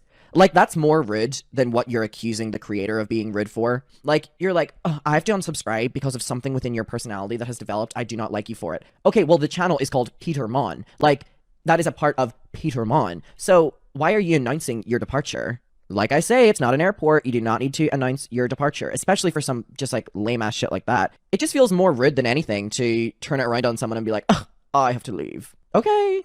But also, they're giving Peter criticism for being loud and stuff. But if you watch Peter Mon, like us vloggerinos do, it's been nice watching Peter get kind of like a new burst of confidence. And from my perspective, it looks like thrill to make videos. And if that means that Peter is louder or more in your face or whatever, that's so just let Peter be Peter. But also, being passionate is not a bad thing. Let Peter live. Misinterpreted as anger, you know? But also, if you're going to talk about some controversial topics or whatever, or things that have happened to you and you want to get angry, it's your channel. Oh my god, I don't understand why an audience would complain about that. And listen, I've had people complain about that to me, but at a certain stage, I'm like, all right, babe, like, what do you want me to do? Like, and she'll say, you know, like, as a man, if a man is passionate about something, well, they're just like, they're strong-minded and whatever, but when a woman is passionate about something, she's a bitch. And my need to stand up for myself is more important than your level of comfort in watching my videos. It's not just for me that I'm doing it. It's for that one person out there that has never felt like they could stand up for themselves and to say, see, if I can do it, you can do it too. I do just want to say something as well about people giving him criticism for, oh, haven't you already talked about this topic? Bitch, you're watching Peter Mon's channel. What is Peter Mon to talk about other than Peter Mon experiences on Peter Mon's channel? It's the most tired, bullshit, annoying thing. Oh, you've already talked about this. Okay, well, what now? But also, bringing up a story doesn't mean that it's all consuming to you. It's literally just telling something that's on your mind. Can we normalize that as well, please? Thank you. But yeah, I can understand the annoyance with being called a liar and stuff, and then when you bring topics up, then you're, oh, well, here the liar goes again. It's probably one of the most irritating things that can happen to you when you're doing what we do, because it's just trying to discredit everything you do. So I feel Peter on that. The tightrope we're told to walk as victims only adds to the guilt, shame, paranoia, and trauma that we have received as we navigate our inner turmoil. And that's why grace is needed. And that's why I extended that grace to Curtis, despite his actions, because I see him as a victim of trauma. That irrational and erratic behavior is not normal. With victims of trauma, one can spot another. We recognize it in each other, and I know something changed for him for the worse. I just hope he wakes up and remembers a time before he ran from shame. When it comes to the masses, it doesn't matter. People don't care. They want to be entertained. Be it because we're funny or a walking train wreck, they want to see something they've never seen. This is how you sound in your videos, just to let you know that's the vibe you give off. Okay? Well, you don't give a fuck like this fucking dumbass here. Nobody gives a shit. Conversations on drama because of how stupid everyone is. They want the drama, and it robs us of our innocence and integrity. It grooms us into someone who is unrecognizable. And you'll never be the same. We'll never be the same. But we have to find some way back to some semblance of who we used to be before all this happened. And I hope that one day him and others can do the same. Remember that grooming isn't sexual. There are different forms of grooming. In this case, it is internet grooming, which is grooming for power, for views, for likes, and popularity. I have to talk about this because clearly people on the internet have been groomed, and that's not a joke or a stretch. Even with Curtis, if you look at his first video and how he was back then, he was open about his passions and more vulnerable. He was seeking like-minded people. And now he's this guy who is convincing so many people that he doesn't care about how he's affecting people, when the truth is, he just runs. It's easy to ignore people's suffering when you can look away from a screen. It would be much harder if they were standing in front of you. This is the disconnect that trend culture enables. So basically his vulnerability was taken from him in order for him to get to where he is now. But how did this happen? We'll never get the full picture because not everything is there for us to see. But first we need to rethink how we view grooming in order to have any chance of understanding what happened in between. When you build a relationship of trust and emotional connection with a younger person than yourself or of lesser power than yourself, you know a victim is powerless. These are things that people do to you that you have no control over. So because you can manipulate, exploit, and abuse them, you are grooming. Colleen Ballinger doesn't see herself as a groomer because she isn't being exposed for pedophilia. But that doesn't mean she isn't a groomer. Not only was some of her grooming sexual, but she did other forms of grooming as well. Adam McIntyre is a victim of internet grooming because she groomed him from being a troll into believing that attacking her ex-husband was normal and was okay. At 14, not able to realize the effects it had on her ex-husband Josh, such as drinking and wanting to kill himself. Ruby Frankie groomed her kids into believing exposing their privacy on the internet was normal. Even her oldest daughter said she had to be reprogrammed to understand that it wasn't okay. Those kids were further groomed by Ruby's supporters because the supporters enabled the behavior. Even when the kids seemed uncomfortable and had no privacy, you all sat there and watched the victims of their mother's grooming. They were powerless. Blair used emotional childhood manipulation of Oz Media. She used his childhood trauma to get him to be accountable by signing financial documents. He wouldn't have signed those otherwise. So in other words, she's making him believe, you'll sign it if you love me, because she threatened to break up with him. So she used that love so that he would think, okay, I don't want to lose you. I don't want you to go to jail like my mom did. So he signed it. This was fresh in his mind because he's like, I couldn't save my mom, but I can save Blair. So it's not just manipulation with it's emotional. Emotionally traumatizing him to do what she wants when he's in emotional turmoil. That's grooming, especially since she used that trauma, and that's why it's so awful that before Oz came out, people were making assumptions about him saying, oh, he's Oz, he's young, he fell for it, he's so stupid. He's stupid. But it's so much deeper than that. You have to understand the levels of manipulation she had on him for him to do this in the first place. Do you think he would have signed that if he wasn't sleeping with her? Living with her? He felt like he was building a life with her because they had a house together. She forced him into a $2,500 payment. That was the manipulation. I embezzled this, so you have to pay it back. She made him pay it back as a way to pay back the misdeeds of her embezzlement, even though his name was on everything. So he had a monthly reminder every single month of $2,500 of his mother going to jail. I'm bailing my mom out. I'm bailing my mom out. Every single month. That is beyond evil. This is a constant reminder for the next 10 years of what his mom did through Blair's grooming and manipulation tactics, and she made him sign it. This is something that he went through with his mother. Not a distant family member, not a friend, his mother. Unforgivable. It's not just It's power, it's control, humiliation, leverage for anything, your number, your vote, your like, your comment, your collab. When you go to someone else's video and dislike and ratio others, even in the name of your favorite YouTuber, all of these are forms of grooming. It can be seen across the board in life, and the newest form that we've been exposed to and is rampant all over YouTube that no one is talking about is internet grooming.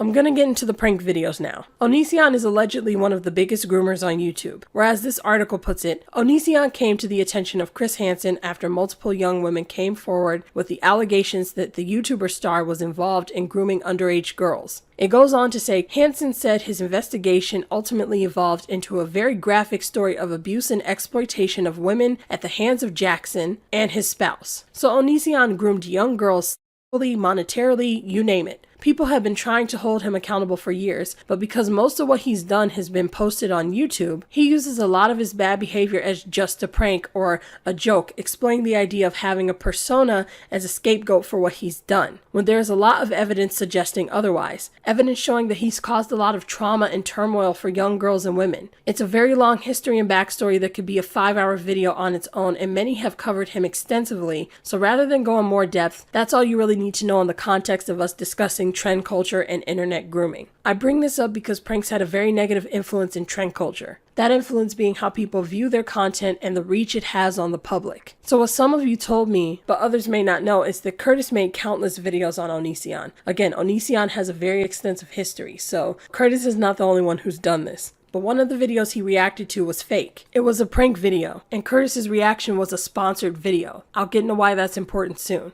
Curtis fell for a prank of Onision's, and yes, there were red flags that signaled that Greg was just joking, Greg being Onision, but it fooled many people. The negative ramifications of this was that many of Onision's victims were trivialized as the result of people falling for it. The truth is, people like Curtis reacted to the videos to trend and make money. But it was at the cost of trivializing victims' experiences, so it was money stained in blood. Now, I will go in depth about this video through another angle and how it personally affected me later on, but for the time being, we are going to focus on how it negatively affected Onision's victims. About 3 years ago, a guy named RealStream reacted to Curtis's video on Onision. This is the gist of what happened. You play this guy named Curtis Price. Curtis Price is an idiot. I'm sorry. He's really not that bright. He's not all there. He's not a bright dude. He got trolled by Onision. You know that video where Onision rides off in the four-wheeler, right? It's fake. But Curtis Price here thought it was a secret video. You know what I mean? So I just assumed he's just doing it for money. Here's his video right here, all right? It's a secret video.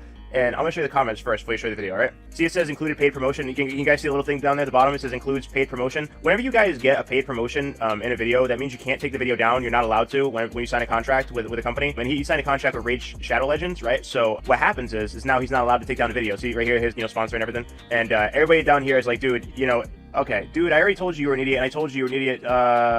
What? Okay, 1, this video is fake. 2, Vincent's here is just as scummy as Onision. Dude, you fell for Onision's bait. I don't know if you're trolling by claiming this is real. And I said, bro, really stop putting things out you know are fake. You are making us all look bad. MyTube said, I can't believe people think this is real. I remember when it came out 3 years ago and it was a joke. I wonder if it's just clickbait. Why would you leave this bullshit up? I have figured it out. It's a sponsored video, so the channel owner cannot take it down. Gross. This is something Onision would do. Yeah. Pretty much, yeah. So this is Curtis Price, and let's just see his reaction to the video. It's priceless, you guys, alright? So he gets all the way here, and he starts talking about it. He says the reaction is genuine, which, like, listen, it's a fake video, and he thinks, like, Spin Sincere is genuinely scared. A YouTube video was once uploaded to Onision's channel, which was titled, To All of the Onision Subscribers. Wait a minute, so he's saying it was uploaded to the Onision channel, but it's a video that no one's seeing it. Like, bro.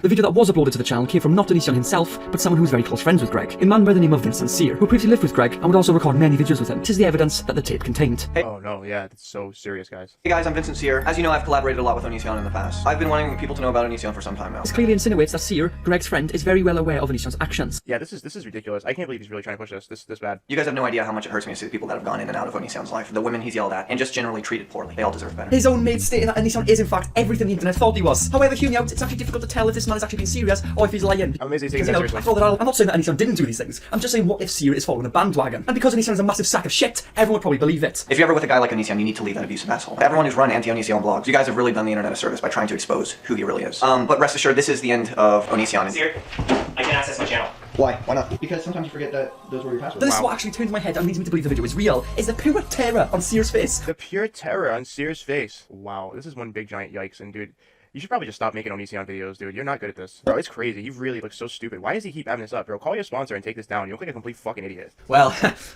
gonna be a massive problem in prison now, isn't it, Crank? Like, massive problem in prison now. You see what I'm saying? He, like, this is... Bro, he is, like, the definition of the anti-Onision people that are going after him right now for, like, saying he's going to jail. They're just dumb. They're just dumb. And they believe anything anybody tells them. I don't know. This guy is really not that bright, but here's the actual video. You can literally cut in all of what I said of you saying it. Like, it's just proof that if anybody ever gives you could cut together you saying it and me listening to you telling me to say it. Hey guys, I was going to do this whole video on how someone outright took a comedy sketch and acted like it was a real thing. And I was going to publicly make fun of them and say how stupid you guys are for believing it, how stupid they were for acting like it was real. But it's literally not worth much of my time whatsoever. So I'm just going to go ahead and post the original video here, and you guys will continue to not act like you're total idiots, even though you totally are total idiots. You do not realize I'm an entertainer, and I create content to entertain and troll people. You constantly take things that are fake, like that video with Shiloh, where I was literally faking drama. Just like this video, it's not real. And you have to be really, really stupid to not see that it's not real, just like the entire anti-O community is completely and utterly stupid. The anti-O community shared this like crazy as if it was real. They are stupid beyond belief. So be real. You look fake as It's like an audition. This is how I normally am. No, just say, hey guys. Now remember what Curtis Price said. The absolute terror on Vincent Sears' face. Like, hey guys. I need to tell you guys how that great is. How am I supposed to do this? Okay. I'm so unserious. Look, I'm gonna be honest, guys. Like, there's two different types of anti-O. There's the newer ones, like they're like Regina, and they're annoying as fuck, and they're really big SJWs, and they believe anything that comes across them. Like anything that comes to them, they believe it. They believe everything they breathe because they're young fucking morons who just don't know any better. You're right. I haven't always been comfortable with the things he's done. Recently, I haven't I haven't always been comfortable with the things he's done. I haven't always been comfortable with the things he's done. You guys have no idea how much it's hurt me to see people come in and out of Onision's life. You guys have no idea. You guys have no idea how much it hurts me to see the people that have gone in and out of Onision's life. This is crazy. The women he's yelled at. The women he's yelled at. So the point is, Curtis is cringy as fuck. Why does he still have this video up? I mean, I know why. It's because of sponsored content, but you should probably do something to get out of it because you look pretty fucking stupid, bro. You look really fucking stupid, and you're making everybody else look bad. Look, 40,000 views, and somehow it's getting likes. Like, why? How is this video getting likes? Then why? Like, why would you like this video knowing he's wrong? Like, what? Like, I'm so lost. Like, why are people liking this video? Like, why? Like, it doesn't matter if this video is real or not. You can just like, oh, you're talking shit about him, so it doesn't matter, even though it's bullshit. Is that the case here, or is this just fake? What do you guys think? I'm lost. This doesn't make any fucking sense. Facts don't matter anymore. It's all feelings. Bro, that's crazy. These people are so crazy. Like, that's the exact reason why Onision is not going to jail, and they believe that he is so bad. They're fucking delusional, dude. You know? Wow, this is sad, dude. This is really fucking sad. Like, bro, this is sad. The anti-O community has turned into a fucking trash can. So even though Onision labeled this a prank, it's actually very dangerous because Onision hurt real people and is exploiting those who try to support his victims, to take attention away from the severity of what happened to those victims. As I said, I have more to say about how problematic Curtis's involvement and this type of behavior is with this prank video later on, but what I will say for now is that when you prank people and they don't know it's a joke, you are entering a bloodbath. You are exploiting someone else's naivety for your own gain, and that is internet grooming because it has lasting effects. Even here, the purpose of the prank is not the lesson that needs to be taken away. Onision says that it's to prove that everyone against him is stupid, but all it proves is that some people can fall for a joke even when it's posed as something serious. And some people just won't do their research. However, it doesn't actually discredit the people who actually have taken the time to look into Onision's content and his past, but it will be perceived this way because of the effects that pranks have on people. This is how internet grooming starts. It grooms people into not taking things on the internet seriously, and to look at everything as if it's a joke, which desensitizes people from serious issues that involve victims. That's one side of how internet grooming uses prank culture to create more victims and more trolls, but there is another side to this that is equally damaging. I'm going to approach prank videos at two angles now. So a very common scenario with prank videos is a friend pranking another friend and posting it to YouTube. But unless both parties make it clear that they're both in on it or the prank is harmless, the audience doesn't know if it's a serious video or not, and that's where the danger comes in. The two angles would be, of course, the best and worst case scenario, but honestly it's just a worst and even worse than worst case scenario given the context of trend culture and its negative influence on our society. The worst being that both parties are in on the prank, and the worse than worst being that one party had no idea the video would be uploaded online for all to see. Unless the prank is made clear to the audience that it's fake, you have two scenarios. And both case scenarios are bad because it is either priming or internet grooming. To prime someone is to tell someone something that will prepare them for a particular situation. In the best case scenario, both of the people involved are in on it. They are both aware that the video will be uploaded to YouTube, and they are priming their audience to be okay with the idea of pranking a friend and posting it without their knowledge to embarrass them online, because they're not telling their audience that they're both in on it. But you have to remember that the problem is they are being watched by identify an audience so that audience is being directly influenced by their actions, especially when it's a series of videos, so it creates desensitization the more you do it. That's a very bad message to promote because your audience will be desensitized and think it's okay to do this to other people, not knowing that you were both in on it, so they won't tell their victims. They will just post the so-called prank online and humiliate these people. The worst case scenario again being that it is internet grooming, especially when it's someone you know, say your friend. If you don't know the video will be posted online, then it puts you in a vulnerable position where you don't know how to react and just have to be okay with it, or else you'll be considered a negative Nancy, someone who takes things too seriously, and it loses cool points essentially. This is where grooming begins. This is because grooming is training someone for a particular purpose or activity. You are being trained and prepared on how to react in that moment, and you don't even realize it.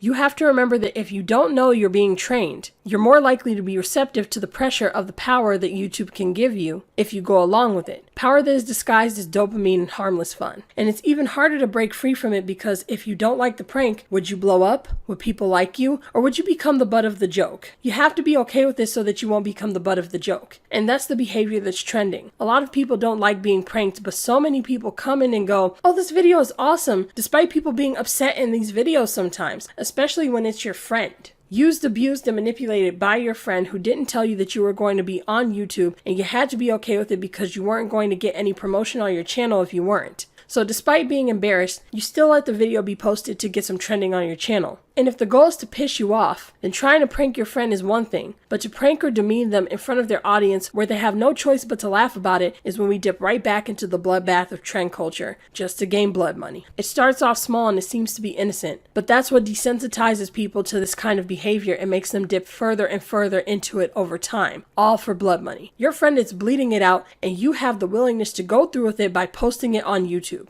That is what internet grooming is. Somebody is bleeding out and getting hurt from your actions for your tiny bit of fame. If you're getting pranked in this way, your naivety was exploited, and so now you're getting forced. You're like, well, I have to drown in this bloodbath because if I don't, I won't get clout. Just like so many other content creators, because you have to be okay with this nihilistic approach of exploiting people's naivety. They're like, well, I got through it, which means I can be okay with it, and because I got my scars, now I can be the person who attacks others, and they have to be okay with it too, because that's what you do. I got my scars, I paid my dues. And that's what you tell yourself because that's what everyone else is doing. And you know it's wrong, so you have to keep telling yourself, this is what you do. It happened to me, and so now I can do it to other people, and they just have to deal with it. So that you feel better about what you're doing. And the cycle continues. That is internet grooming. So to break this down a little bit further, it's a straightforward process. Grooming is the practice of preparing or training someone for a particular purpose or activity that usually winds up hurting the person doing the activity. It's not the activity that sets, it's the end result of the activity that they are participating in this case, posting it to YouTube. It could be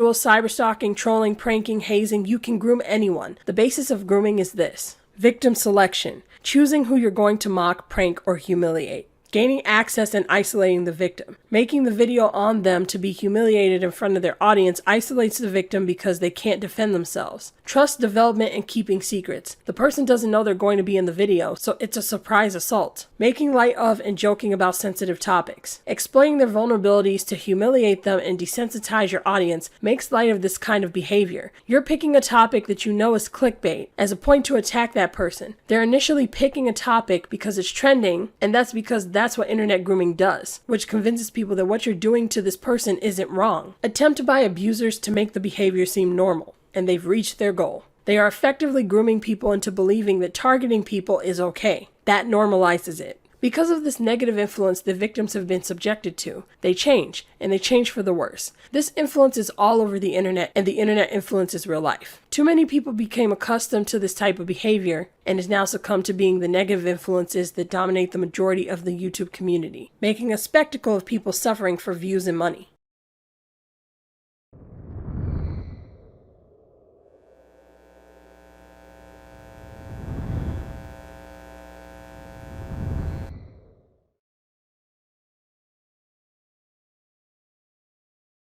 We need to take a deeper look at this exposure video because it says a lot about what happened to me. I noticed Curtis had an emotional reaction to me, and I mentioned this in part 4. Anyway, Kurena said all these things about me, really mean she was. Do I care?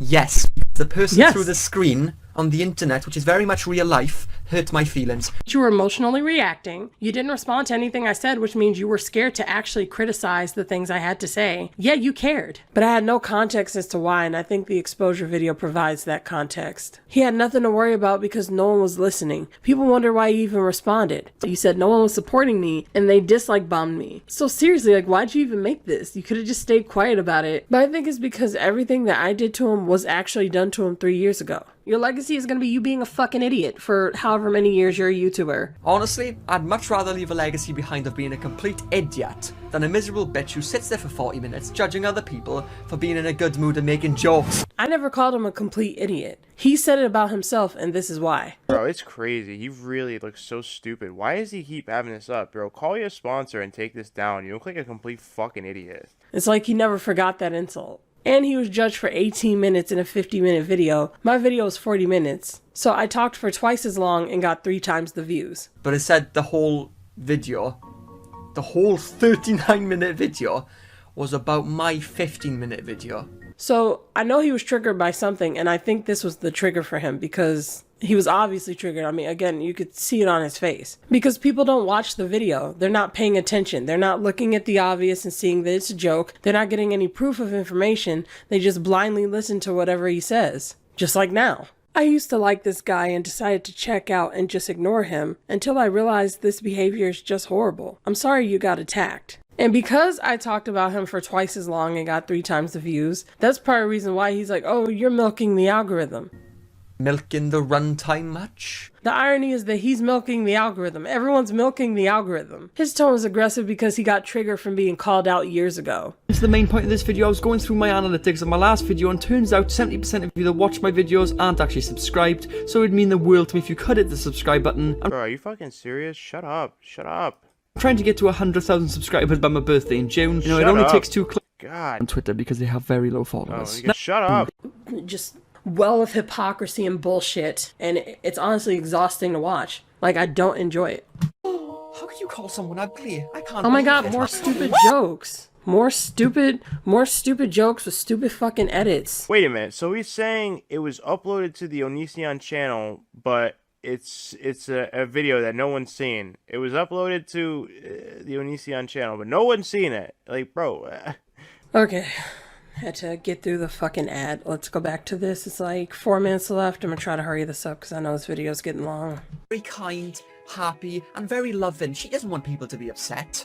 And why did she make jokes about people? Oh my god, like this is like the fucking 3rd, 4th time he's made a joke like this. Similar edits too, just black and white, flames on the screen, the piano music. It's like, Jesus fucking Christ. Well, I don't really know how to put this to you, Greg, but the love you have for talking to underage girls, unfortunately doesn't count. And for the capacity, well, you don't have to worry, because you'll have plenty of asshole capacity after I finish ripping you a new one. Having worked... Bro, he's making everybody who's involved in the anti-Onision community look like a fucking joke right now. Just wanted to make that statement. So you decided to use your fan as a way to try and take down their video. Hey there, someone just used your art. Let me know. Alright, so that was a waste of time. You greatly increase your chances of being successful, but at what cost? You then become an idiot because you never have time to think critically on things and improve. So you're going to be promoting bad messages, and that's going to be your legacy. Your legacy is going to be you being a fucking idiot for however many years you're a YouTuber. And then that's why they always look back. All these fucking commentary channels are like, yeah, I was so stupid. Like, yeah, you're fucking stupid. Like, come on. And back then he was smaller, so he didn't have the kind of audience that he has now. He didn't have the experience nor the pull to pull what he did with me. So that's why he was able to exploit my trauma so easily.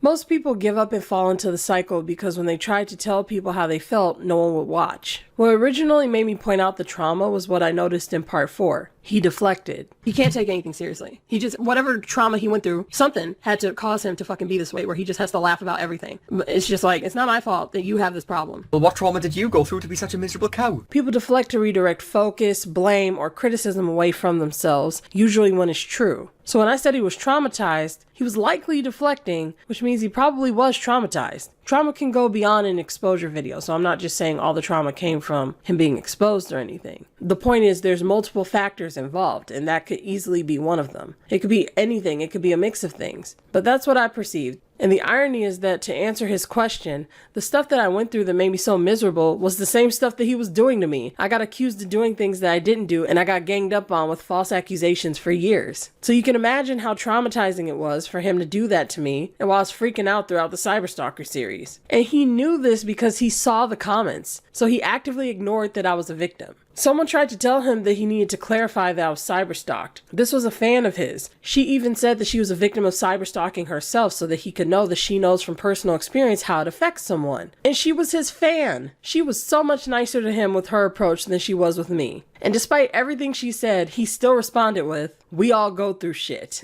He was so busy being mad at me that he didn't even realize he just trivialized his own subscribers' experience. She just told you she was a victim of cyberstalking. But this is what happens when you're desensitized to other people's issues. It doesn't even register. Like, this doesn't sound like some sort of person who's just trolling his audience. This sounds like a guy who's legitimately angry and just lashing out at everyone. Watched both your videos and noticed him and his audience are so angry. Your comment sections are very different. Thanks for clarifying. Says a lot about the creator looking at their audience. Going to do that from now on to check the climate of communities. But there's so much more to say about his reaction and why he detaches himself from serious issues.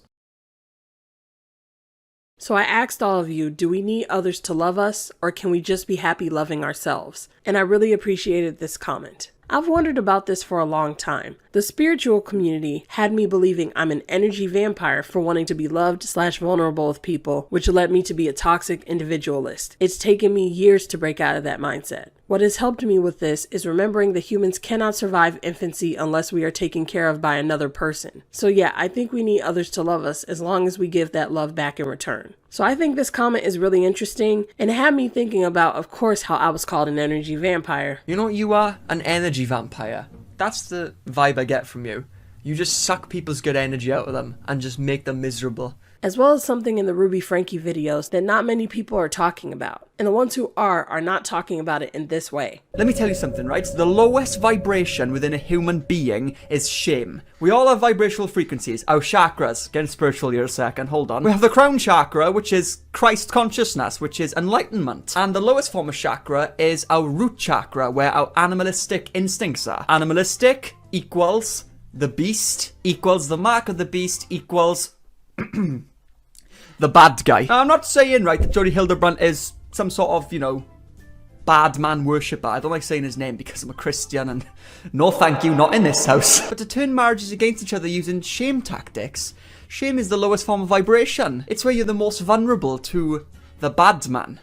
So, I'm really a bit worried here, okay? I'm not saying it's true, it's just my opinion. People exploit shame to groom and abuse others, and because it's so commonly used to exploit people's vulnerabilities, it often has a negative association. But shame and negativity can be used to create a positive outcome. Focusing on your shame can be seen as a form of self-reflection. Mary held on to that feeling and it made her a better person. To brainwash is to make someone believe something by repeatedly telling them that it's true and preventing any other information from reaching them. He called the attacks I received tough love, and I was just supposed to put up with it. It's tough love. Someone gives you criticism. In a way, they're trying to tell you how you can improve. Subscriber equals supporter. Supporter equals supporting your voice, your cause.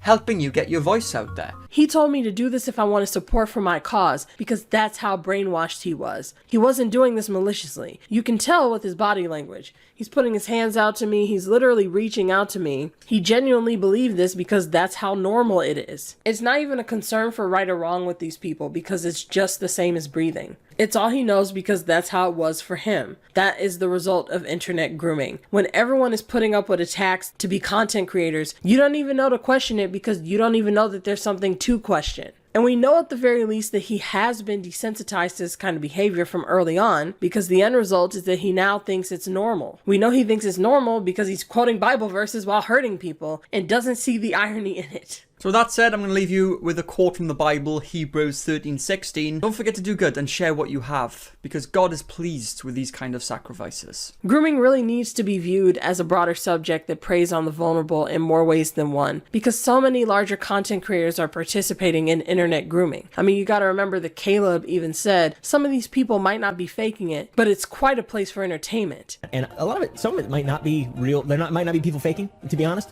But, you know, it is quite a place for entertainment. While genuinely being upset at people who he perceived to be faking mental illnesses. Shut the f*** up! He thought that they were some sort of a threat towards people who actually have mental illnesses, as he's literally attacking and preying on people with learning disabilities and mental illnesses. Someone with schizophrenia, someone who's delusional, having a break from reality, that one of the delusions that they might have is that they have DID and that they are different selves. There's a lot of people on the internet who are posting things that are likely schizophrenic or developing schizophrenia. They all do this, but they think they're so different from Hollywood. It's an industry at this point. They pump out content, grooming viewers and small creators, just like how Hollywood pumps out content doing the same with actors, musicians, voice actors, children, and all their viewers. Grooming is the process of enabling abuse and not only desensitizing it to the victims, but also turning victims into abusers themselves. Telling someone that they have to do this horrible thing or even put up with an uncomfortable thing, such as a prank, in order to become famous and placing them in scenarios where they feel pressure to do so is grooming. And there is a lot of internet grooming in trend culture. Going back to the subject of prank videos, either both of the parties are in on it, which means they are both priming their audience to be okay with an idea of tricking your friend and posting it online where the audience would be unaware that it is a pre-planned and agreed upon activity, or only that one of them is a willful participant in the priming of their audience while the other was taken advantage of.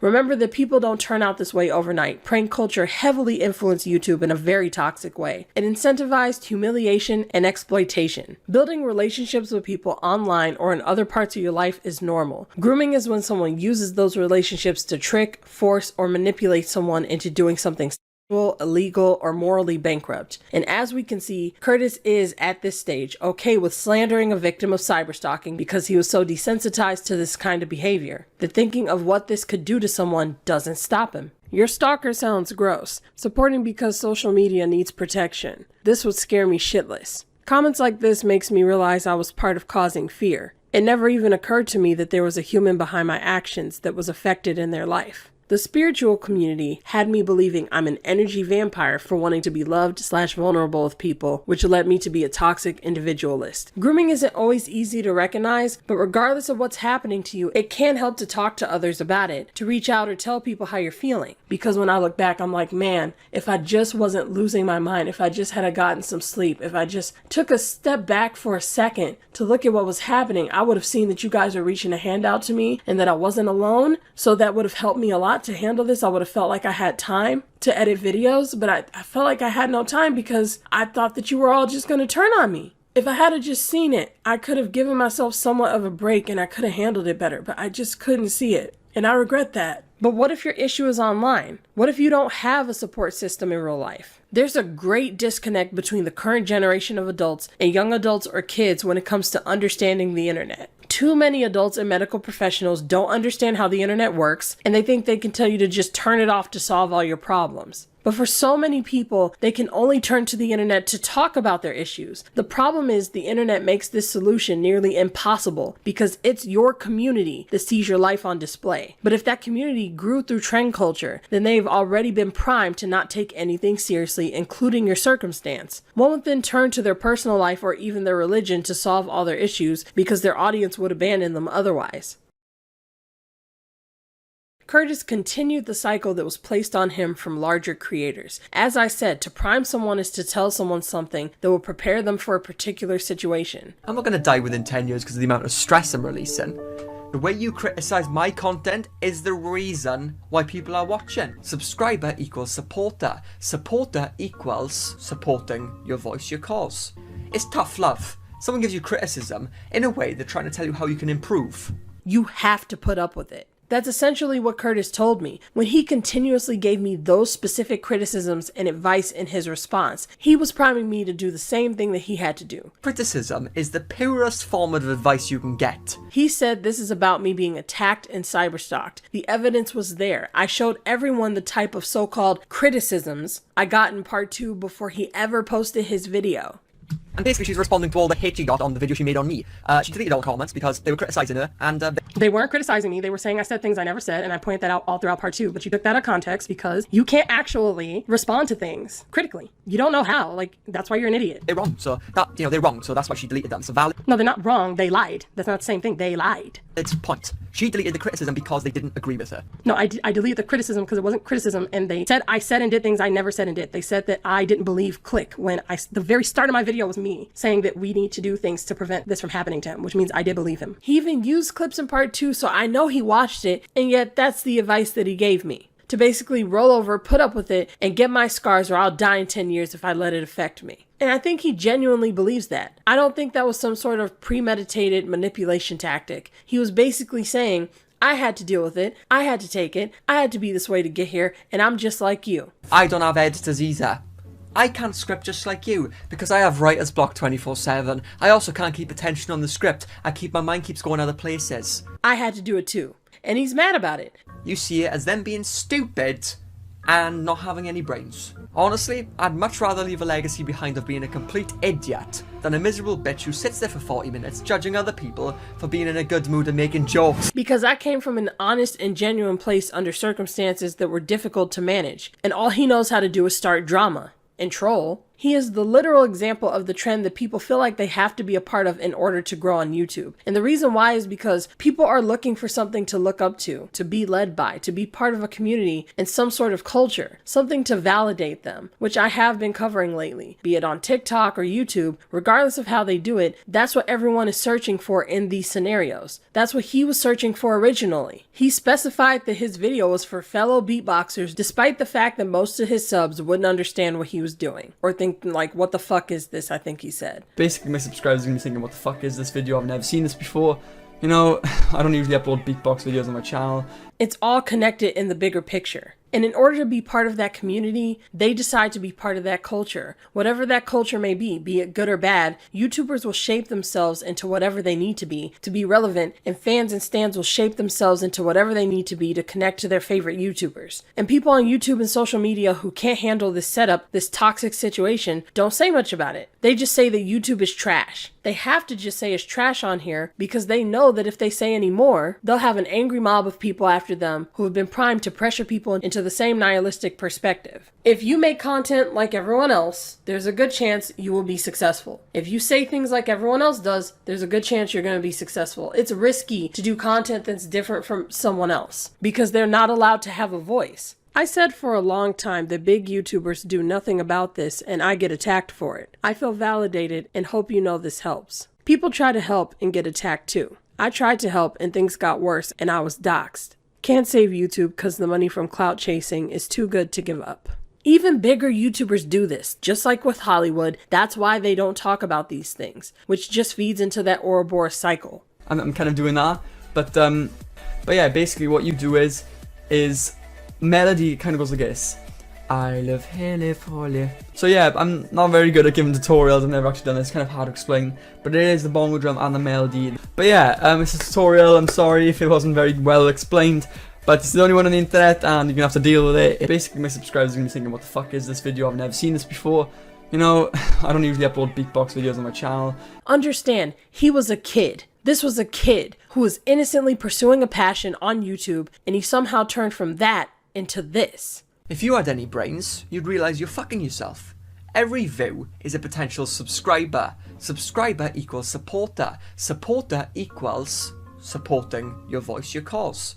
Helping you get your voice out there. And it doesn't mean that he wasn't doing any of these kind of things behind the scenes or off camera. We're all human. We all are flawed. So I'm not saying that he was perfect at this time or like 100% innocent or anything like that, but he still started out his channel relatively innocently. And as I said, everything I say here is alleged, so it's my opinion. But honestly, it's heartbreaking. He was groomed. That's what happened. And I don't think anyone is ever going to see it that way, and I don't think he will ever see it that way. And that's why I can't stay silent, because it's not just him. And when looking at it from the outside, I can only speculate as to how it all went down because he had a subscriber base before he put up that video, which means that more was going on behind the scenes. But regardless of whatever I get wrong and whatever I'm missing, this is a clear case of someone who was a victim of internet grooming, a kid. He's pretty young, so he still has time to change, but that means that he can also be primed further because these are the most crucial years of our lives. Past this point, it's much harder for people to change. And now you can understand why I won't participate in the Bloodbath any longer, and why I said I would think more carefully when I do a response video in the future. Because I took part in it. I need you to understand that it's not just him, it's not just big YouTubers. I took part in trend culture to defend myself because I felt like it was my only way out. The only way to feel safe, and I'm angry that it even had this kind of an effect on me as well as him.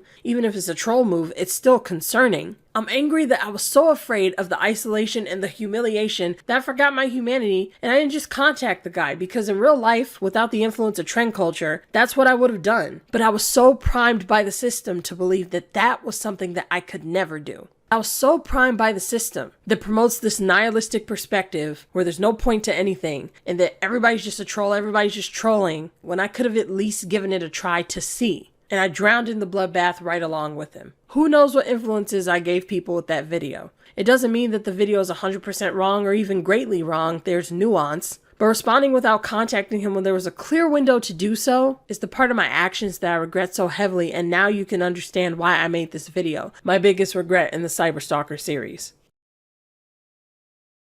You understand his priming, but now you need to understand mine.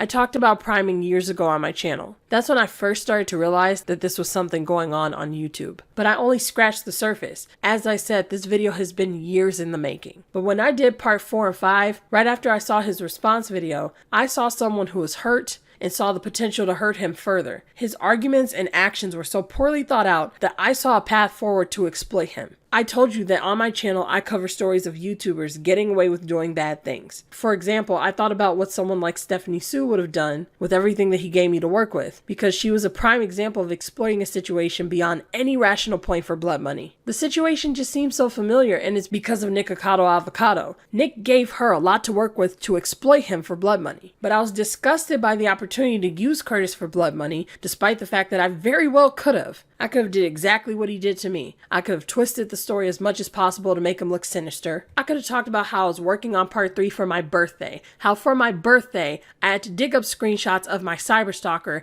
and re-traumatize myself. I made 2 hour-and-a-half long videos over that span of time and spliced them together, barely eating or sleeping. I could have compared him to Blair in the worst way possible, paying as if he was irredeemable because he was doing Darvo behavior and did everything that he attacked Blair for doing to me. I could have used and exploited the commenters' perspectives to play on their fears and fuel the flames. And there's so much more that I could have done. It would have been an entirely different video. And this wasn't carefully thought out. The idea just crossed my mind because I've seen it countless times before with abusers online and in my personal life. And I say all this because now you can understand that when comparing my options to that, responding to him in part 4 didn't seem that bad. Which is why instead of twisting the facts and exploiting his poor decisions, I chose to defend myself, and I thought that I was picking the good route, but it's because I was being primed. As I said, there's so many abusive YouTubers doing that kind of stuff that it desensitized me to something like part 4. I was so desensitized that I thought that part 4 was okay at that stage before contacting him like a normal human being would. And this is why YouTubers say they feel like online isn't real life, because they're so detached. I felt like I had to defend myself because of the pressure of the tightrope that all creators have to walk between their heart and their mind due to the pressure of the audience. Have you ever done something that you regretted? Have you ever done something where you just weren't behaving exactly the way that you thought that you should? Have you ever done something where you thought that you were in the right and someone was telling you that you weren't and you didn't realize it at the time? And most importantly, have you ever done something where you were called out for it and told that your behavior was wrong in front of thousands of people?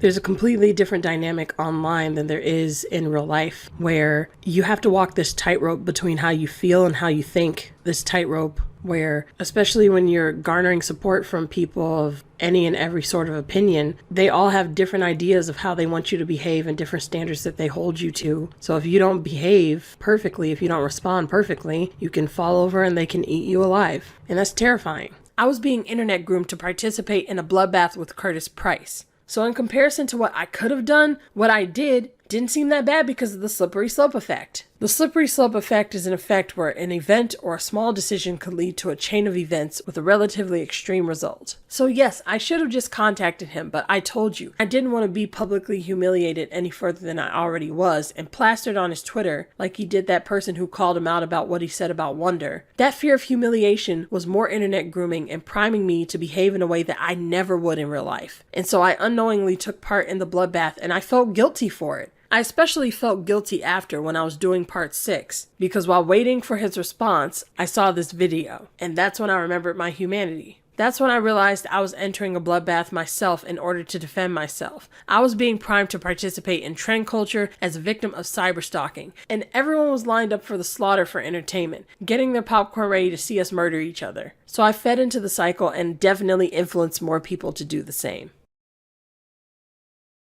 Being a product of your environment is where your beliefs, values, mood, attitude, mannerisms, habits, you become exactly what you surround yourself with. It's a human inevitability that you will be influenced by your surroundings, which is why it's so important to choose who you surround yourself with very carefully. But online, that's nearly impossible, which is why I'm not encouraging sympathy, but why I have so much empathy. So many content creators and viewers are seeking community. But if you look for your community online, you will inevitably interact with countless people who enable trend culture and internet grooming. This is grooming on a scale that we have never seen before, and it's because everything on the internet is magnified and exacerbated. I already felt guilty with part 4 when I saw everyone lined up and excited for the bloodbath. That was my hint that I was being primed, which is why I did part 5. That was the first time I humanized him. Yes, I baited everybody by saying it was an apology when it was more so me just telling people to give him a chance. But by the time I was working on part 6 after what I did in part 4, when I finally saw this kid, I then saw just how far a path can take a person, and I recognized myself on the same path, and I didn't want to end up that way.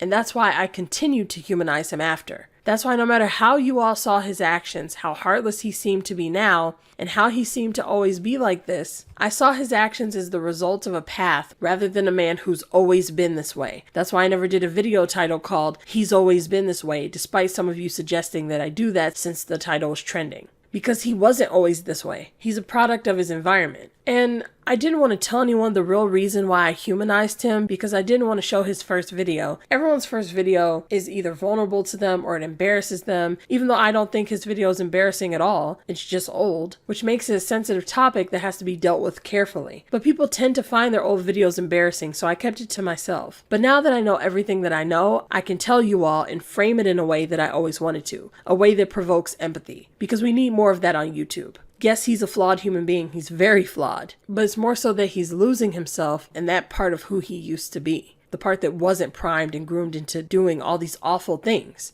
And because there's still time, I don't want to make it worse. So many of you looking from the outside, and especially the people who came over from his channel, dehumanize him endlessly. I'm not saying every single comment that I show you is from his supporters. It's hard to tell with some of these comments, but some of them you can tell that they came from his channel. And you dehumanize him because you label him a troll and say he cares about nothing and no one when you were the ones who were propping him up, which is one of the many reasons why I made my video, You Are the Problem. And it's because of this mentality that I'm going to go on a tangent now to show you just how dangerous that mob mentality is, because this is mob mentality.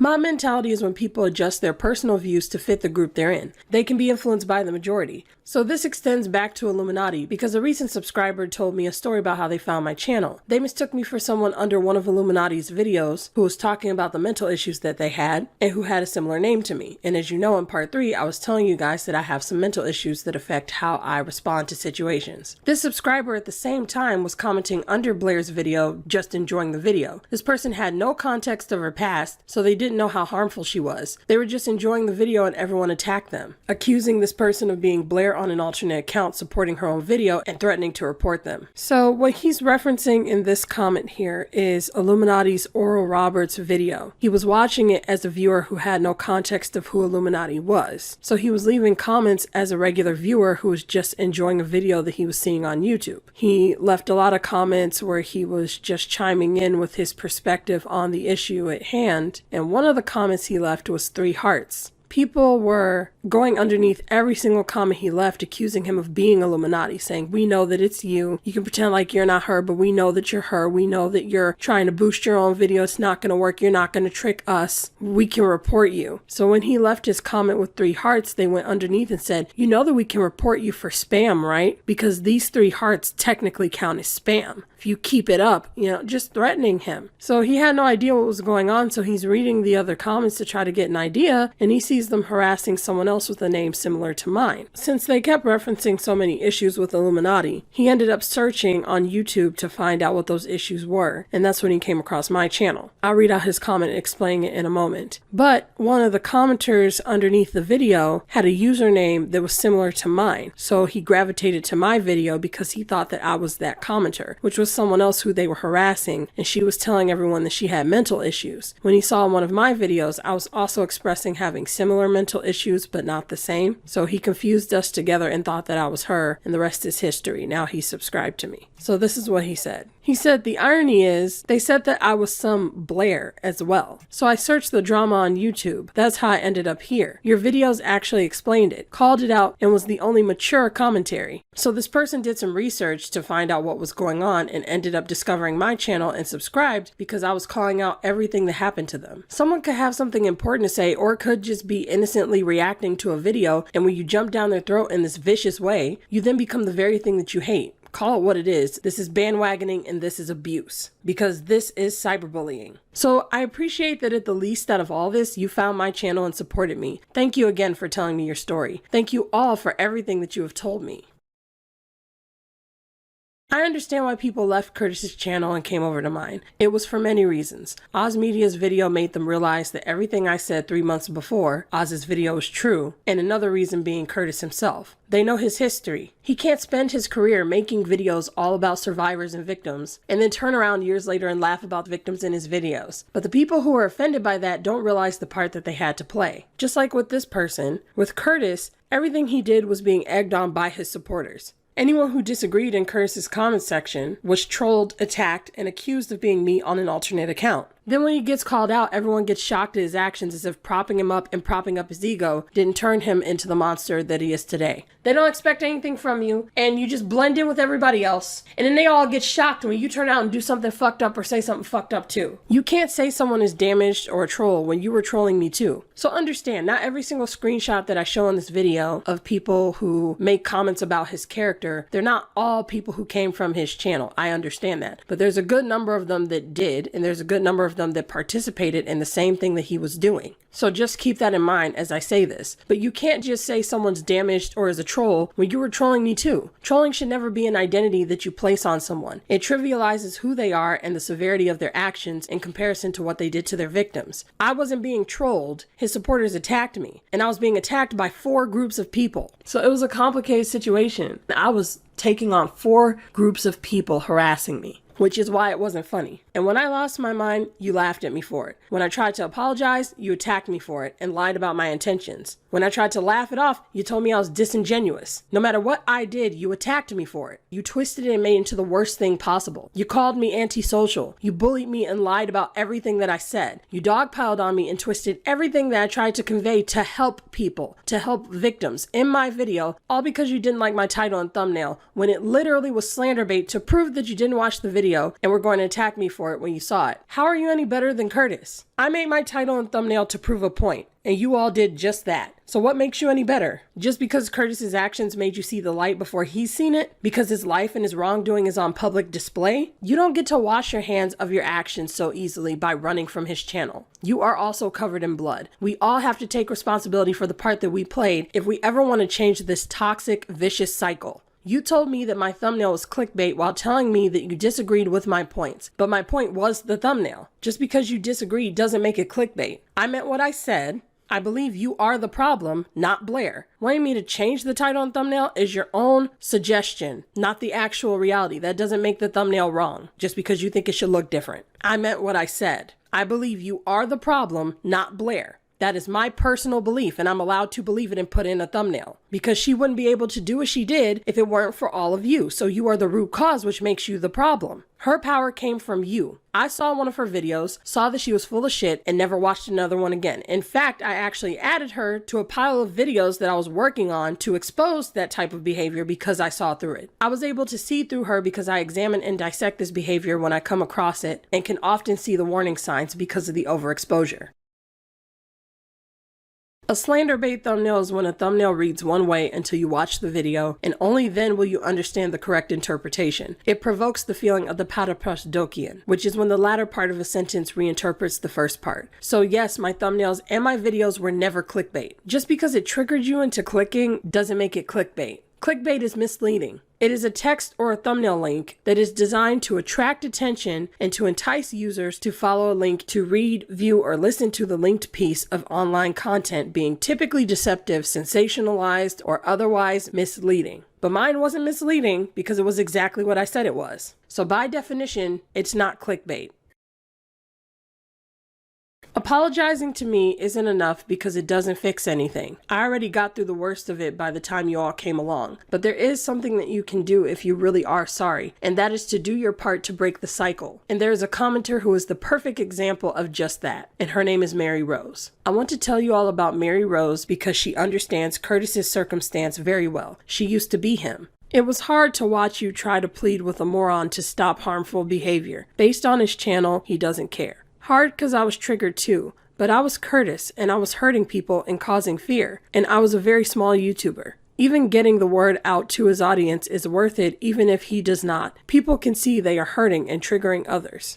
But to understand how she broke the cycle, you need to understand how she played into it first. And that was her involvement with Teaching Trends. They were coworkers. She was someone who participated in the cancellation of Teaching Trends. Teaching Trends was attacked by a 1 million+ sub channel called vidIQ for something that she did not do. And he knew it. vidIQ accused Carla of stealing his video when he had the option to just turn off sharing in his video settings. He understands that this is an option because his entire career covers this type of stuff on YouTube. So he would be the last person who would be oblivious to this setting. Mary Rose had a YouTube channel before Carla did, which Carla didn't know. People started attacking Carla over the vidIQ lie, saying that she stole content. But at work, her coworkers started talking about how she writes curriculum, saying things like, how could she steal content online? And it eventually got to the higher-ups. The problem is, that is what Carla does for a living. She writes curriculum. So of course, coworkers who are not YouTubers and don't understand that people are just going to believe that she stole curriculum or content would do something like this. On Mary's channel, she proposed questions like, what do you think of this vidIQ video and stolen content? Because a lot of people from their job watched it. Mary attacked her, but here's the main thing. When you attack someone, it isn't always something you're doing intentionally or are aware of. You can say something about anyone and people will believe it, especially online. Mary saying that Carla stole was an entire lie,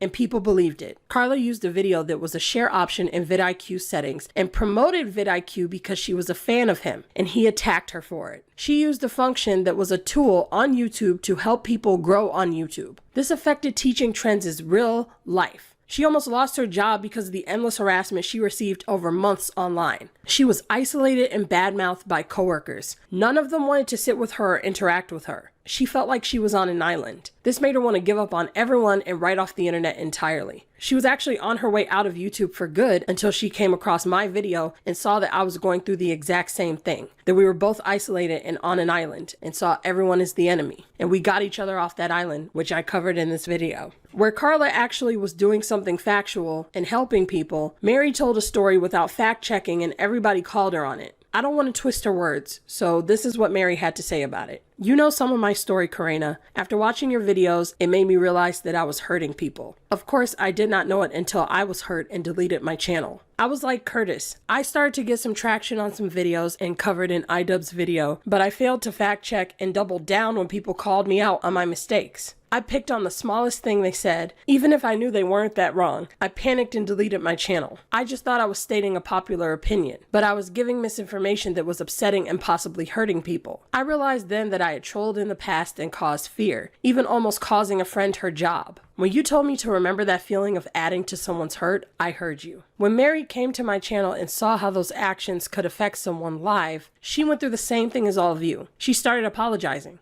I am sorry, Carla. I feel ashamed. I got tied up in things and did not know how social media worked. I saw how attacks hurt someone I worked with. She sent me to your channel. I have to admit I didn't believe the rumors, but was all in on hearing the drama, or so I thought, not realizing it was causing real life hurt. A few months later, I started a channel. I did not know how deep stuff went until I had to delete my channel over stalking and lies. When I told people, they called it drama, as I once thought it was, and it hurt. It hurt real bad. I then felt horrible for judging my coworker and admit I took part in the work drama that was brought from YouTube, and I know it hurt her. I reached out to her after my channel was deleted and I asked her what I could do now that I kinda understand what she went through. She sent me to your channel. I'm glad she did. I had no idea how I was taking part in hurting people until I was in similar shoes. I'm sorry this happened, Kurena, and I can't believe actions of mine have caused such feelings. We think it's nothing, but it's everything. And Carla responded and said, appreciate this comment more than you know.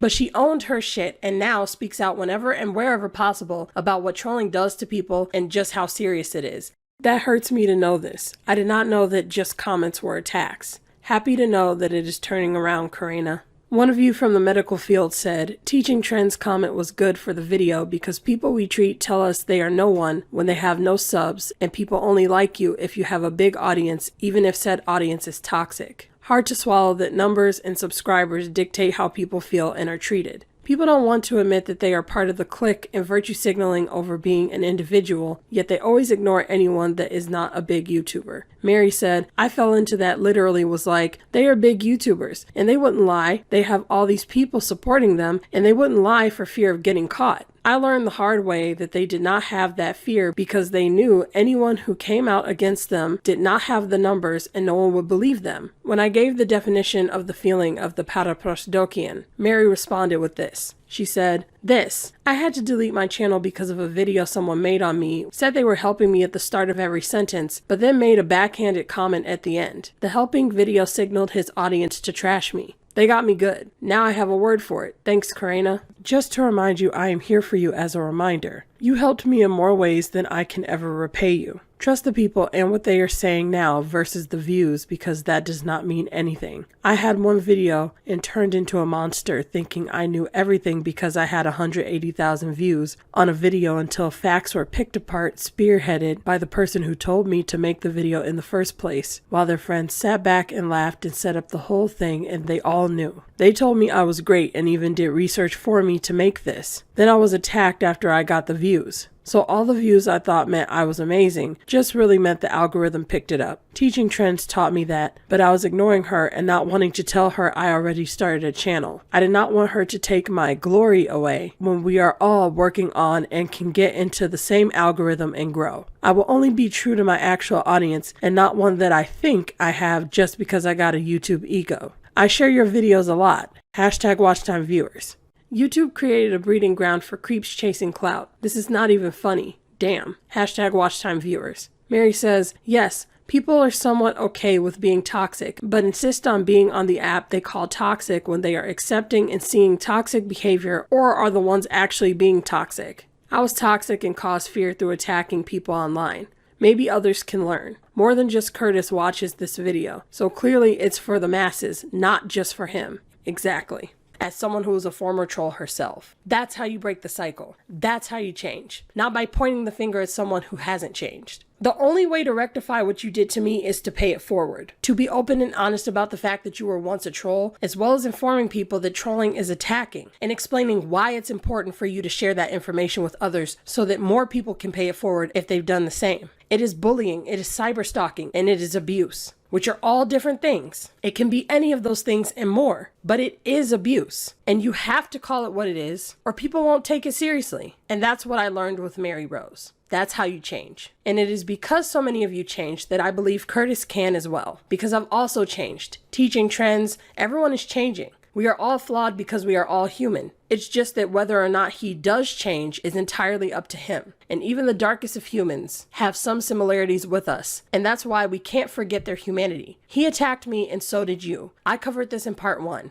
What if this person is also toxic too? And you gotta be one-sided about it because everybody's on one side. Everybody's against Illuminati. So I'm going to paint everyone else against her in a positive light, or anyone who she's against in a positive light, and paint her in a negative light. And it's like, that's not good, because those people could also be toxic too. I talked about how it's so important that you can't just separate yourself from someone as bad as Illuminati because she's a human being. Curtis Price is a human being. Even when people were attacking Oz, not only were they wrong to, but even if they had have been right, they forgot that he was a human being.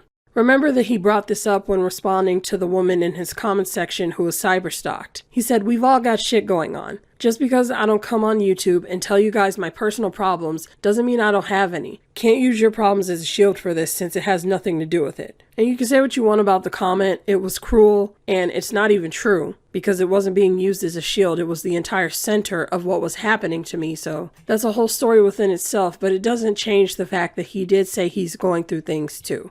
And that's really evident in his response to me. It's obvious that he was going through something to anybody with their eyes open. And we have to remember that when we choose to judge another's actions, if we completely separate ourselves from them, then we too can slip into a darker part of ourselves because we place ourselves above them on a pedestal in comparison. We think to ourselves, "I'll never do something like that because I'm nothing like them. I'm not bad, they're bad," which feeds into our ego. How you treat people is who they become. I say this because there's another layer to why I'm speaking out against how he is being labeled. I want to expand on why I told you guys that if you're going to talk to him, to be constructive. For one, trolling a troll just feeds further into the cycle. It doesn't help anything, it doesn't change anything, and it makes them think that their behavior is okay. But also because when I see those comments and they say all that stuff about him, I just think about how that's how people labeled Mary.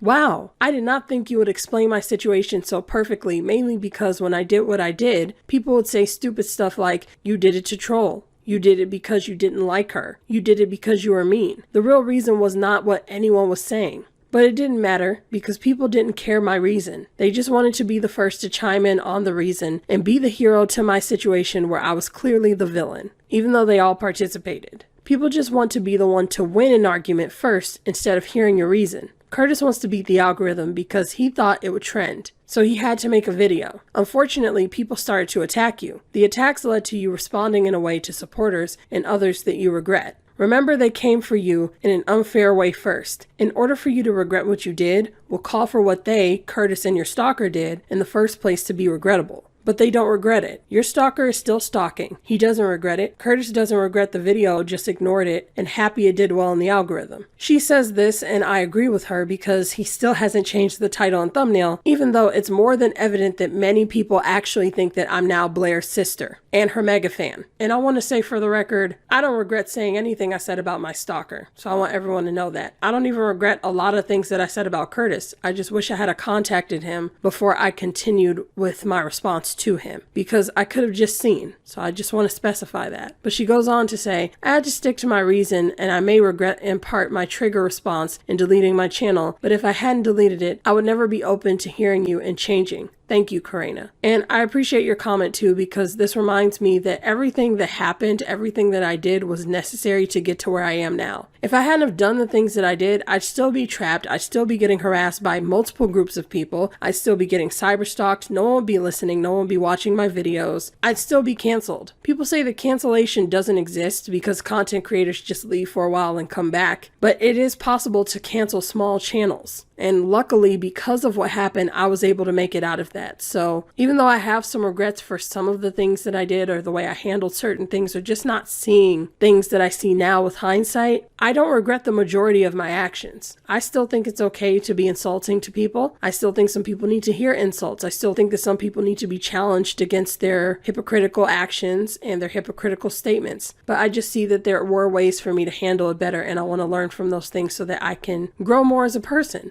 Doesn't mean I'll be perfect, but I want to grow. So thank you again for everything that you said, Mary. That's how people labeled Mary. And that's how people labeled me and what they did to me. People genuinely thought for years that I was a heartless sociopath that just wanted to gain fame off of attacking people. They could not comprehend that I actually cared about what I was talking about. And they harassed me endlessly for it. And I see glimpses of him being nice or considerate in his videos, so I know he's not just some troll who doesn't care about anything despite what he says. Do something bad to their pets, they're gonna unalive his pets. Which, you know what, right? How about you go and f*** yourselves? How about that? You like that? Like, this whole situation has gone way too far, and I gotta give props to Adam. You know, he is mentally resilient. And here's the thing, I completely understand that on the internet, it might seem like he's okay, but what is probably going on in his mind is a lot different to what's going on the internet, and we all have to be there for him, because Colin Ballon just sucks. I said and did things in some of my older videos just to piss people off. I went in the comments and said things to people just to piss them off, and I'd be laughing on the other side of the screen about it. Sometimes I'd have my friend get on an account and troll people. Like, I trolled people for a while because I got pushed to a point where I just didn't care anymore. I take responsibility for my audience, and I encourage people to be constructive because I don't want to be responsible for that kind of behavior towards someone else. No matter how much people feel it's warranted, it doesn't help anything. And if he doesn't take responsibility for his part, then that's on him. Because I know what it feels like to be called those things. For nearly a decade, you thought I was a horrible person, doing all these horrible things, and every time I opened my mouth, you all jumped down my throat. You jumped on the trending train instead of thinking about why I made those videos. All you did was twist my intent because you never took the time to understand my intent. I was trying to point out behavior that was sucking people dry, scaring people, and making people act in this horrible way, consistently for a decade, and yet back then, and even now, they thought this about me. Which is what I was just talking about in the last video I made, where I said, when you try your best, people fucking criticize you, they hold you to a high standard, and so to cope, I embraced the chaos. I would do things purposefully to piss people off. I attracted hate because I already felt like I was drowning in it, and it was the only way to get my voice out there. The only way to get my video shared around was to fuel the flames. I started to become the thing that they accused me of. Although I never was a sociopath, I definitely fed into the cycle and entered a bloodbath. I used to cuss people out in my comment section because I couldn't take it anymore. And so even though I understand that sometimes those actions can be warranted, I can't do that here. I can't treat them this way because there's nothing productive about it. But what we can do is criticize and hold people accountable.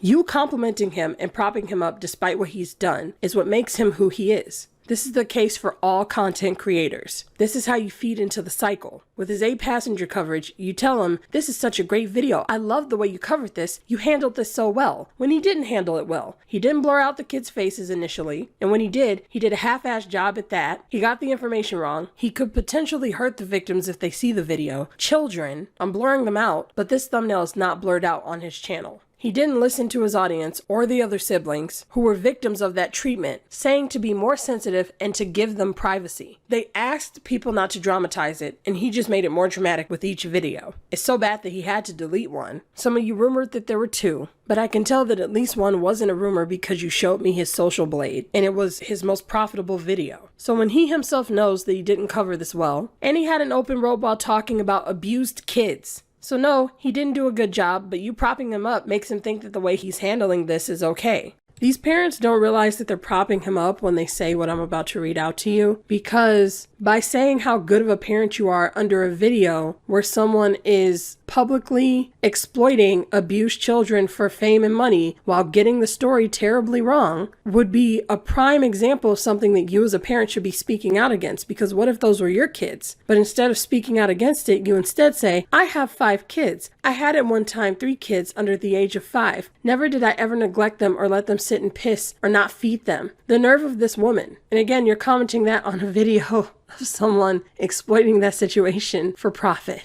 As a single mother, even on my worst days, I could never imagine speaking, treating, or doing what she's done to my child, let alone anyone. Those poor babies. Yeah, those poor babies being used in his thumbnail. In distress. He has them in distress in his thumbnail, which is humiliating. They're going to get bullied at school for this. And here you are saying you never do that to them, but you'll support a guy who exploits it? These are grown adults. These are parents telling him that what he's doing is okay without saying it. I'm watching this in the morning after waking up my kids for school and feeding them breakfast. And while I pack their lunches for today, they're just like passively watching. They're not even really thinking about the consequences of leaving comments like this. I've been doing this every morning since my oldest started kindergarten. My kids are currently 14, 15, and 16 years old. Yeah, so you've been parenting for almost 20 years, and you think it's okay to leave this comment under a video of someone exploiting abused children's distressed faces for profit and drama dramatizing their pain. So it doesn't matter how many people come out and tell him that what he's doing is disgusting and horrible, because in his head he can just say, well, see, these parents are saying that it's fine. They support my video. They're parents. They've been parenting for 16 years. They're packing their lunches for their kids right now, so it's okay that I'm doing this. But if it was your kids, you wouldn't be saying that. If it was you on that thumbnail in distress, you wouldn't be saying that. And what kind of parent brags about? Anyway, I'm moving on.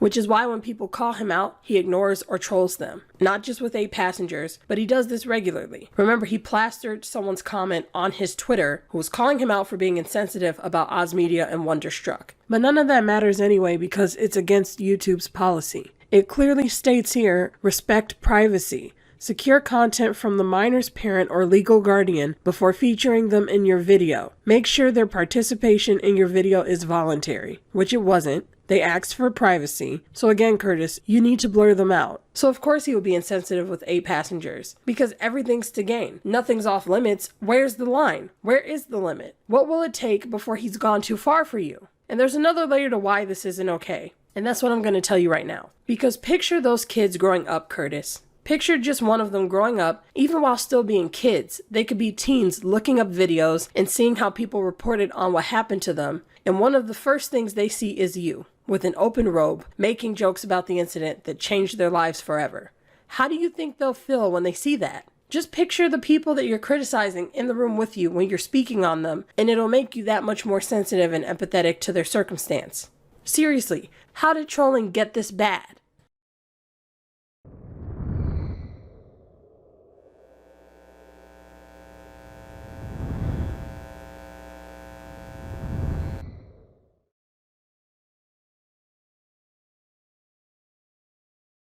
I want to make it clear that even though, yes, we have to draw a line somewhere when it comes to what we will tolerate, but I don't think that just because someone has a history necessarily means that they should be irredeemable for being insensitive. And that's why I say to give people an opportunity to change. To start off so innocently and then become fully corrupted in trend culture says something about this community. You said funny because so many creators ask what you think of a topic and never answer their audience, yet you answer what people actually want, and it's somehow wrong. It's an engagement app, and I completely forgot that. You said you are engaging on an engagement app and being judged for it. The irony. YouTube used to have community. It was an engagement app, and look at what it's turned into now. A cesspool of angry mobs, bloodbathing, and trend culture. Community is not about attacking individuals. Engagement has turned into stalking, cyberstalking, dogpiling, and ruining people's livelihoods and exploiting the vulnerable. So I can't encourage that behavior because then we're no better. Because he took advantage of that, of trend culture and mob mentality. Through the history and through the chaos of his actions, trying to run from his responsibilities, he exploited and used mob mentality against me, all because I was the voice in the midst of what he did, pointing it out.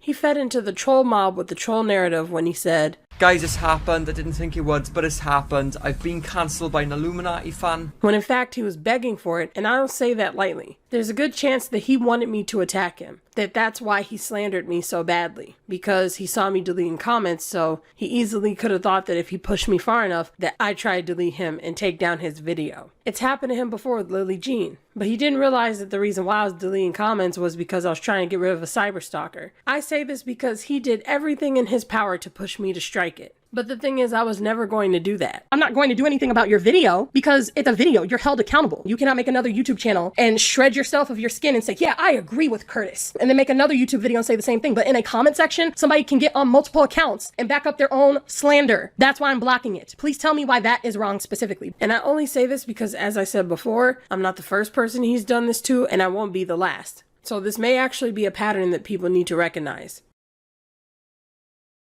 Curtis said in his original video, "Who actually cares what jokes are said on the internet? If you get offended by jokes, you seriously need to have a look at yourself. Stop being a snowflake and cheer up, alright? It's the internet. It's not real life." He said someone was fat.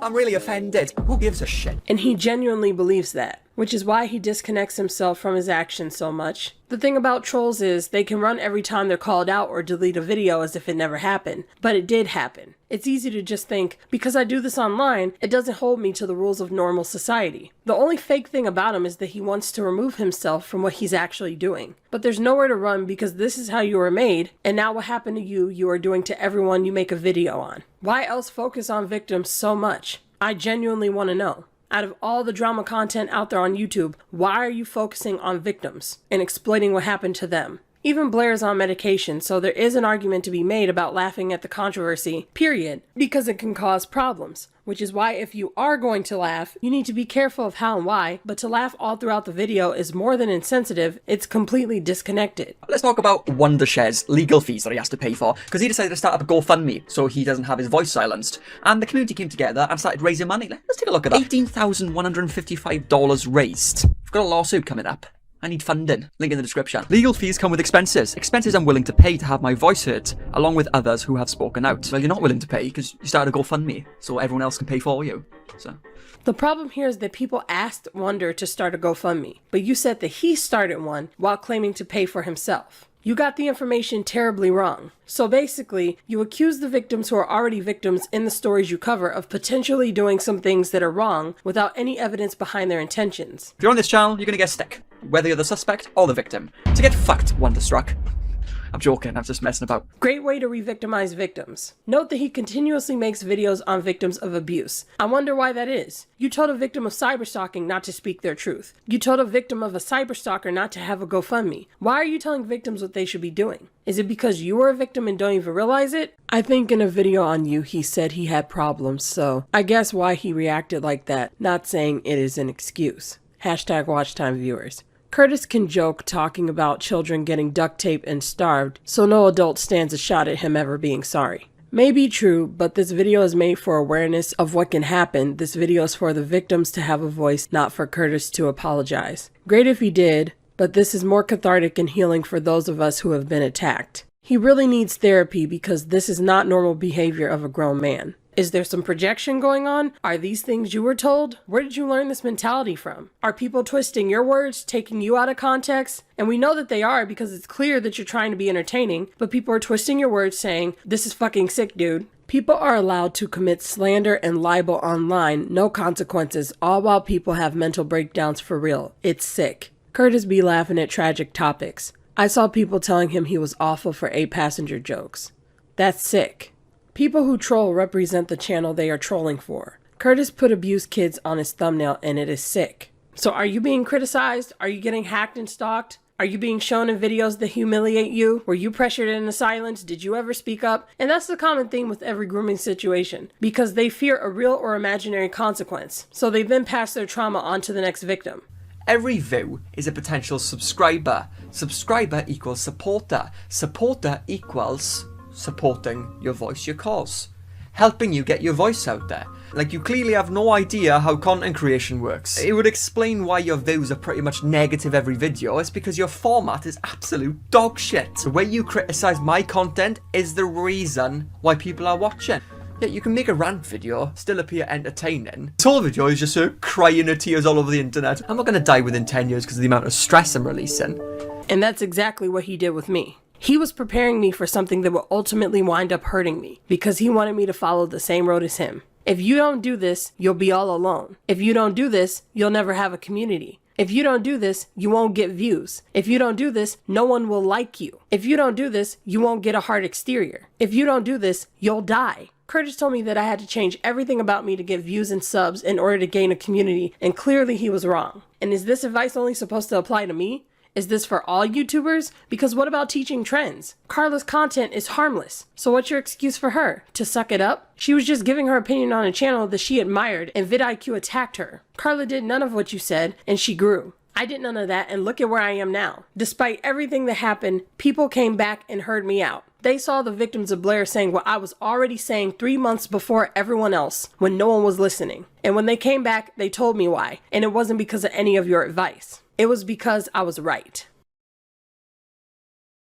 I was right and they were mad about it. You were wrong and they attacked me for it. And just like with Oz Media, just like with everyone who turned on Oz, and just like with iDubbbz, and just like so many other YouTubers, he's become a groomer. He fed into the cycle. Because just like so many other big content creators, they groomed him, and now he's trying to groom others into that same kind of content, specifically me. You appealed to me specifically. You knew exactly what I wanted. You never told me to do it for fame or success like everyone else is chasing. You said I should do it to get support for my cause. Supporting your voice, your cause. Helping you get your voice out there. Because you knew. You were grooming me because you were saying, you need to change this, stop crying, you're wrong, you're never going to get views, you're never going to grow your channel, you're never going to get this, you're never going to do that, unless you do what I do, so you have to do what I do if you ever want support or a community. He's trying to get me to partake in a certain activity for a certain outcome, to be like him. Why does he give me that advice? Because he needs me to join in. Why? Because just like any other grooming situation, it justifies him doing it. If I join in, then what he did isn't so bad. See, I wasn't mean to her because she's doing it too. Because that's just what you do. And if I ran, he could forget about it without that constant reminder, that black mirror projecting what he needs to change. Cognitive dissonance is the state of having inconsistent thoughts, beliefs, or attitudes, especially as relating to behavioral decisions and attitude change. It's the perception of contradictory information and the mental toll of it. He wanted to get into the bloodbath so bad that he was willing to distance himself with cognitive dissonance so he could be famous. And he can say that the internet isn't real life all he wants to, or it's just YouTube. But when your family's on the line, your friends, your kids, would you tell them the same? How far does it have to go to be real for you? Who actually cares what jokes are said on the internet? If you get offended by jokes, you seriously need to have a look at yourself. Stop being a snowflake and cheer up, alright? It's the internet. It's not real life. When he said it's the internet, it's not real life, does he understand this affects people's lives?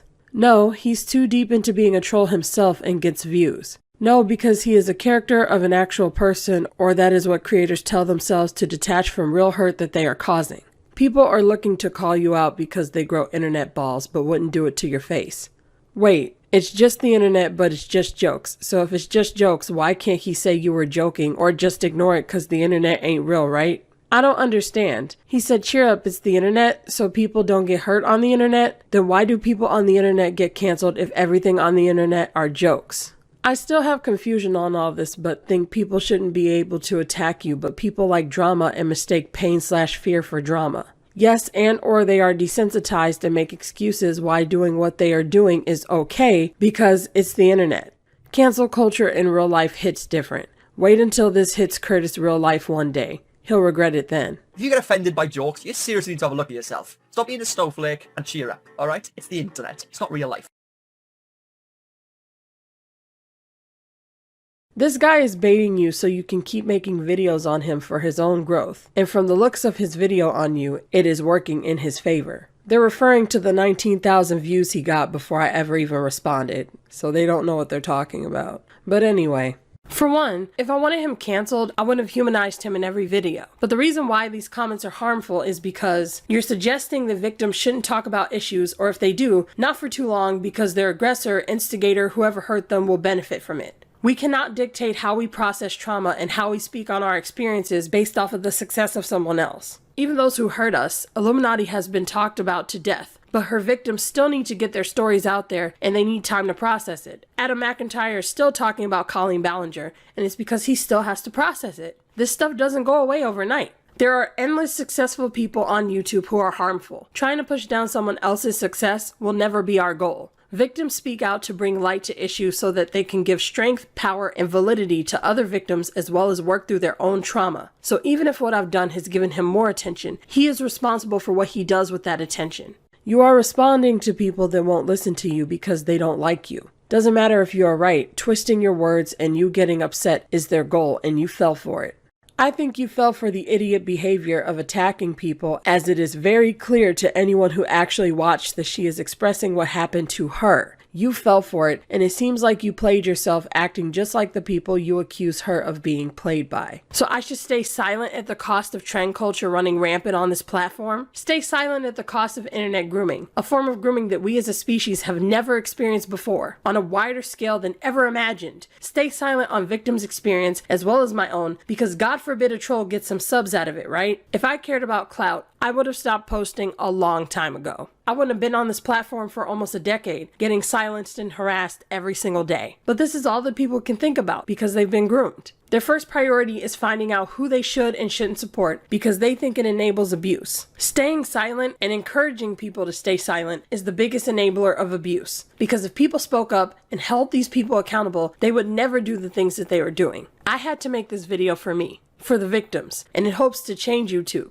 And because now I've got my thoughts out there, I can finally speak against this vicious cycle with more clarity. Even if it falls on deaf ears, that never stopped me before, because the people who need to hear it will, and that's all that matters. And the saddest part is that there was one thing that you missed that was mentioned in every video in this series, and that is that I was cyberstalked. I was ruthlessly harassed for years, not only by groups of people, but by specifically one person who was desperate for attention harassing me on endless accounts. He told me that whether I made it or not on YouTube was up to him and the harassment that he put me through, that I should be grateful to his harassment, to the trauma that I was subjected to for years, that my livelihood was in his hands. And if you haven't noticed, there's one person who I haven't given any attention to in this entire video, and that was my cyberstalker. I know what I'm doing, because between a troll and a cyberstalker, I chose the former. I walked a very thin tightrope throughout the Cyberstalker series to put more attention on one over the other. You really think I didn't realize that I'm giving Curtis, a self-proclaimed troll, attention? It was on purpose, because I don't care how many subs or views he gets out of this, because he isn't a cyberstalker. So between a man who has no conscience whatsoever, who traumatized me for years, and a man who clearly has been internet groomed in my view, and was traumatized himself, and has the capacity to change because he did change from what he once was, I have no regrets putting the spotlight on Curtis, regardless of how much attention it gives him or his channel. So the saddest part is that by saying these things, you miss the bigger picture. However you treat people is who they will become. And all of these victims had a dark history, but they were victims, and when we tried to come out, no one listened. Everyone wanted to talk about grooming online, but mainly in a way. But YouTube goes beyond that. It's for power and money. People getting groomed and believing it's okay. You think iilluminaughtii got to where she was because it was okay? No, her audience and coworkers were groomed into thinking it was okay. The Click, Wonder, and One Topic all in their videos said they sat there and allowed her to berate them and yell at them because they said that's just how she was. They all believed the behavior was acceptable because they thought it was successful because she was dangling that power over their head of being a big YouTuber. There's no reason why 4 grown men would put up with that. They gave up their protection, their livelihood, everything for YouTube, for power and control. The power and control of making them a big YouTuber to do her dirty work. It's the same thing with groomers. iilluminaughtii is a groomer. Do all these things so that she can fuck you financially and career-wise. That's how it starts, and they get lured into a trap. It starts with the compliments. You're a great editor. I need these. Blah, blah, blah. They wouldn't have done this if they didn't think they were all friends and got along. We're all friends. We all work together. After that was the projects being doled out, which separates them. You isolate and separate the victims. Certain victims were separated for editing. Oz and Wonder moved into her home, which left the Click and One Topic off to the side moderating. This is the breakup of the group because the friend group had too much control. She would come in and rip up their work because she didn't like the friendship. So the Click and One Topic ended up moderating the Discord. After they were isolated, she dangled power, and that's when she convinced Oz Media to become financially responsible. But that was her manipulation because she had bad credit. She had the car in his name, so not only did she split them up, now he was the abuser. And he's the one supporting her, which put a stranglehold on his life and made it harder for him to get any help. Because the deeper you fall into it, the harder it is to get out. They were friends. It wouldn't have gone on for so long if they didn't initially like each other. The thing is, the repeating theme in all of this is that these people gave up a little bit more and a little bit more until they were unrecognizable. Oz Media said he didn't even recognize himself in the end. The fact that Oz Media had a 3-minute part in Wonder's video to Blair, well, I made you the star, and then you turned on me. The part that hurt Oz Media was that in her apology video, she said Oz Media to my really good friend. She reduced him to a friend. He was with her for 3 years, her partner who carried all of her debt. That way no one would ever believe him if he said they were together. And that's exactly what groomers do in Hollywood. They always try to downplay and say their situation wasn't that bad. Oh, that was my friend, when they're friends with a 12-year-old. She was implying, we talked, we were financially working together. No, he was dating you. You were intimate. She groomed him in terms of work, financial, personal, and romance. And Curtis is unrecognizable from his first video. Like, he's a completely different person in the worst way. And so is iilluminaughtii. And so is Oz, because that's what she wanted Oz to become. That's what Curtis tried to make me into. He wanted to beat me down until I became as toxic as him or ran away because that's what he does. He turns toxic or runs away. But I stayed and faced it all because that's not the only way out. Not for me, not for him. Face your shame. You have to draw these parallels because people don't get that this is a cycle. This is so much bigger than Curtis Price. This is so much bigger than me. This is across YouTube. Oz lost his friends and was forced to attack them. People aren't doing relatable content anymore. So many people call it toxic, but yet you're all on it and watching us fall apart. YouTube isn't informative anymore, and the few times people are, bigger YouTubers steal from them, be it because people are stealing or piggybacking off of each other's work. Everybody knows it happens and nobody says anything. Just like in Hollywood, everyone knows and no one says anything. People are toxic or become toxic because everyone else is doing it. Everyone knows about trolls, but never claim to be one. Hashtag WatchTimeViewers. People are able to commit slander and libel online with no consequences, all while people have mental breakdowns for real. It's sick. Right, it affects young people more than most are willing to admit. Everyone knows someone lied on or cyberstalked, yet we ignore them because they do not have enough subscribers.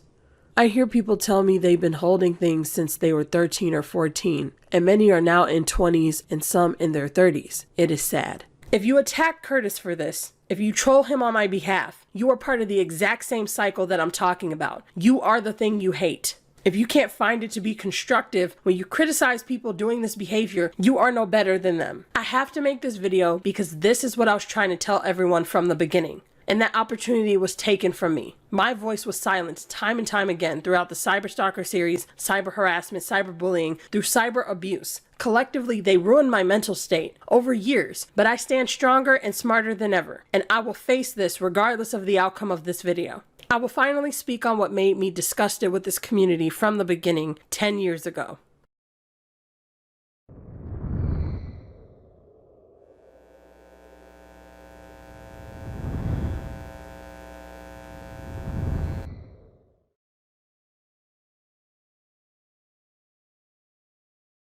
To pacify yourself is to calm or satisfy yourself from something that angers or upsets you. People pacify themselves with fluffy words that make them feel better about what's really happening. And this desensitizes us. It makes light of what's actually happening in controversy. One word can change your perspective on everything. Drama, trolling, petty, persona, edgy. These are words that trivialize issues. We are not personas, we are human beings. This is not drama. It's a controversy. People are not being petty, they are being malicious. They aren't edgy, they aren't trolls, they are bullies and sadists. Here's something you need to know about trolls. However, we found self-esteem interacts with sadism. So if a person had high levels of sadism and high self-esteem, they were more likely to troll. This result was unexpected because low self-esteem has predicted other antisocial online behavior such as cyberbullying. If I hadn't responded at all, people would have said, you can't take criticism. You can't even answer a question. It's just a question, Kurena. That's what they were going to say. And if I just deleted it without context, people were going to say, oh, you're just going to delete anything you disagree with? Because these are fucking sociopaths. Remember what I said about the Black Mirror theory affecting narcissistic behavior? It has to do with this. First, based on the results of psychopathy and sadism, we understand the internet troll as someone who is callous, lacks a sense of personal responsibility, and enjoys causing others harm.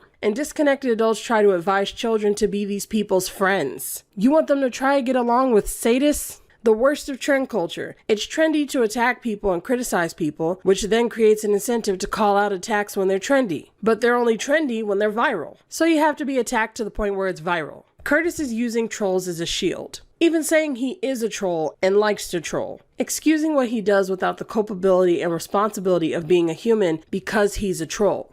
It's tough love. Someone gives you criticism. In a way, they're trying to tell you how you can improve. I'm using tough love and I'm going to say this about you. As if you're actually caring, but you're grooming me to tell me to be a troll and to follow what you follow. So when I'm speaking about trauma, should I be entertaining? How smart is that? You're being canceled for laughing at situations involving abused kids, and look at how that turned out for you. You were entertaining and people hated it. He too damn grown to be acting like he doesn't know not to laugh at people being harassed. I went to this guy's channel and looks like the typical commentary until I saw those abused kids plastered on his channel. I am very upset. You ran for weeks, even deleted a video. So there's clearly more to this than what you believe there to be. Even in the scope of trend culture, some things don't change. And wearing an open robe while discussing abused kids is thankfully one of those things that people haven't desensitized themselves to or accepted yet. Yes, some people found you entertaining, but this won't age well at all. Videos like the ones Curtis made like this will not age well for him. Sorry this happened to you. He has to be aware this can hurt his future more than just fun and games. I do not think he gets the gravity of how public embarrassment and shame work here in America. He has zero cultural idea about how things are and how many young people we have lost due to public embarrassment and isolation during COVID last 3 years. He has no idea and wish he would heed these words because it's dangerous. He doesn't realize it even though Kurena is clearly telling him, but he is stuck in wanting to be popular. And remember, when you partake in that trolling entertaining behavior, people troll you, which means that not only are you trolling in the most inappropriate way possible, but you're creating more trolls who are for and against you. It's a vicious cycle, and there's another aspect to this: the people who are former trolls.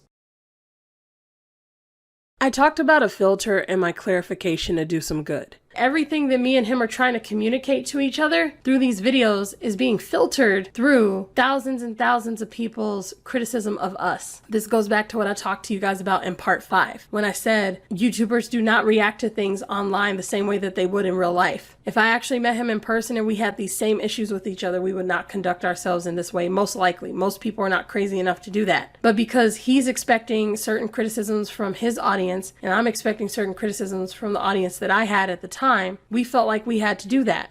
Again, the only reason why I even did part 4 is because I felt like I had to prove that I could. If it wasn't for that slanderous thing tied to me, I never even would have made it. I didn't even want to make it. The filter the viewers provide is the reason why YouTubers feel like the internet isn't real life. Even worse, what reinforces this mentality is the pressure and obligation to entertain the masses. It makes influencers feel like they're on a stage and performing for people. I want the masses to change. People like Curtis and larger audiences want to make larger influencers and their audiences happy. So if we really want trolling to change, we can't rely on influencers to make those changes because their excuse is that social media is toxic. So they just follow suit. And so they bow down to it, which makes the real influencers the trolls. So influencers are now scared and being influenced by trolls. What the fuck? It's almost like we're changing the definition of an influencer. When we use the internet for the first time, we're in the infancy stage. We don't know how anything works. But instead of being treated with kindness and care as you would with an infant, people are trolled and told to just put up with it, to get their scars and figure it out. But you as an influencer should be willing to change so that we can change YouTube.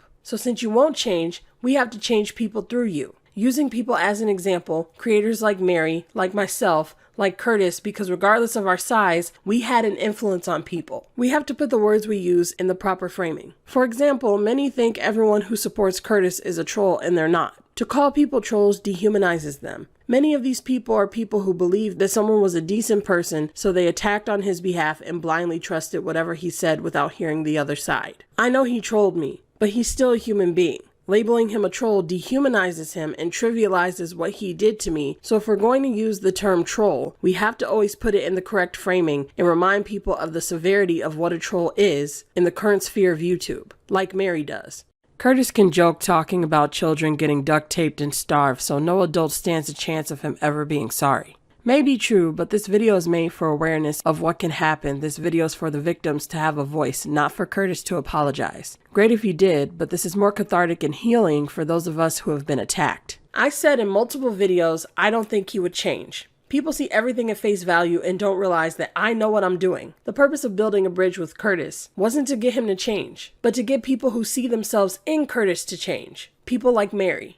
Every time I reached out to him, she reached back to me. My willingness to forgive him made her see that she could be forgiven. It made you guys see that you could tell me what was happening to you. Me being open with him told her that she could be open with me. The more I said he could change, the more she saw that she could change. And when I said by reaching out we can change lives, she's done nothing but that. Explain to people how she affected real people's lives, encouraging others to do the same.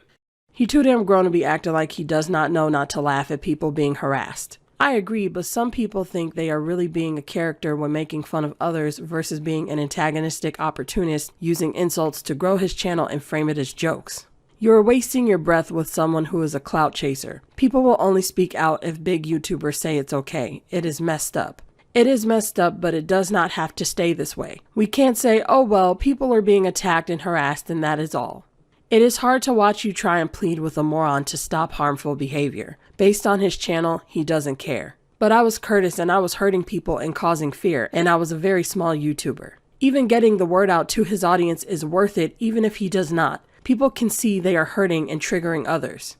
I may have fallen on deaf ears with him, but she heard every single word that I said and is now forever changed. And she's not the only one. So many of you are now thinking back on your actions and have a new perspective of trolling and its effects. That was the purpose. When I talk about how harmful Curtis's content is, people see themselves in him. And when they see him not only not changing and the disgust that commenters have towards him and his actions, it pushes people to change because they don't want to be associated with that anymore. And for good reason. And when they see that I still have a door open towards him, it lets them know that it's not too late for them. So even if he got 10,000 subs from this, or even 1 million subs, the information is out there now, and it's worth the cost to get the ball rolling for people to change. We need more people like Mary Rose who go out there and tell people their stories of how their trolling was more than just fun and games, but that it was hurting people and causing fear, how it affected real lives. That's how we break the cycle on YouTube. He won't stay young forever, and neither will his audience. So regardless of what he does, when they grow up, there's a lot of them who are going to look back with regrets. If he were to change, it would just be the icing on the cake.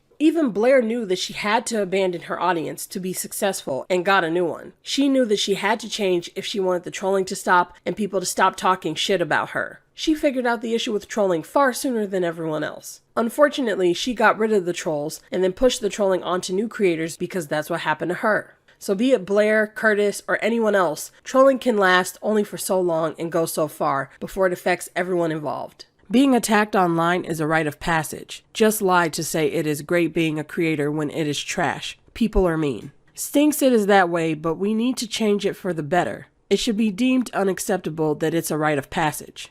Should not have to be a hazing. She has gone beyond fear to make this for all of us.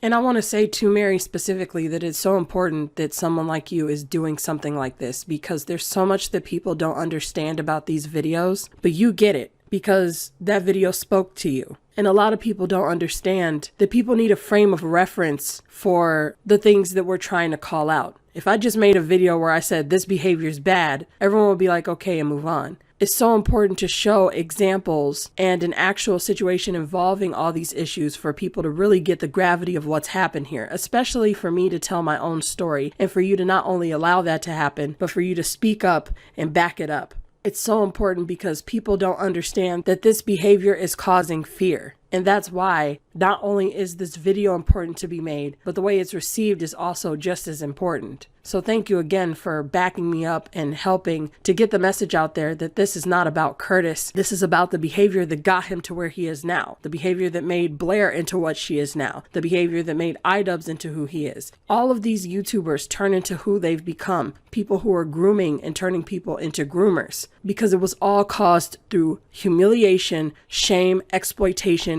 and fear. You are causing fear. It's the label he gives himself, but the truth is, trolling has been a scapegoat for far too long. Someone who re-traumatizes people and exploits stories involving abused children for blood money. These are real people's lives. But it all gets labeled trolling because everyone wants to pacify themselves from the horrors that they are participating in. People getting involved in real life stuff call it drama, and it's real, and people getting stalked. Why would people make light of what happened to you? Because it is accepted on toxic YouTube. Cyberstalking is not drama. It's fear-inducing. You mean they confuse drama for trauma? I never knew none of the effects of people trolling. I thought it was just fun and games, but it's real-life shit. Virtue signaling is popular because it makes trolls feel good about crappy stuff they do and then calls everything jokes. I still have confusion on all of this, but people shouldn't be able to attack you, but people like drama and mistake pain/fear for drama. Yes, and or they are desensitized and make excuses why doing what they are doing is okay because it's the internet. Be it being a troll or watching and supporting a troll, you're supporting sadistic behavior. When everyone is saying something about you that isn't true, that is reactionary abuse. If you are affected to the point where it's triggering or traumatic and someone is yelling at you for it, that is reactionary abuse. When someone is angry at you for reacting to being triggered, that is reactionary abuse. In part 1, I was being re-traumatized and I got triggered. I had an emotional reaction to cyberstalking because everything Curtis was promoting enabled what I was going through. So I felt attacked because I knew I was going to get attacked for what I had to say in the comments after uploading, which is exactly what happened. My cyberstalker came into the comments, and we know that this happens to people because this is the trend on YouTube. I was critiquing and criticizing what was going on in his video because of everything that was going on with Illuminati and tiny channels being abused and cyberstalked. This was bigger than me, and it always has been. With Curtis, he got offended at the remarks that I made about him and responded with Darvo behavior. Everything he accused me of, he was doing behind the scenes and to people's faces. All because he was triggered by me, which is reactionary abuse. What he didn't realize is that he did an extra form of Darvo behavior by accident that went way too far. He associated me with a cyberstalker as I was being cyberstalked, but he wasn't aware of me being cyberstalked at the time. The problem is once he found out, he never corrected it. He actually said it has nothing to do with it. Curtis had an emotional reaction to me being triggered and responded by reactionary abuse. If a victim is reacting to abuse, someone responding with reactionary abuse will often tell the victim to stop crying. This whole video is just her crying her tears all over the internet.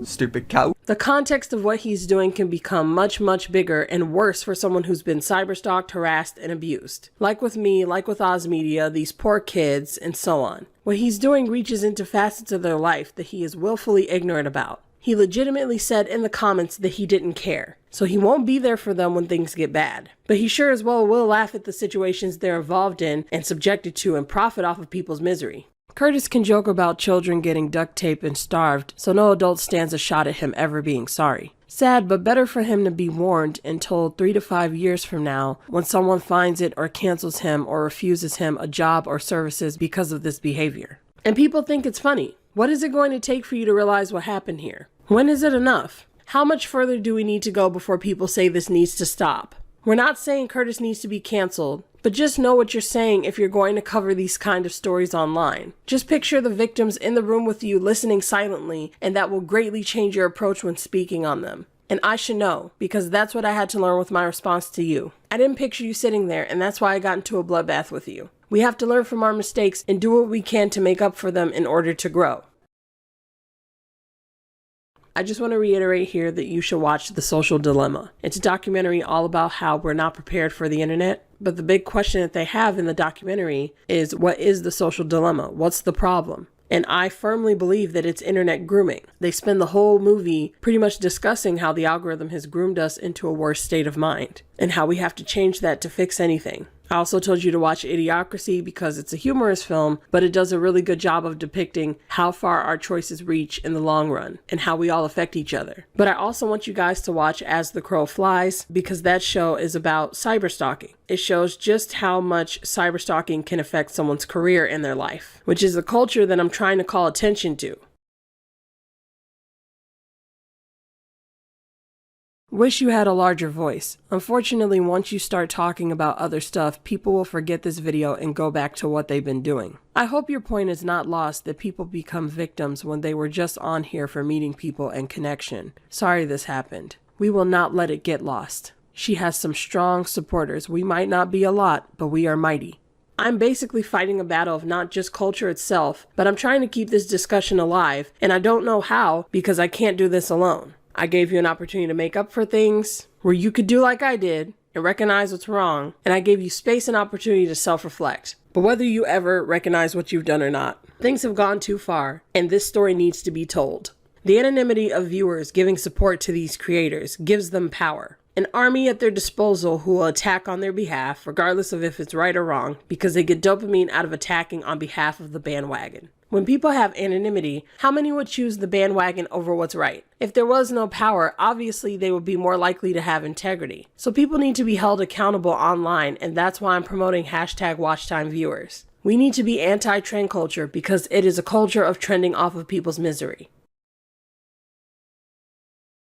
I want to thank everyone who made it this far for hearing me out, and just know that this is not the end. I will be covering the subject of trend culture and internet grooming throughout my channel as time goes by, calling out the same toxic behavior that I've been calling out for almost a decade. And I need your support in that because I'm still being cyberstalked and I can't overcome it alone. Please check out the comment sections of my controversial videos and boost my videos by replying to other comments, even weeks after the videos come out. It really helps a lot. I understand that WatchTimeViewers is an awkward hashtag to use on other channels without context, so I came up with an alternative. Make sure you use the hashtag YouTubeIsToxic whenever you see toxic behavior in a comment section on YouTube. Put it in the description of your channels, title of your videos, in your comments, on Twitter, on social media, wherever and whenever you think it fits, so that we can spread the word about trend culture and internet grooming. Because too many people don't realize that what's happening on YouTube is cult-like behavior and endless bloodbathing, and something has to change.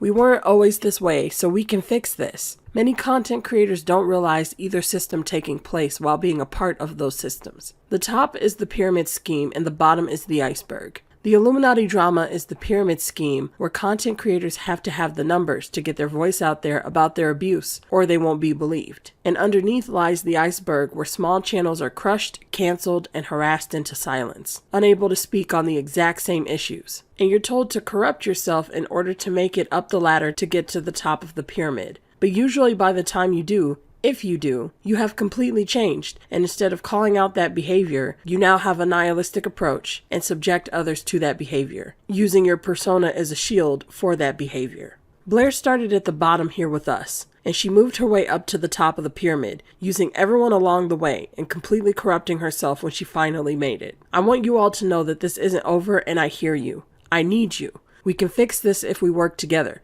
So please support me, my comment section, and the hashtag YouTubeIsToxic, because I don't want this message to die. I'm done with the bloodbath. I wash my hands of this. Being trolled, being cyberstalked, called Illuminati's sister and mega fan, and going through all this, I didn't make my point to attack Curtis. I made it to humanize him, to make him aware that he is hurting people. And he's been hurting people and will hurt a lot more people, so that now there's no excuse. I don't want him to be a horrible person, and the entire point was to talk about what I went through with cyberstalking, to bring an issue full circle that he is unfortunately tied to. But people are affected by this, not just affected, hurt, stalked, scared, abused, harassed, triggered, isolated, and humiliated. And through it all, they get silenced. So I felt compelled to do this for these people, for this one, for this one, for this one, for Mary, for Carla, for everyone who told me they didn't have a voice. To make people aware, to show them what can happen even on the other side of it, how you can be trolled and still come out of it, how that door is still open, and you don't have to hate someone, you just want them to walk through that door and understand the consequences of their actions. Because those people were likely victimized and they will create more victims, and I want things to change. I believe that those people can change. Even if this is all in vain, I felt like this was the right thing to do. Someone has to call attention to grooming on YouTube. And if you disagree with the way that I did it, then you make a channel and you make a video about it, because this is not easy. Prove it possible. Make your own channel, give your own raw opinion. Allow people to say what they want to in your comment section. Whatever it is you didn't want me to do, don't do it, and see how productive your video will be. I don't want to add to this, I want to end it. And I can't do that alone. You are all involved as well. And if I can't communicate this, then there's no chance of anything changing, which is why I had to make this video. Please share my video around with as many people as you think it'll help, and please download it in case anything ends up happening to it, so that even if something happens to it, the message can still live on. Now you understand what I was trying to say back in June, and what I've been trying to tell you for the past decade. Thank you for watching, commenting, and supporting, and I will see you all next time.